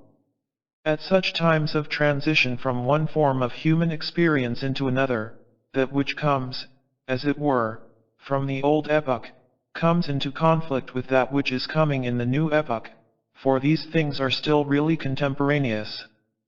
The Father is still in existence long after the Son's life has begun, although the Son is descended from the Father. The attributes of the fourth epoch, the Greco-Latin, were there, but those of the third, the Egyptian Chaldean epoch, still stirred and moved in men and in nations. These attributes naturally became intermingled in the course of evolution, but that which thus appears as the newly arisen, and that which comes, as it were, out of the olden times, continue to live contemporaneously, but can no longer understand each other properly. The old does not understand the new. The new must protect itself against the old, must defend its life against it, that is to say, the new is there, but the ancestors with their attributes belonging to the old epoch, still work in their descendants, the ancestors who have taken no part in the new. Thus we may describe the transition from the third epoch of humanity to the fourth. There had therefore to be a hero, as we might say a leader of humanity who, in a significant manner, first represents this process of the killing of the serpent, of being wounded by it, while he had at the same time to struggle against that which was certainly related to him, but which with its attributes still shone into the new age from the old. In the advance of mankind, one person must first experience the whole greatness of that which later all generations experience. Who was the hero who crushed the head of the serpent, who struggled against that which was important in the third epoch? Who was he who guided mankind out of the old Sattva time into the new Tamas time? That was Krishna, and how could this be more clearly shown than by the Eastern legend in which Krishna is represented as being a son of the gods, a son of Mahadeva and Devaki, who entered the world surrounded by miracles, that betokens that he brings in something new, and who, if I may carry my example further, leads men to look for wisdom in their everyday body, and who crushes their Sunday body the serpent, who has to defend himself against that which projects into the new age from his kindred. Such a one is something new, something miraculous. Hence the legend relates how the child Krishna, even at his birth, was surrounded by miracles, and that Kansa, the brother of his mother, wished to take the life of the child. In the uncle of the child Krishna we see the continuance of the old, and Krishna has to defend himself against him, for Krishna had to bring in the new, that which kills the third epoch and does away with the old conditions for the external evolution of mankind. He had to defend himself against Kansa, the inhabitant of the old Sattva age, and amongst the most remarkable of the miracles with which Krishna is surrounded, the legend relates that the mighty serpent Kali twined round him, but that he was able to tread the head of the serpent underfoot, though it wounded his heel. Here we have something of which we may say the legend directly reproduces an occult fact. That is what legends do, only we ought not to seek an external explanation, but should grasp the legend aright, in the true light of knowledge, in order to understand it. Krishna is the hero of the setting third post-Atlantean epoch of humanity. The legend relates further that Krishna appeared at the end of the third cosmic epoch.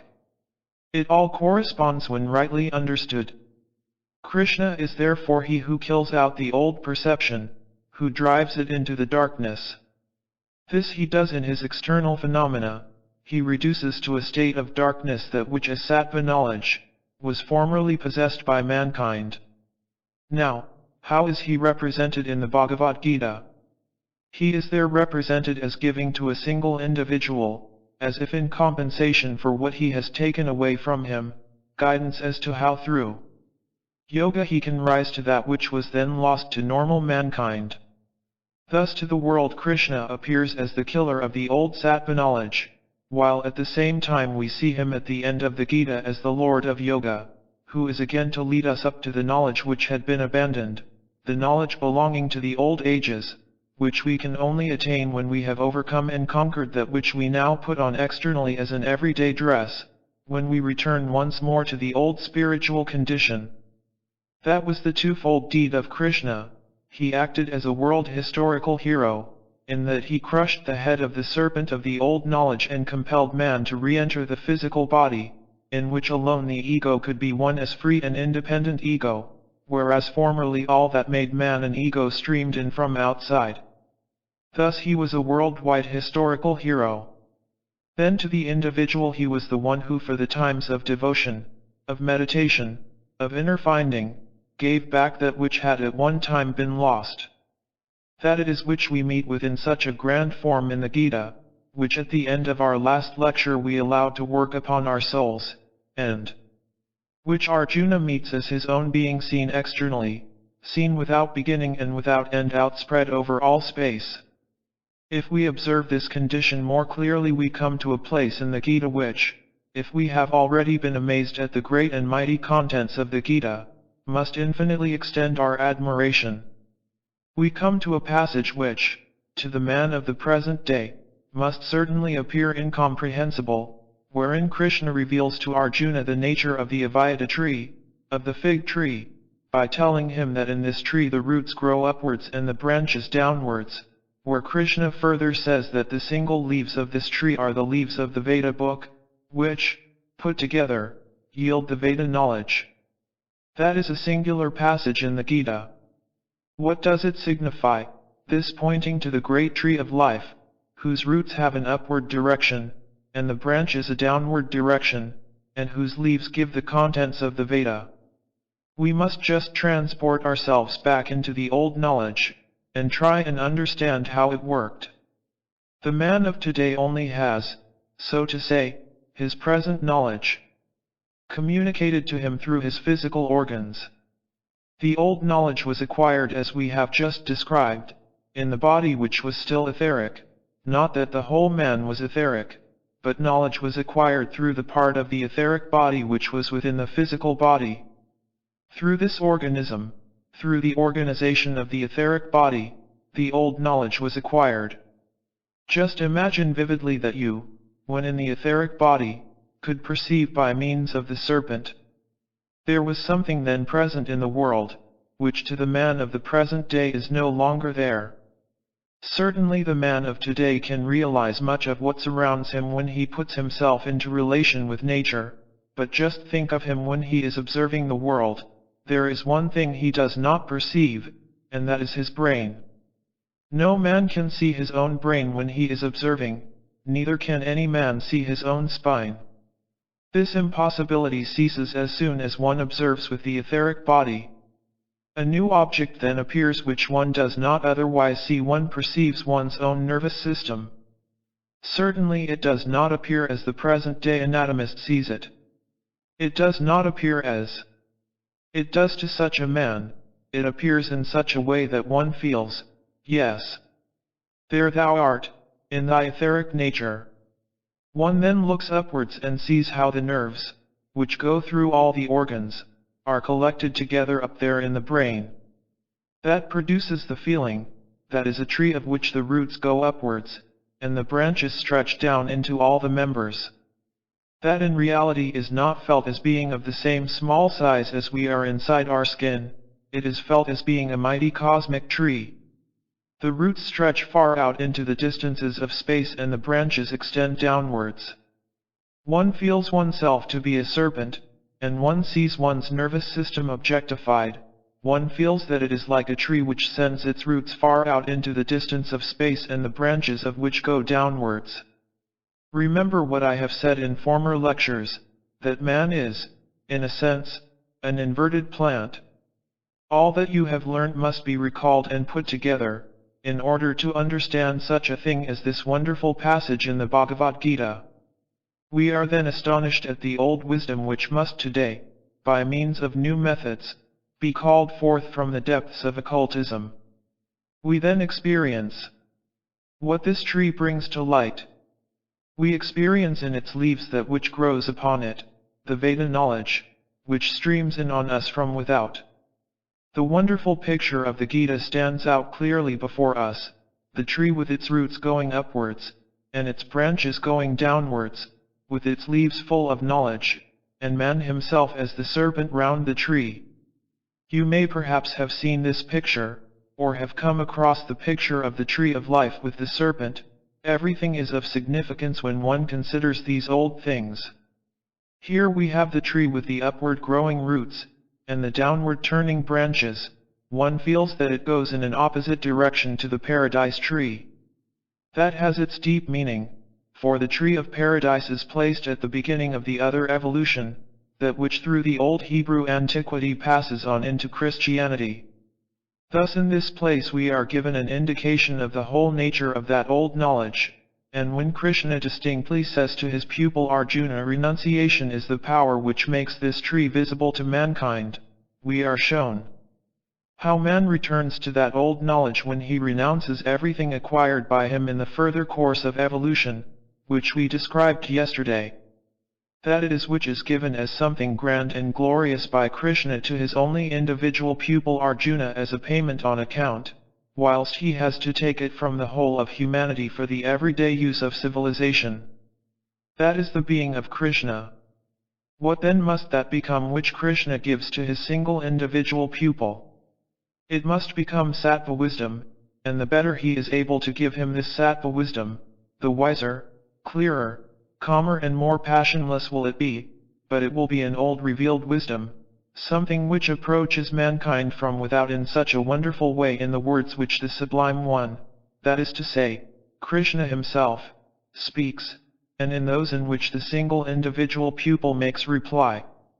Thus Krishna becomes the Lord of Yoga, who leads us back to the ancient wisdom of mankind, and who always endeavors to overcome that, which even in the age of the sattva, concealed the spirit from the soul, who wishes to bring before his pupil the spirit in its ancient purity, as it was before it descended into substance.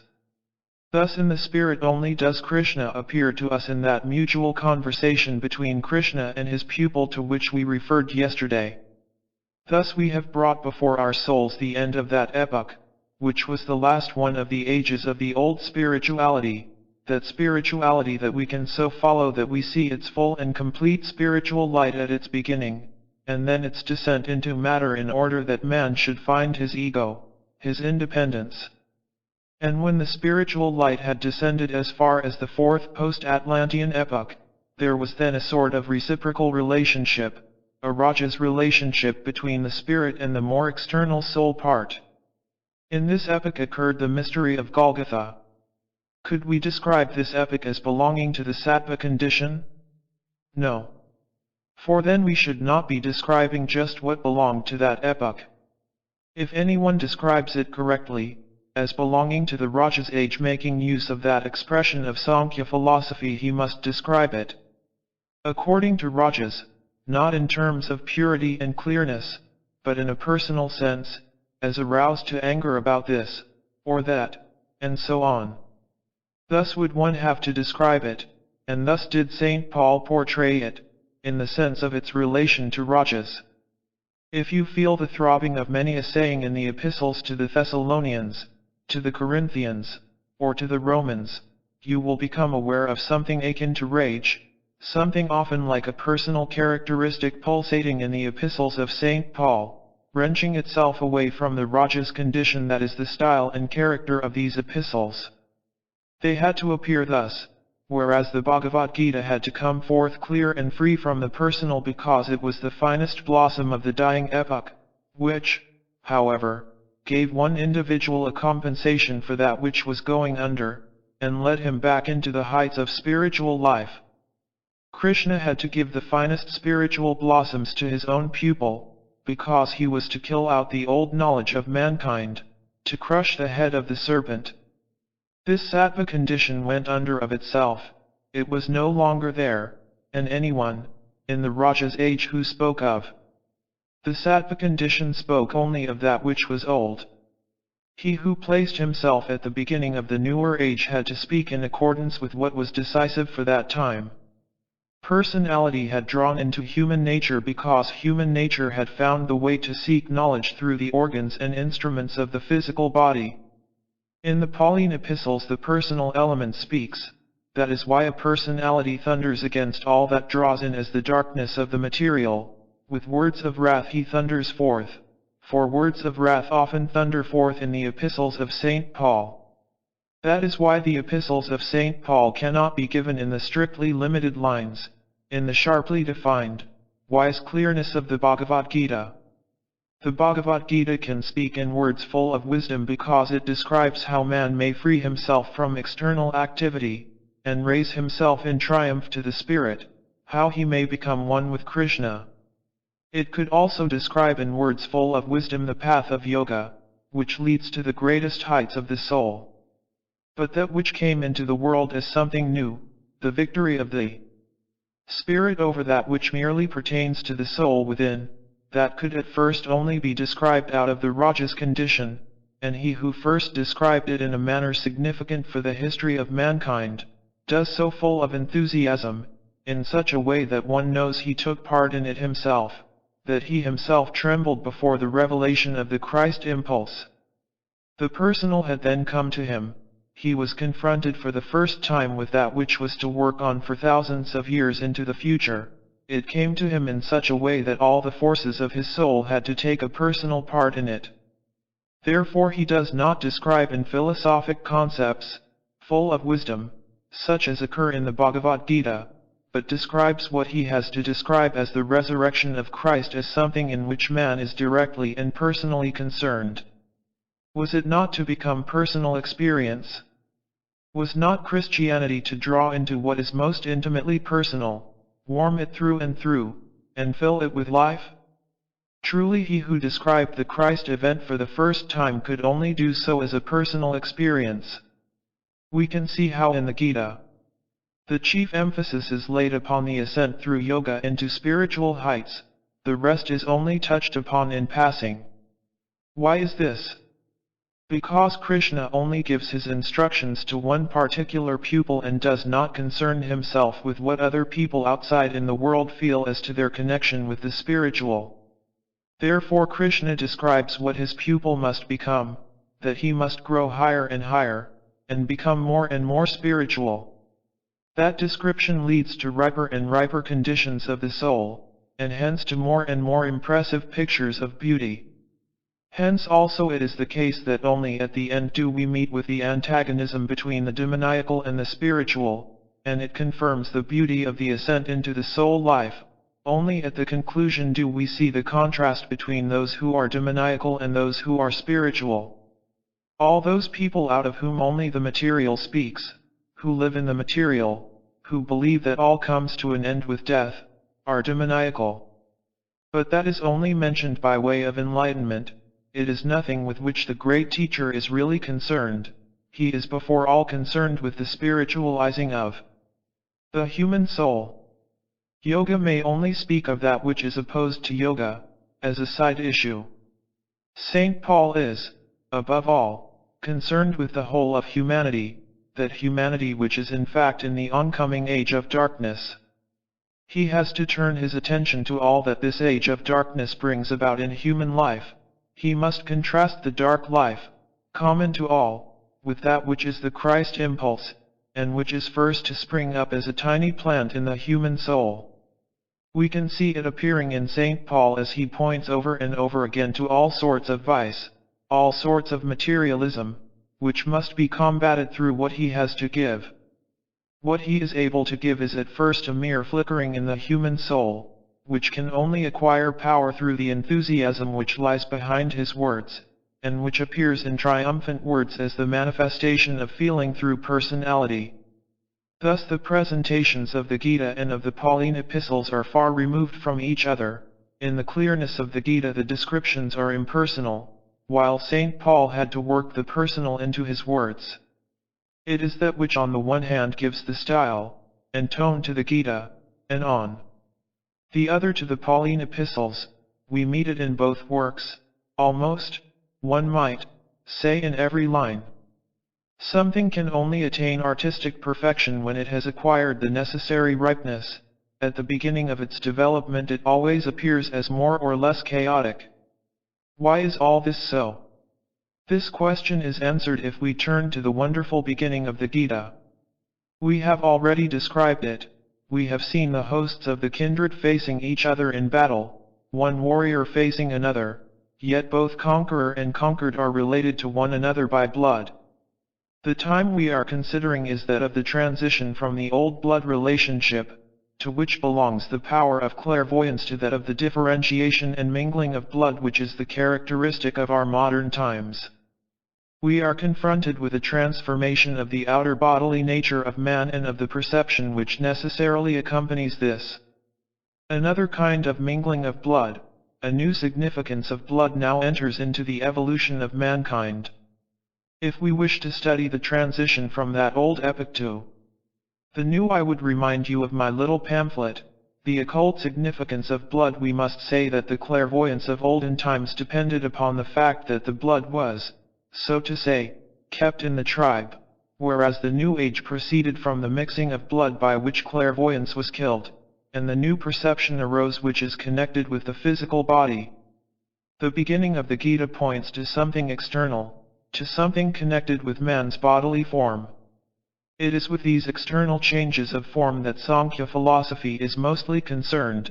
In a sense it leaves in the background that which belongs to the soul, as we have pointed out. The souls in their multiplicity are simply behind the forms. In Sankhya philosophy we have found a kind of plurality. We have compared it with the Leibniz philosophy of more modern times. If we can think ourselves into the soul of a Sankhya philosopher, we can imagine his saying, "My soul expresses itself in the sattva or in the rajas or in the tamas condition with respect to the forms of the external body." But this philosopher studies the forms. These forms alter, and one of the most remarkable changes is that which expresses itself in the different use made of the etheric body, or through the transition as regards blood relationship we have just described.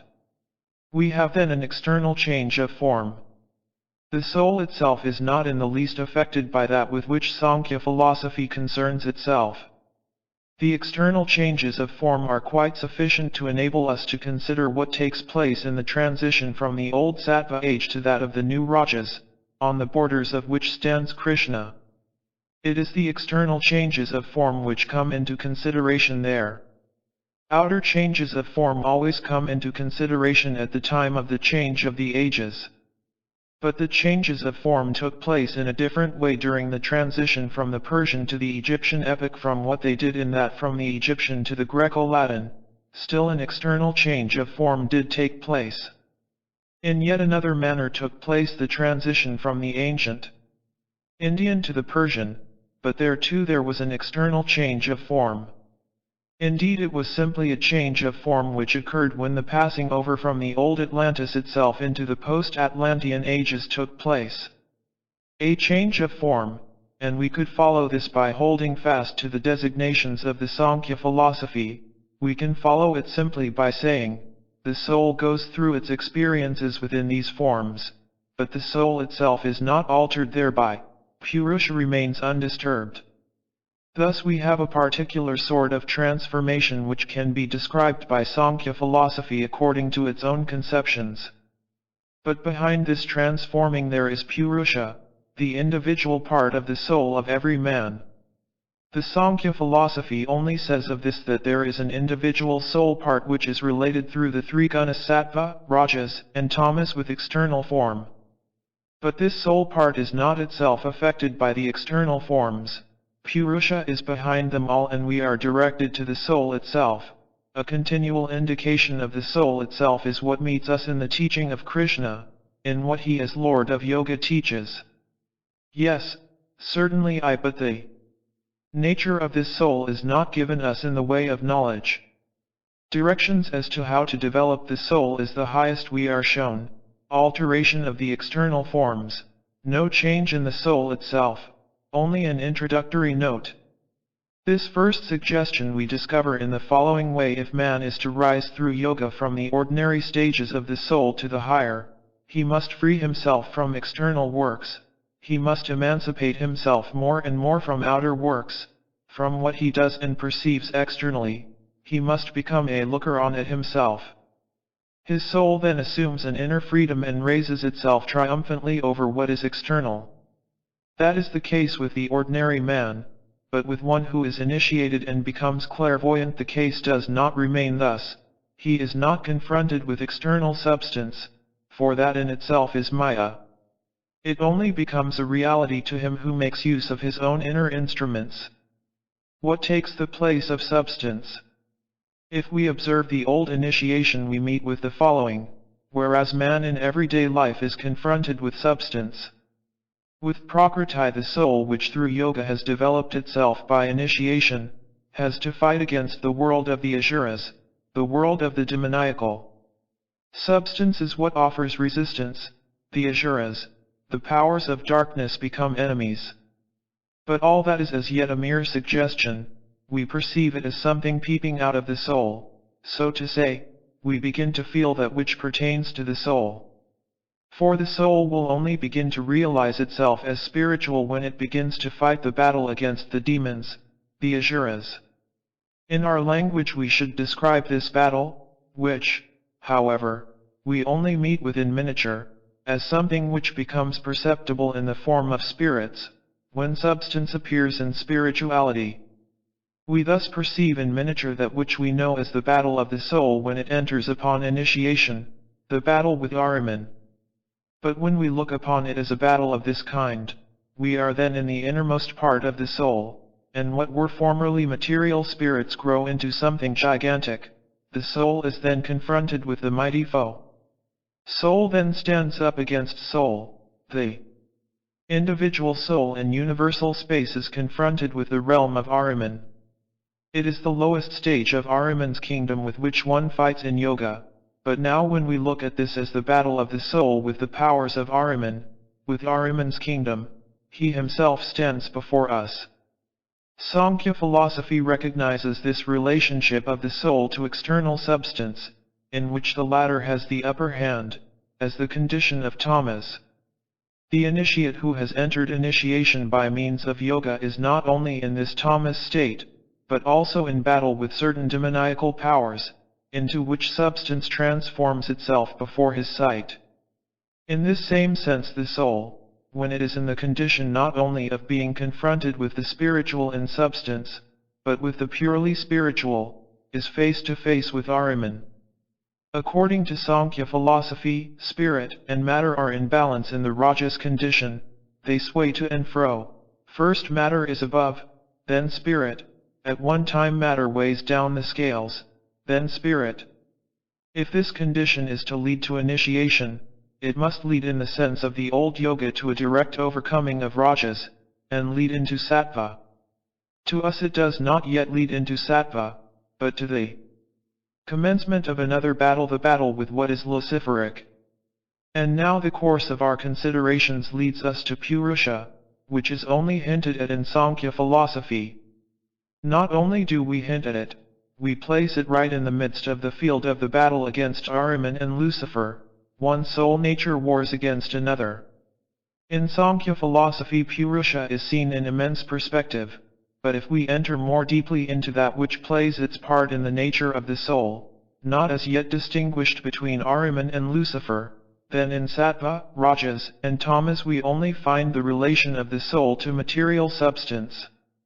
But considering the matter in our own sense, we have the soul in its full activity, fighting and struggling between Ahriman and Lucifer.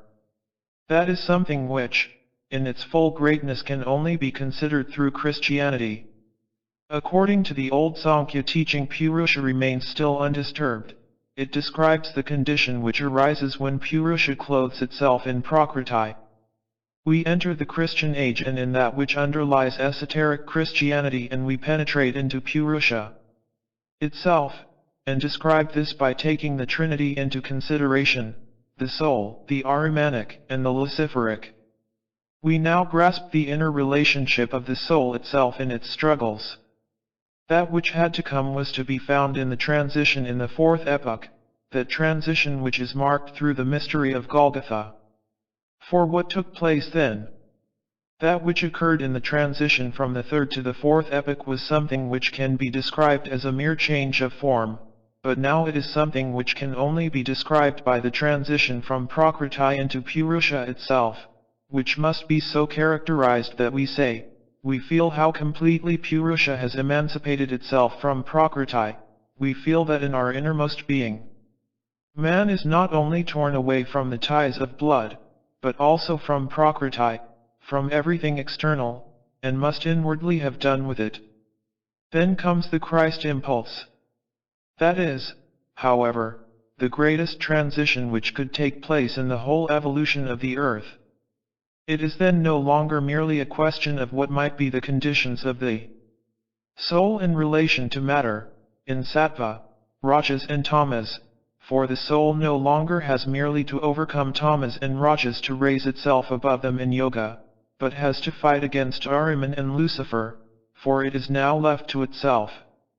Hence the necessity to confront that which is presented to us in that mighty poem the Bhagavad Gita, that which was necessary for the old times with that which is necessary for the new. That sublime song, the Bhagavad Gita, shows us this conflict. There we are shown the human soul. It dwells in its bodily part, in its sheaths. These sheaths can be described. They are that which is in a constant state of changing form. The soul in its ordinary life lives in a state of entanglement, in Prakriti. In yoga it frees itself from that which envelopes it, it overcomes that in which it is enwrapped, and enters the spiritual sphere, when it is quite free from its coverings. Let us compare with this that which Christianity, the mystery of Golgotha, first brought. It is not here sufficient that the soul should merely make itself free. For if the soul should free itself through yoga, it would attain to the vision of Krishna. He would appear in all his might before it, but as he was before Ahriman and Lucifer obtained their full power. Therefore a kind divinity still conceals the fact that beside Krishna, who then becomes visible in the sublime way described in our last lecture, on his left and on his right there stand Ahriman and Lucifer. With the old clairvoyance that was still possible, because man had not yet descended into matter, but now it can no longer be the case. If the soul were now only to go through yoga, it would meet Ahriman and Lucifer and would have to enter into battle with them. It can only take its place beside Krishna when it has that ally who fights Ahriman and Lucifer, tamas and rajas would not suffice. That ally, however, is Christ. Thus we see how that which is of a bodily nature freed itself from the body, or one might also say, that which is bodily darkened itself within the body, at the time when Krishna, the hero, appeared. But, on the other hand, we see that which is still more stupendous, the soul abandoned to itself and face to face with something which is only visible in its own domain in the age in which the mystery of Golgotha occurred.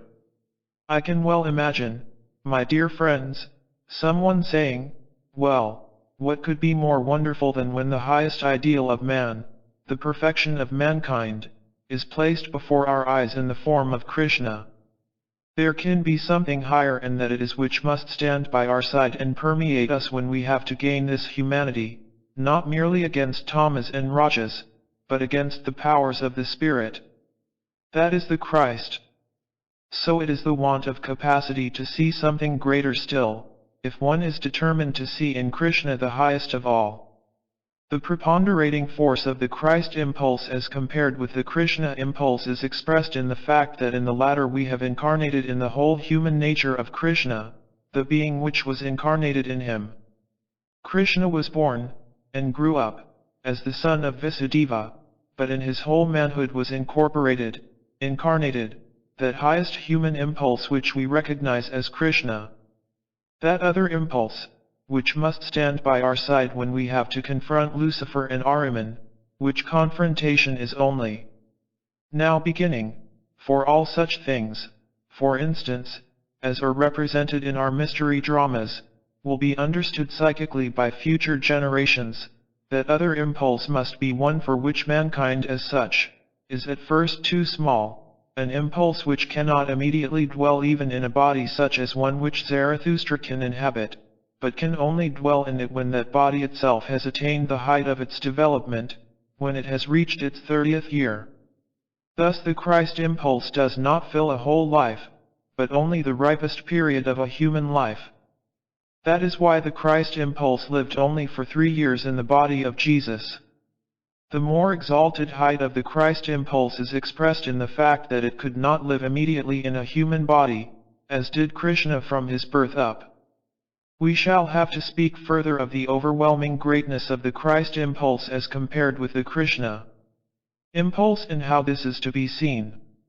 But from what has already been characterized you can both see and feel that, as a matter of fact, the relation between the great Gita and the Epistles of St. Paul could be none other, that the whole presentation of the Gita being the ripe fruit of much earlier times, may therefore be complete in itself, while the Epistles of St. Paul, being the first seeds of a future certainly more perfect, more all-embracing world epoch, must necessarily be far more incomplete. Thus one who represents how the world runs its course must recognize, it is true, the great imperfections of the Pauline epistles as compared with the Gita, the very significant imperfections. They must not be disguised, but he must also understand the reason those imperfections have to be there. Lecture 5. The Spiritual Nature of Maya. Krishna, the Light Halo of Christ. The Risen One. January 1, 1913. During this course of lectures we have brought before our souls two remarkable documents of humanity, although necessarily described very briefly on account of the limited number of lectures, and we have seen what impulses had to flow into the evolution of mankind in order that these two significant documents, the sublime Gita and the Epistles of St. Paul, might come into existence. What it is important for us to grasp is the essential difference between the whole spirit of the Gita and that of the Epistles of St. Paul. As we have already said, in the Gita we have the teachings that Krishna was able to give to his pupil, Arjuna. Such teachings can only be given and should only be given to one person individually, for they are in reality exactly what they appear in the Gita, teachings of an intimate nature. On the other hand, it may be said that they are now within the reach of anyone, because they appear in the Gita. This naturally was not the case at the time the Gita was composed. They did not then reach all ears, they were then only communicated by word of mouth. In those old days, teachers were careful to ascertain the maturity of the pupil to whom they were about to communicate such teachings. They always made sure of his being ready for them. In our time this is no longer possible as regards all the teachings and instructions which have in some way come openly to light. We are living in an age in which the spiritual life is in a certain sense public. Not that there is no longer any occult science in our day, but it cannot be considered occult simply because it is not printed or spread abroad. There is plenty of occult science even in our day. The scientific teaching of Fichte, for instance, although everyone can procure it in printed form, is really a secret teaching, and finally Hegel's philosophy is also a secret doctrine, for it is very little known and has indeed many reasons in it for remaining a secret teaching, and this is the case with many things in our day. The scientific teaching of Fichte and the philosophy of Hegel have a very simple method of remaining secret doctrine, in that they are written in such a way that most people do not understand them, and fall asleep if they read the first pages. In that way the subject itself remains a secret doctrine, and this is the case in our own age with a great deal which many people think they know. They do not know it, thus these things remain secret doctrine, and, in reality, such things as are to be found in the Gita also remain secret doctrine, although they may be made known in the widest circles by means of printing. For while one person who takes up the Gita today sees in it great and mighty revelations about the evolution of man's own inner being, another will only see in it an interesting poem. To him all the perceptions and feelings expressed in the Gita are mere trivialities. For let no one think that he has really made what is in the Gita his own, although he may be able to express in the words of the Gita itself what is contained in it, but which may itself be far removed from his comprehension. Thus the greatness of the subject itself is in many respects a protection against its becoming common. What is certain is that the teachings which are poetically worked out in the Gita are such that each one must follow, must experience them for himself, if, through them, he wishes to rise in his soul, and finally to experience the meeting with the Lord of Yoga, with Krishna.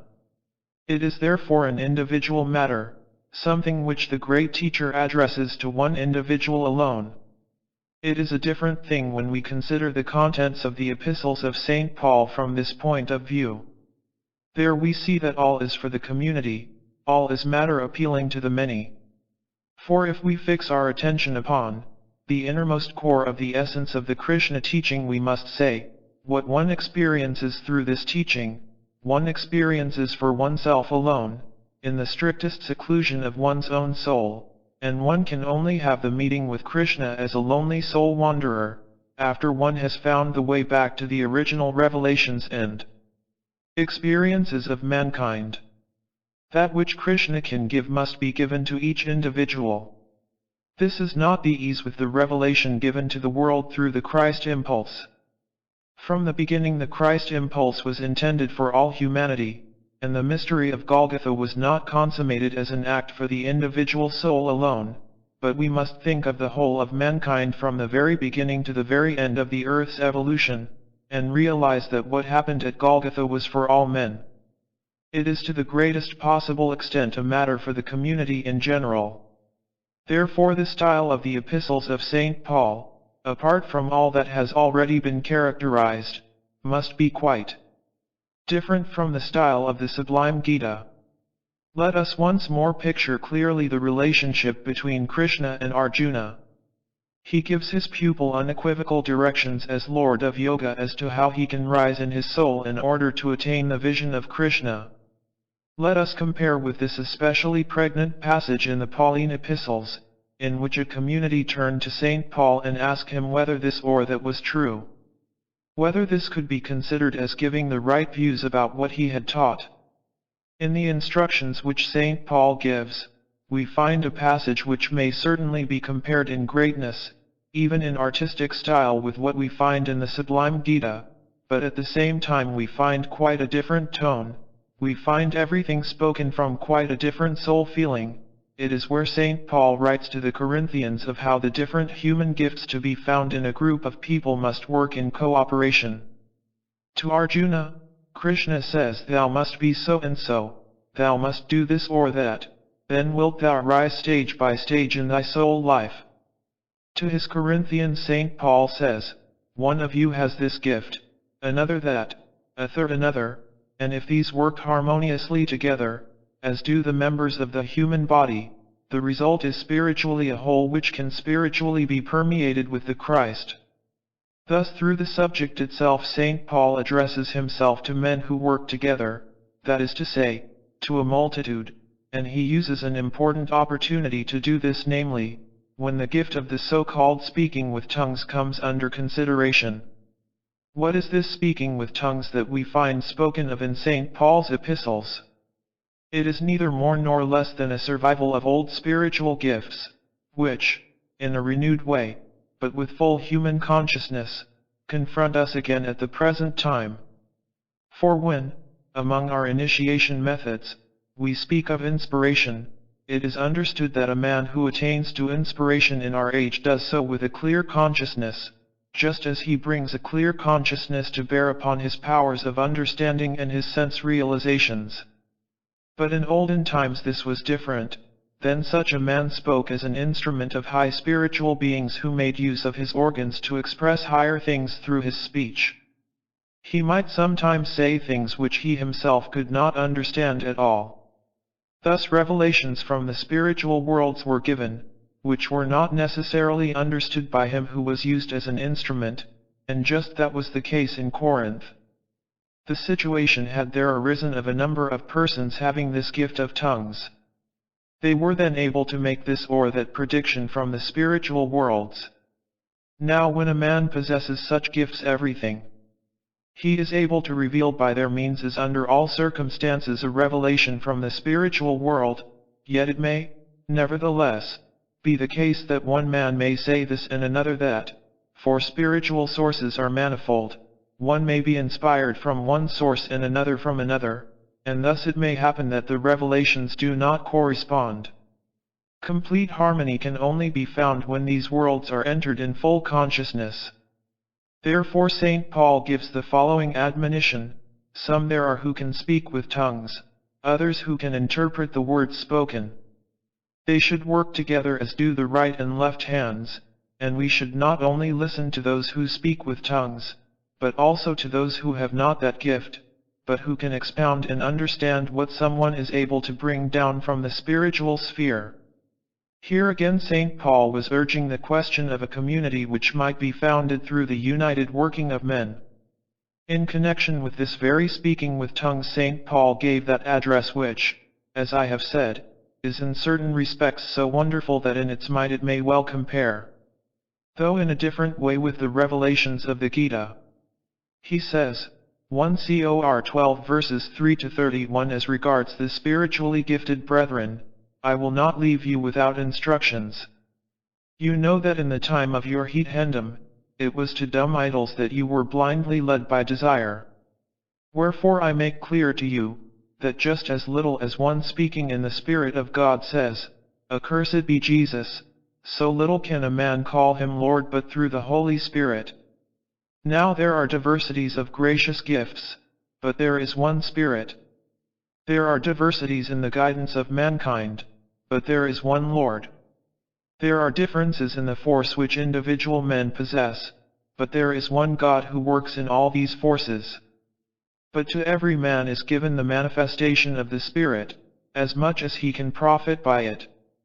So to one is given the word of prophecy, to another the word of knowledge, others are spirits who live in faith, again others have the gift of healing, others the gift of prophecy, others have the gift of seeing into men's characters, others that of speaking different tongues, and to others again is given the interpretation of tongues, but in all these worketh one and the same Spirit, apportioning to each one what is due to him.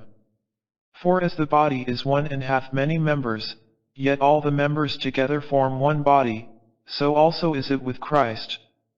For through the Spirit we are all baptized into one body, whether Jew or Greek, bond or free, and have all been imbued with one Spirit, so also the body is not made of one but of many members. If the foot were to say, "Because I am not the hand therefore I do not belong to the body," it would none the less belong to it. And if the ear were to say, "Because I am not the eye I do not belong to the body," none the less does it belong to the body. If the whole body were only an eye, where would be the hearing?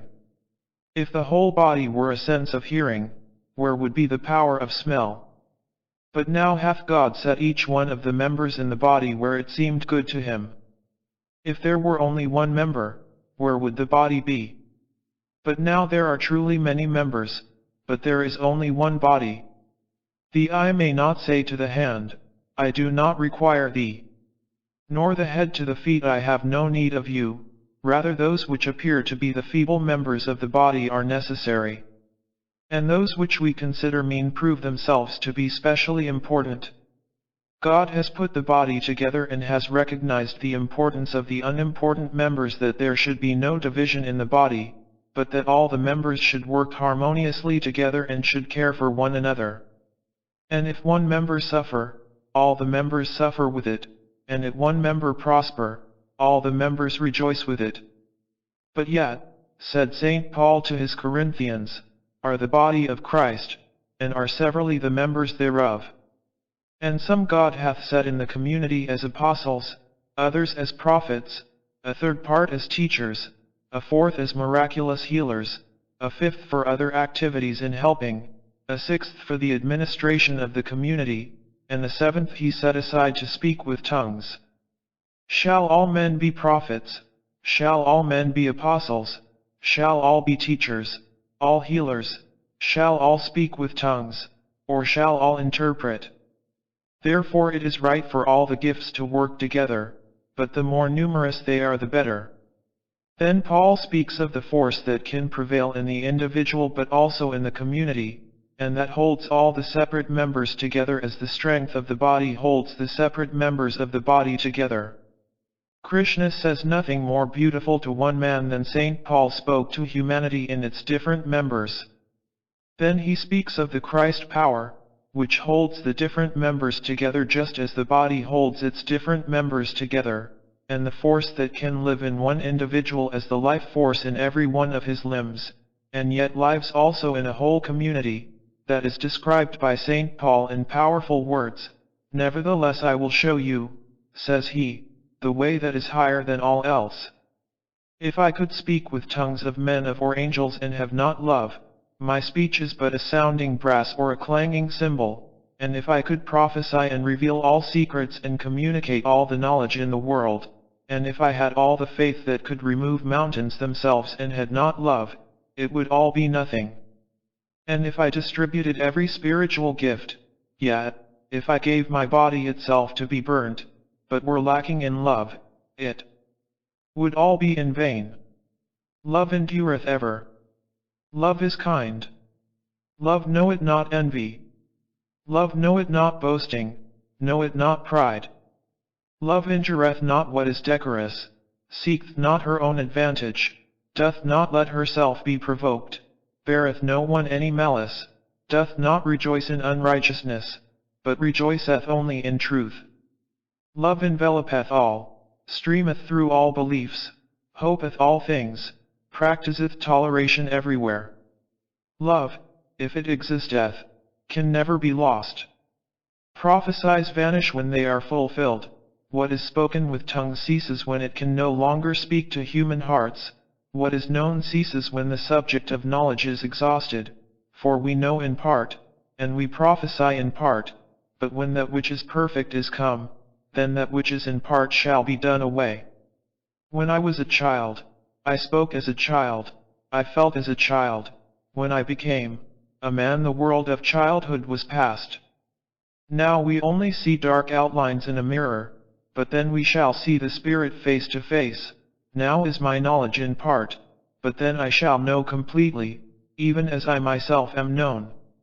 Now abideth faith, the certainty of hope, and love, but love is the greatest of these. Hence love is above all. For if you could have all spiritual gifts, Whoever himself understands prophecy must also strive after love, for whoever speaks with tongues speaks not among men, he speaks among gods. No one understands him, because in the Spirit he speaketh mysteries. We see how St. Paul understands the nature of speaking with tongues. His meaning is, the speaker with tongues is transported into the spiritual worlds, he speaks among gods. Whoever prophesies speaks to men to build up, to warn, to comfort. He who speaks with tongues, to a certain extent satisfies himself. He who prophesies builds up the community. If you all attain to speaking with tongues, it is yet more important that you should prophesy. He who prophesies is greater than he who speaks with tongues, for he who speaks with tongues must first understand his own speaking, in order that the community should do so. Supposing that I came to you as a speaker with tongues, of what use should I be to you if I did not tell you what my speaking signifies as prophecy, teaching, and revelation? My speaking would be like a flute or a zither, of which one could not clearly distinguish the sounds. How could one distinguish the playing of either the zither or of the flute if they did not give forth distinct sounds? And if the trumpet gave forth an indistinct sound, who would arm himself to battle? So it is with you. If you cannot connect a distinct language with the tongue speaking, it is all merely spoken into the air. All this shows us that the different spiritual gifts must be divided amongst the community, and that the members as individuals must work together. With this we come to the point at which the revelation of Paul, through the moment in human evolution in which it appears, must differ absolutely from that of Krishna. The Krishna revelation is directed to one individual, but in reality applies to every man if he is ripe to tread the upward path prescribed to him by the Lord of Yoga. We are more and more reminded of the primeval ages of mankind, to which we always, according to Krishna teaching, return in spirit. At that time men were less individualized. One could assume that for each man the same teaching and directions would be suitable. St. Paul confronted mankind when individuals were becoming differentiated, when they really had to become differentiated, each one with his special capacity, his own special gift. One could then no longer reckon on being able to pour the same thing into each different soul. One had then to point to that which is invisible and rules over all. This, which lives in no man as a separate individual, although it may be within each one, is the Christ Impulse. The Christ Impulse, again, is something like a new group soul of humanity, but one that must be consciously sought for by men. To make this clearer, let us picture to ourselves how, for instance, a number of Krishna students are to be distinguished in the spiritual worlds, from a number of those who have been moved in the deepest part of their being by the Christ Impulse. The Krishna pupils have every one of them been stirred by one and the same impulse, which has been given them by the Lord of Yoga. In spiritual life each one of these is like the other. The same instructions have been given to them all. But those who have been moved by the Christ Impulse, are each, when disembodied and in the spiritual world, possessed of their own particular individuality, their own distinct spiritual forces. Therefore even in the spiritual world, one man may go in one direction and one in another, and the leader of both, the one who pours himself into the soul of each one, no matter how individualized he may be, is the Christ, who is in the soul of each one and at the same time soars above them all. So we still have a differentiated community even when the souls are discarnate, while the souls of the Krishna pupils, when they have received instructions from the Lord of Yoga, are as one unit. The object of human evolution, however, is that souls should become more and more differentiated. Therefore it was necessary that Krishna should speak in a different way. He really speaks to his pupils just as he does in the Gita. But St. Paul must speak differently. He really speaks to each individual, and it is a question of individual development whether, according to the degree of his maturity, a man remains at a certain stage of his incarnation at a standstill in exoteric life, or whether he is able to enter the esoteric life and raise himself into esoteric Christianity. We can go further and further in the Christian life and attain the utmost esoteric heights, but we must start from something different from what we start from in the Krishna teaching. In the Krishna teaching you start from the point you have reached as man, and raise the soul individually, as a separate being. In Christianity, before you attempt to go further along the path you must have gained a connection with the Christ impulse feeling in the first place that this transcends all else. The spiritual path to Krishna can only be trodden by one who receives instructions from Krishna. The spiritual path to Christ can be trodden by anyone, for Christ brought the mystery for all men who feel drawn towards it.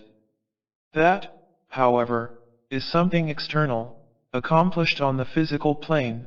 The first step is, therefore, taken on the physical plane. That is the essential thing. Truly one need not, if one looks into the world historical importance of the Christ impulse, begin by belonging to this or that Christian denomination. On the contrary, one can, just in our time, even start from an anti-Christian standpoint, or from one of indifference towards Christ. Yet if one goes deeply into the spiritual life of our own age, examining the contradictions and follies of materialism, perhaps one may genuinely be led to Christ, even though to begin with one may not have belonged to any particular creed. Therefore, when it is said outside our circle that we are starting from a peculiar Christian denomination, this must be regarded as a special calumny, for it is not a matter of starting from any denomination, but that in response to the demands of the spiritual life itself, everyone, be he Mohammedan or Buddhist, Jew or Hindu, or Christian, shall be able to understand the Christ impulse in its whole significance for the evolution of mankind. This desire we can see deeply penetrating the whole view and presentation of St. Paul, and in this respect he is absolutely the one who sets the tone for the first proclamation of the Christ impulse to the world.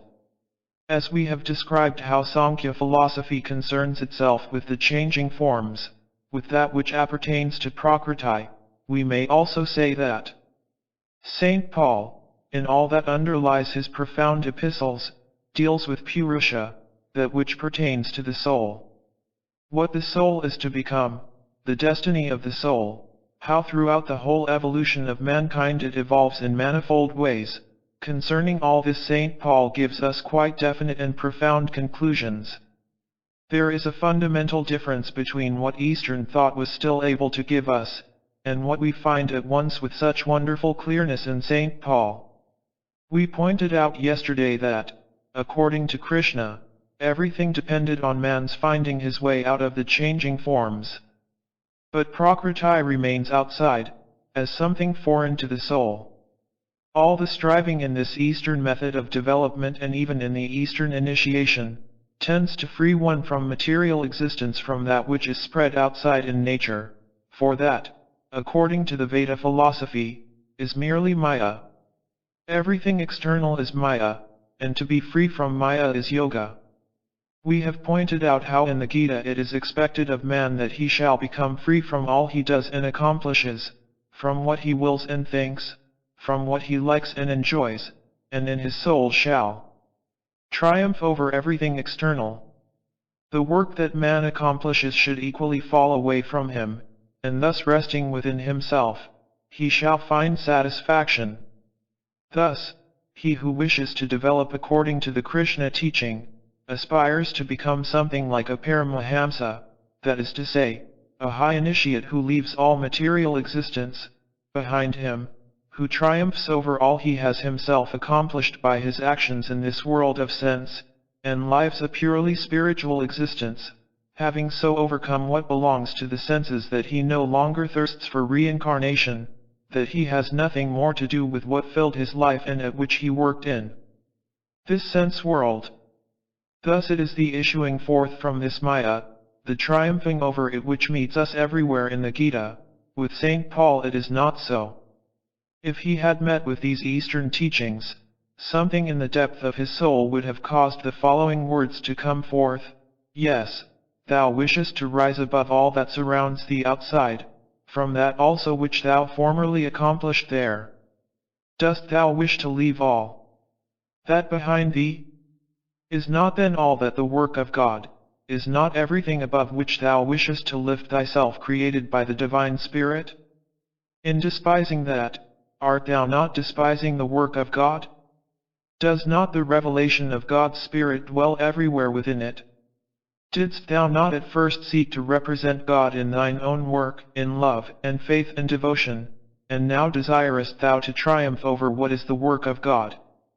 It would be well, my dear friends, if we were to inscribe these words of St. Paul, which though unspoken were felt in the depths of his soul, deeply into our own souls, for they express an important part of what we know as Western revelation. In the Pauline sense, we too speak of the Maya which surrounds us. We certainly say, we are surrounded by Maya, but we also say, is there not spiritual revelation in this Maya? Is it not all divine spiritual work? Is it not blasphemy to fail to understand that there is divine spiritual work in all things? Now arises the other question, why is that Maya there? Why do we see Maya around us? The West does not stop at the question as to whether all is Maya. It inquires as to the wherefore of Maya. Then follows an answer that leads us into the center of the soul, into Purusha. Because the soul once came under the power of Lucifer, it sees everything through the veil of Maya and spreads the veil of Maya over everything. Is it the fault of objectivity that we see Maya? No. To us as souls, objectivity would appear in all its truth, if we had not come under the power of Lucifer. It only appears to us as Maya because we are not capable of seeing down into the foundations of what is spread out there. That comes from the souls having come under the power of Lucifer. It is not the fault of the gods, it is the fault of our own soul. Thou, O soul, hast made the world a Maya to thyself, because thou hast fallen into the power of Lucifer. From the highest spiritual grasp of this formula, down to the words of Goethe, the senses do not deceive, but the judgment deceives, is one straight line. The Philistines and Zealots may fight against Goethe and his Christianity as much as they like, he might nevertheless say that he is one of the most Christian of men, for in the depths of his being he thought as a Christian, even in that very formula. The senses do not deceive, but the judgment deceives. It is the soul's own fault that what it sees appears as Maya and not as truth. So that which in Orientalism appears simply as an act of gods themselves, is diverted into the depths of the human soul, where the great struggle with Lucifer takes place. Thus Orientalism, if we consider it aright, is in a certain sense materialism, in that it does not recognize the spirituality of Maya, and wishes to rise above matter. That which pulses through the Epistles of St. Paul is a doctrine of the soul, although only existing in germ and therefore capable of being so mistaken and misunderstood as in our Thomas time, but it will in the future be visibly spread out over the whole earth. This, concerning the peculiar nature of Maya, will have to be understood, for only then can one understand the full depth of that which is the object of the progress of human evolution. Then only does one understand what St. Paul means when he speaks of the first Adam, who succumbed to Lucifer in his soul, and who was therefore more and more entangled in matter, which means nothing else than this, ensnared in a false experiencing of matter. As God's creation, external matter is good, what takes place there is good. But what the soul experiences in the course of human evolution became more and more evil, because in the beginning the soul fell into the power of Lucifer. Therefore St. Paul called Christ the second Adam, for he came into the world untempted by Lucifer, and therefore he can be a guide and friend to men's souls, who can lead them away from Lucifer, that is, into the right relationship to him. St. Paul could not tell mankind at that time all that he as an initiate knew, but if we allow his epistles to work on us, we shall see that there is more in their depths than they express externally. That is because St. Paul spoke to a community, and had to reckon with the understanding of that community. That is why in certain of his epistles there seem to be absolute contradictions. But one who can plunge down into the depths, finds everywhere the impulse of the Christ being. Let us here remember, my dear friends, how we ourselves have represented the coming into existence of the mystery of Golgotha. As time went on, we recognized that there were two different stories of the youth of Christ Jesus, in the Gospel of St. Matthew and that of St. Luke, because in reality there are two Jesus boys in question. We have seen that externally after the flesh, according to St. Paul, which means through physical descent both Jesus boys descended from the stock of David, that one came from the line of Nathan and the other from that of Solomon, that thus there were two Jesus boys born at about the same time. In the one Jesus child, that of St. Matthew's Gospel, we find Zarathustra reincarnated, and we have emphatically stated that in the other Jesus child, the one described by St. Luke, there was no such human ego as is usually to be found, and certainly not as the one existing in the other Jesus child, in whom lived such a highly evolved ego as that of Zarathustra. In the Luke Jesus there actually lives that part of man that has not entered into human evolution on the earth. See also the spiritual guidance of mankind, the Gospel of St. Luke, the Gospel of St. Matthew.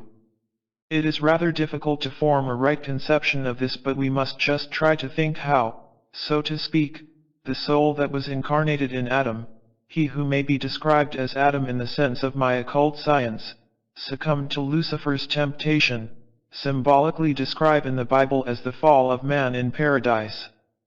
We must picture this.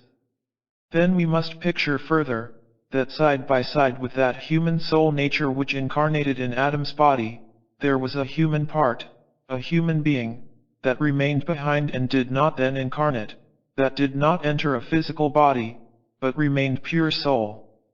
You need only now picture how, before a physical man arose in the evolution of humanity, there was one soul, which then divided itself into two parts. The one part, the one descendant of the common soul, incarnated in Adam and thus entered into the line of incarnations, succumbed to Lucifer, and so on. As to the other soul, the sister soul, as it were, the wise rulers of the world saw beforehand that it would not be good that this too should be embodied.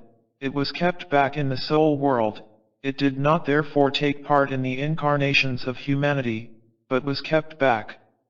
With this soul none but the initiates of the mysteries had intercourse.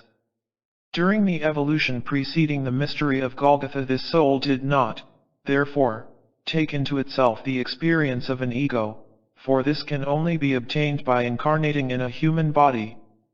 Nonetheless, it had all the wisdom that could have been attained through the Saturn, Sun, and Moon periods. It possessed all the love of which a human soul is capable. This soul remained blameless, as it were, of all the guilt that a man can acquire in the course of his incarnations in human evolution. It could not be met with as a human being externally, but it could be perceived by the old clairvoyants, and was recognized by them. They encountered it, so to say, in the mysteries thus. Here we have a soul, one might say, that was within, but yet above, the evolution of mankind, that could at first only be perceived in the spirit, a pre-man, a true superman. It was this soul which, instead of an ego, was incarnated in the Jesus child of St. Luke's Gospel. You will remember the lectures at Bale, this fact was already given out there. We have therefore to do with a soul that is only ego-like, one that naturally acts as an ego when it permeates the body of Jesus, but which in all it displays is yet quite different from an ordinary ego. I have already mentioned the fact that the boy of St. Luke's Gospel spoke a language understood by his mother as soon as he came into the world, and other facts of similar nature were to be observed in him. Then we know that the Matthew Jesus, in whom lived the Zarathustra ego, grew up until his 12th year, and the Luke child also grew up, possessing no particular human knowledge or science, but bearing the divine wisdom and the divine power of sacrifice within him. Thus the Luke Jesus grew up not being particularly gifted for what can be learnt externally. We know further that the body of the Matthew Jesus was forsaken by the Zarathustra ego, and that in the 12th year of the Luke Jesus his body was taken possession of by that same Zarathustra ego. That is the moment referred to when it is related of the 12-year-old Jesus of Luke's Gospel, that when his parents lost him he stood teaching before the wise men of the temple. We know further that this Luke Jesus bore the Zarathustra ego within him up to his 30th year, that the Zarathustra ego then left the body of the Luke Jesus, and all its sheaths were taken possession of by Christ, a superhuman being of the higher hierarchies, who only could live in a human body at all inasmuch as a body was offered him which had first been permeated up to its 12th year with the pre-human wisdom forces, and the pre-human divine love forces, and was then permeated through and through by all that the Zarathustra ego had acquired through many incarnations by means of initiation. In no other way, perhaps, could one so well obtain the right respect, the right reverence, in short, the right feeling altogether for the Christ being, as by trying to understand what sort of a body was needed for this Christ ego to be able to enter humanity at all. Many people consider that in this presentation, given out of the holy mysteries of the newer age about the Christ being, he is thus made to appear less intimate and human than the Christ Jesus so many have honored in the way in which he is generally represented familiar, near to man, incarnate in an ordinary human body in which nothing like a Zarathustra ego lived. It is brought as a reproach against our teaching that Christ Jesus is here represented as composed of forces drawn from all regions of the cosmos. Such reproaches proceed only from the indolence of human perception and human feeling which is unwilling to raise itself to the true heights of perception and feeling. The greatest of all must be so grasped by us that our souls have to make the supremest possible efforts to attain the inner intensity of perception and feeling necessary to bring the greatest, the highest, at all near to our soul. Our first feelings will thus be raised higher still, if we do but consider them in this light. We know one other thing besides. We know how we have to understand the words of the gospel: divine forces are being revealed in the heights, and peace will spread among men of goodwill. We know that this message of peace and love resounded when the Luke Jesus appeared, because Buddha intermingled with the astral body of the Luke Jesus, Buddha, who had already lived in a being who went through his last incarnation as Gautama Buddha and had risen to complete spirituality. So that in the astral body of the Luke Jesus, Buddha revealed himself, as he had progressed up to the occurrence of the mystery of Golgotha on earth. Thus we have the being of Christ Jesus presented before us in a way only now possible to mankind from the basis of occult science. St. Paul, although an initiate, was compelled to speak in concepts more easily understood at that time. He could not then have assumed a humanity able to understand such concepts as we have brought before your hearts today. His inspiration, however, was derived from his initiation, which came about as an act of grace. Because he did not attain this through regular schooling in the old mysteries, but by grace on the road to Damascus when the risen Christ appeared to him, therefore I call this initiation one brought about by grace. But he experienced this Damascus vision in such a way that by means of it he knew that he who arose in the mystery of Golgotha lives in the sphere of this earth and has been attached to it since that event. He recognized the risen Christ. From that time on, he proclaimed him. Why was he able to see him in the particular way he did? At this point we must enter somewhat into the nature of such a vision, such a manifestation as that of Damascus. For it was a vision, a manifestation of a quite peculiar kind. Only those people who never wish to learn anything of occult facts consider all visions as being of one kind. They will not distinguish such an occurrence as the vision of St. Paul from many other visions such as appeared to the saints later. What really was the reason that St. Paul could recognize Christ as he did when he appeared to him on the way to Damascus? Why did the certain conviction come to him that this was the risen Christ? This question leads us back to another one: what was necessary in order that the whole Christ being should be able completely to enter into Jesus of Nazareth, at the baptism by John in the Jordan? Now, we have just said what was necessary to prepare the body into which the Christ being could descend. But what was necessary in order that the arisen one could appear in such a densified soul form as he appeared into St. Paul? What, then, so to speak, was that halo of light in which Christ appeared to St. Paul before Damascus? What was it? Whence was it taken? If we wish to answer these questions, my dear friends, we must add a few finishing touches to what I have already said. I have told you that there was, as it were, a sister soul to the Adam soul, to that soul which entered into the sequence of human generations. This sister soul remained in the soul world. It was this sister soul that was incarnated in the Luke Jesus. But it was not then incarnated for the first time in a human body in the strictest sense of the words.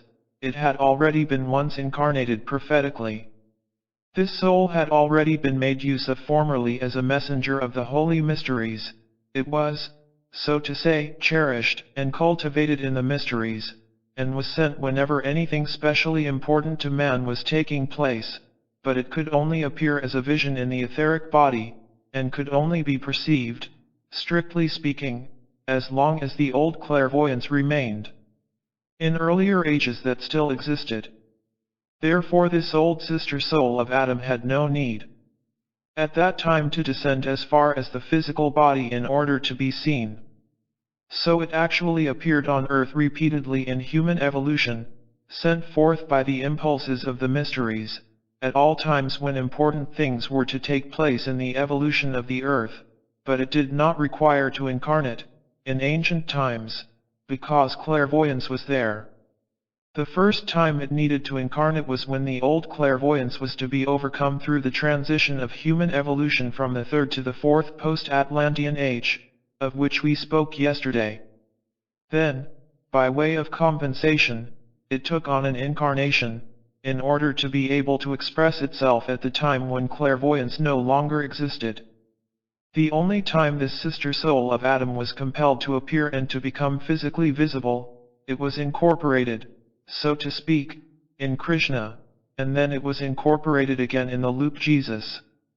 So now we can understand how it was that Krishna spoke in such a superhuman manner, why he is the best teacher for the human ego, why he represents, so to speak, a victory over the ego, why he appears so psychically sublime.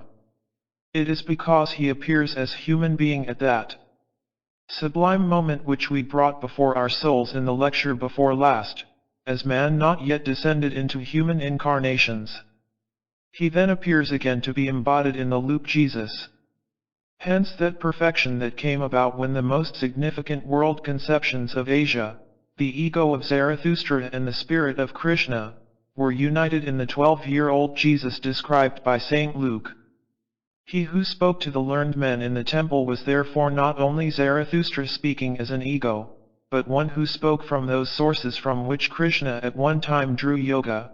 He spoke of yoga raised a stage higher. He united himself with the Krishna force, with Krishna himself, in order to continue to grow until his 30th year. Then only have we that complete, perfected body which could be taken possession of by the Christ. Thus do the spiritual currents of humanity flow together. So that in what happened at the mystery of Golgotha, we really have a cooperation of the most important leaders of mankind, a synthesis of spirit life. When St. Paul had his vision before Damascus, he who appeared to him then was the Christ. The halo of light in which Christ was enveloped was Krishna. And because Christ has taken Krishna for his own soul covering through which he then works on further, therefore in the light which shone there, in Christ himself, there is all that was once upon a time contained in the sublime Gita. We find much of that old Krishna teaching, although scattered about, in the New Testament revelations. This old Krishna teaching has on that account become a personal matter to the whole of mankind, because Christ is not as such a human ego belonging to mankind, but to the higher hierarchies. Thus Christ belongs also to those times when man was not yet separated from that which now surrounds him as material existence. and which is veiled to him in Maya through his own luciferic temptation.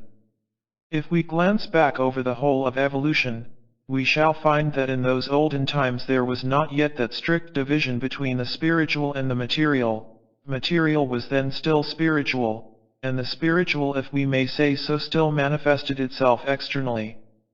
Thus because, in the Christ impulse, something entered into mankind which completely prevented such a strict separation as we find in Sankhya philosophy between Purusha and Prakriti. Christ becomes the leader of men out of themselves and towards the divine creation. Must we then say that we must unconditionally give up Maya now that we recognize that it seems to be given us through our own fault? No, for that would be blaspheming the Spirit in the world, that would be assigning to matter properties which we ourselves have imposed upon it with the veil of Maya. Let us rather hope that when we have overcome in ourselves that which caused matter to become Maya, we may again be reconciled with the world. For do we not hear resounding out of the world around us that it is a creation of the Elohim, and that on the last day of creation they considered, and behold, all was very good? That would be the karma to be fulfilled if there were nothing but Krishna teaching, for there is nothing in the world that does not fulfill its karma. If in all eternity there had been only the teaching of Krishna, then the material existence which surrounds us, the manifestation of God of which the Elohim at the starting point of evolution said, "Behold, all was very good," would encounter the judgment of men, "It is not good, I must abandon it."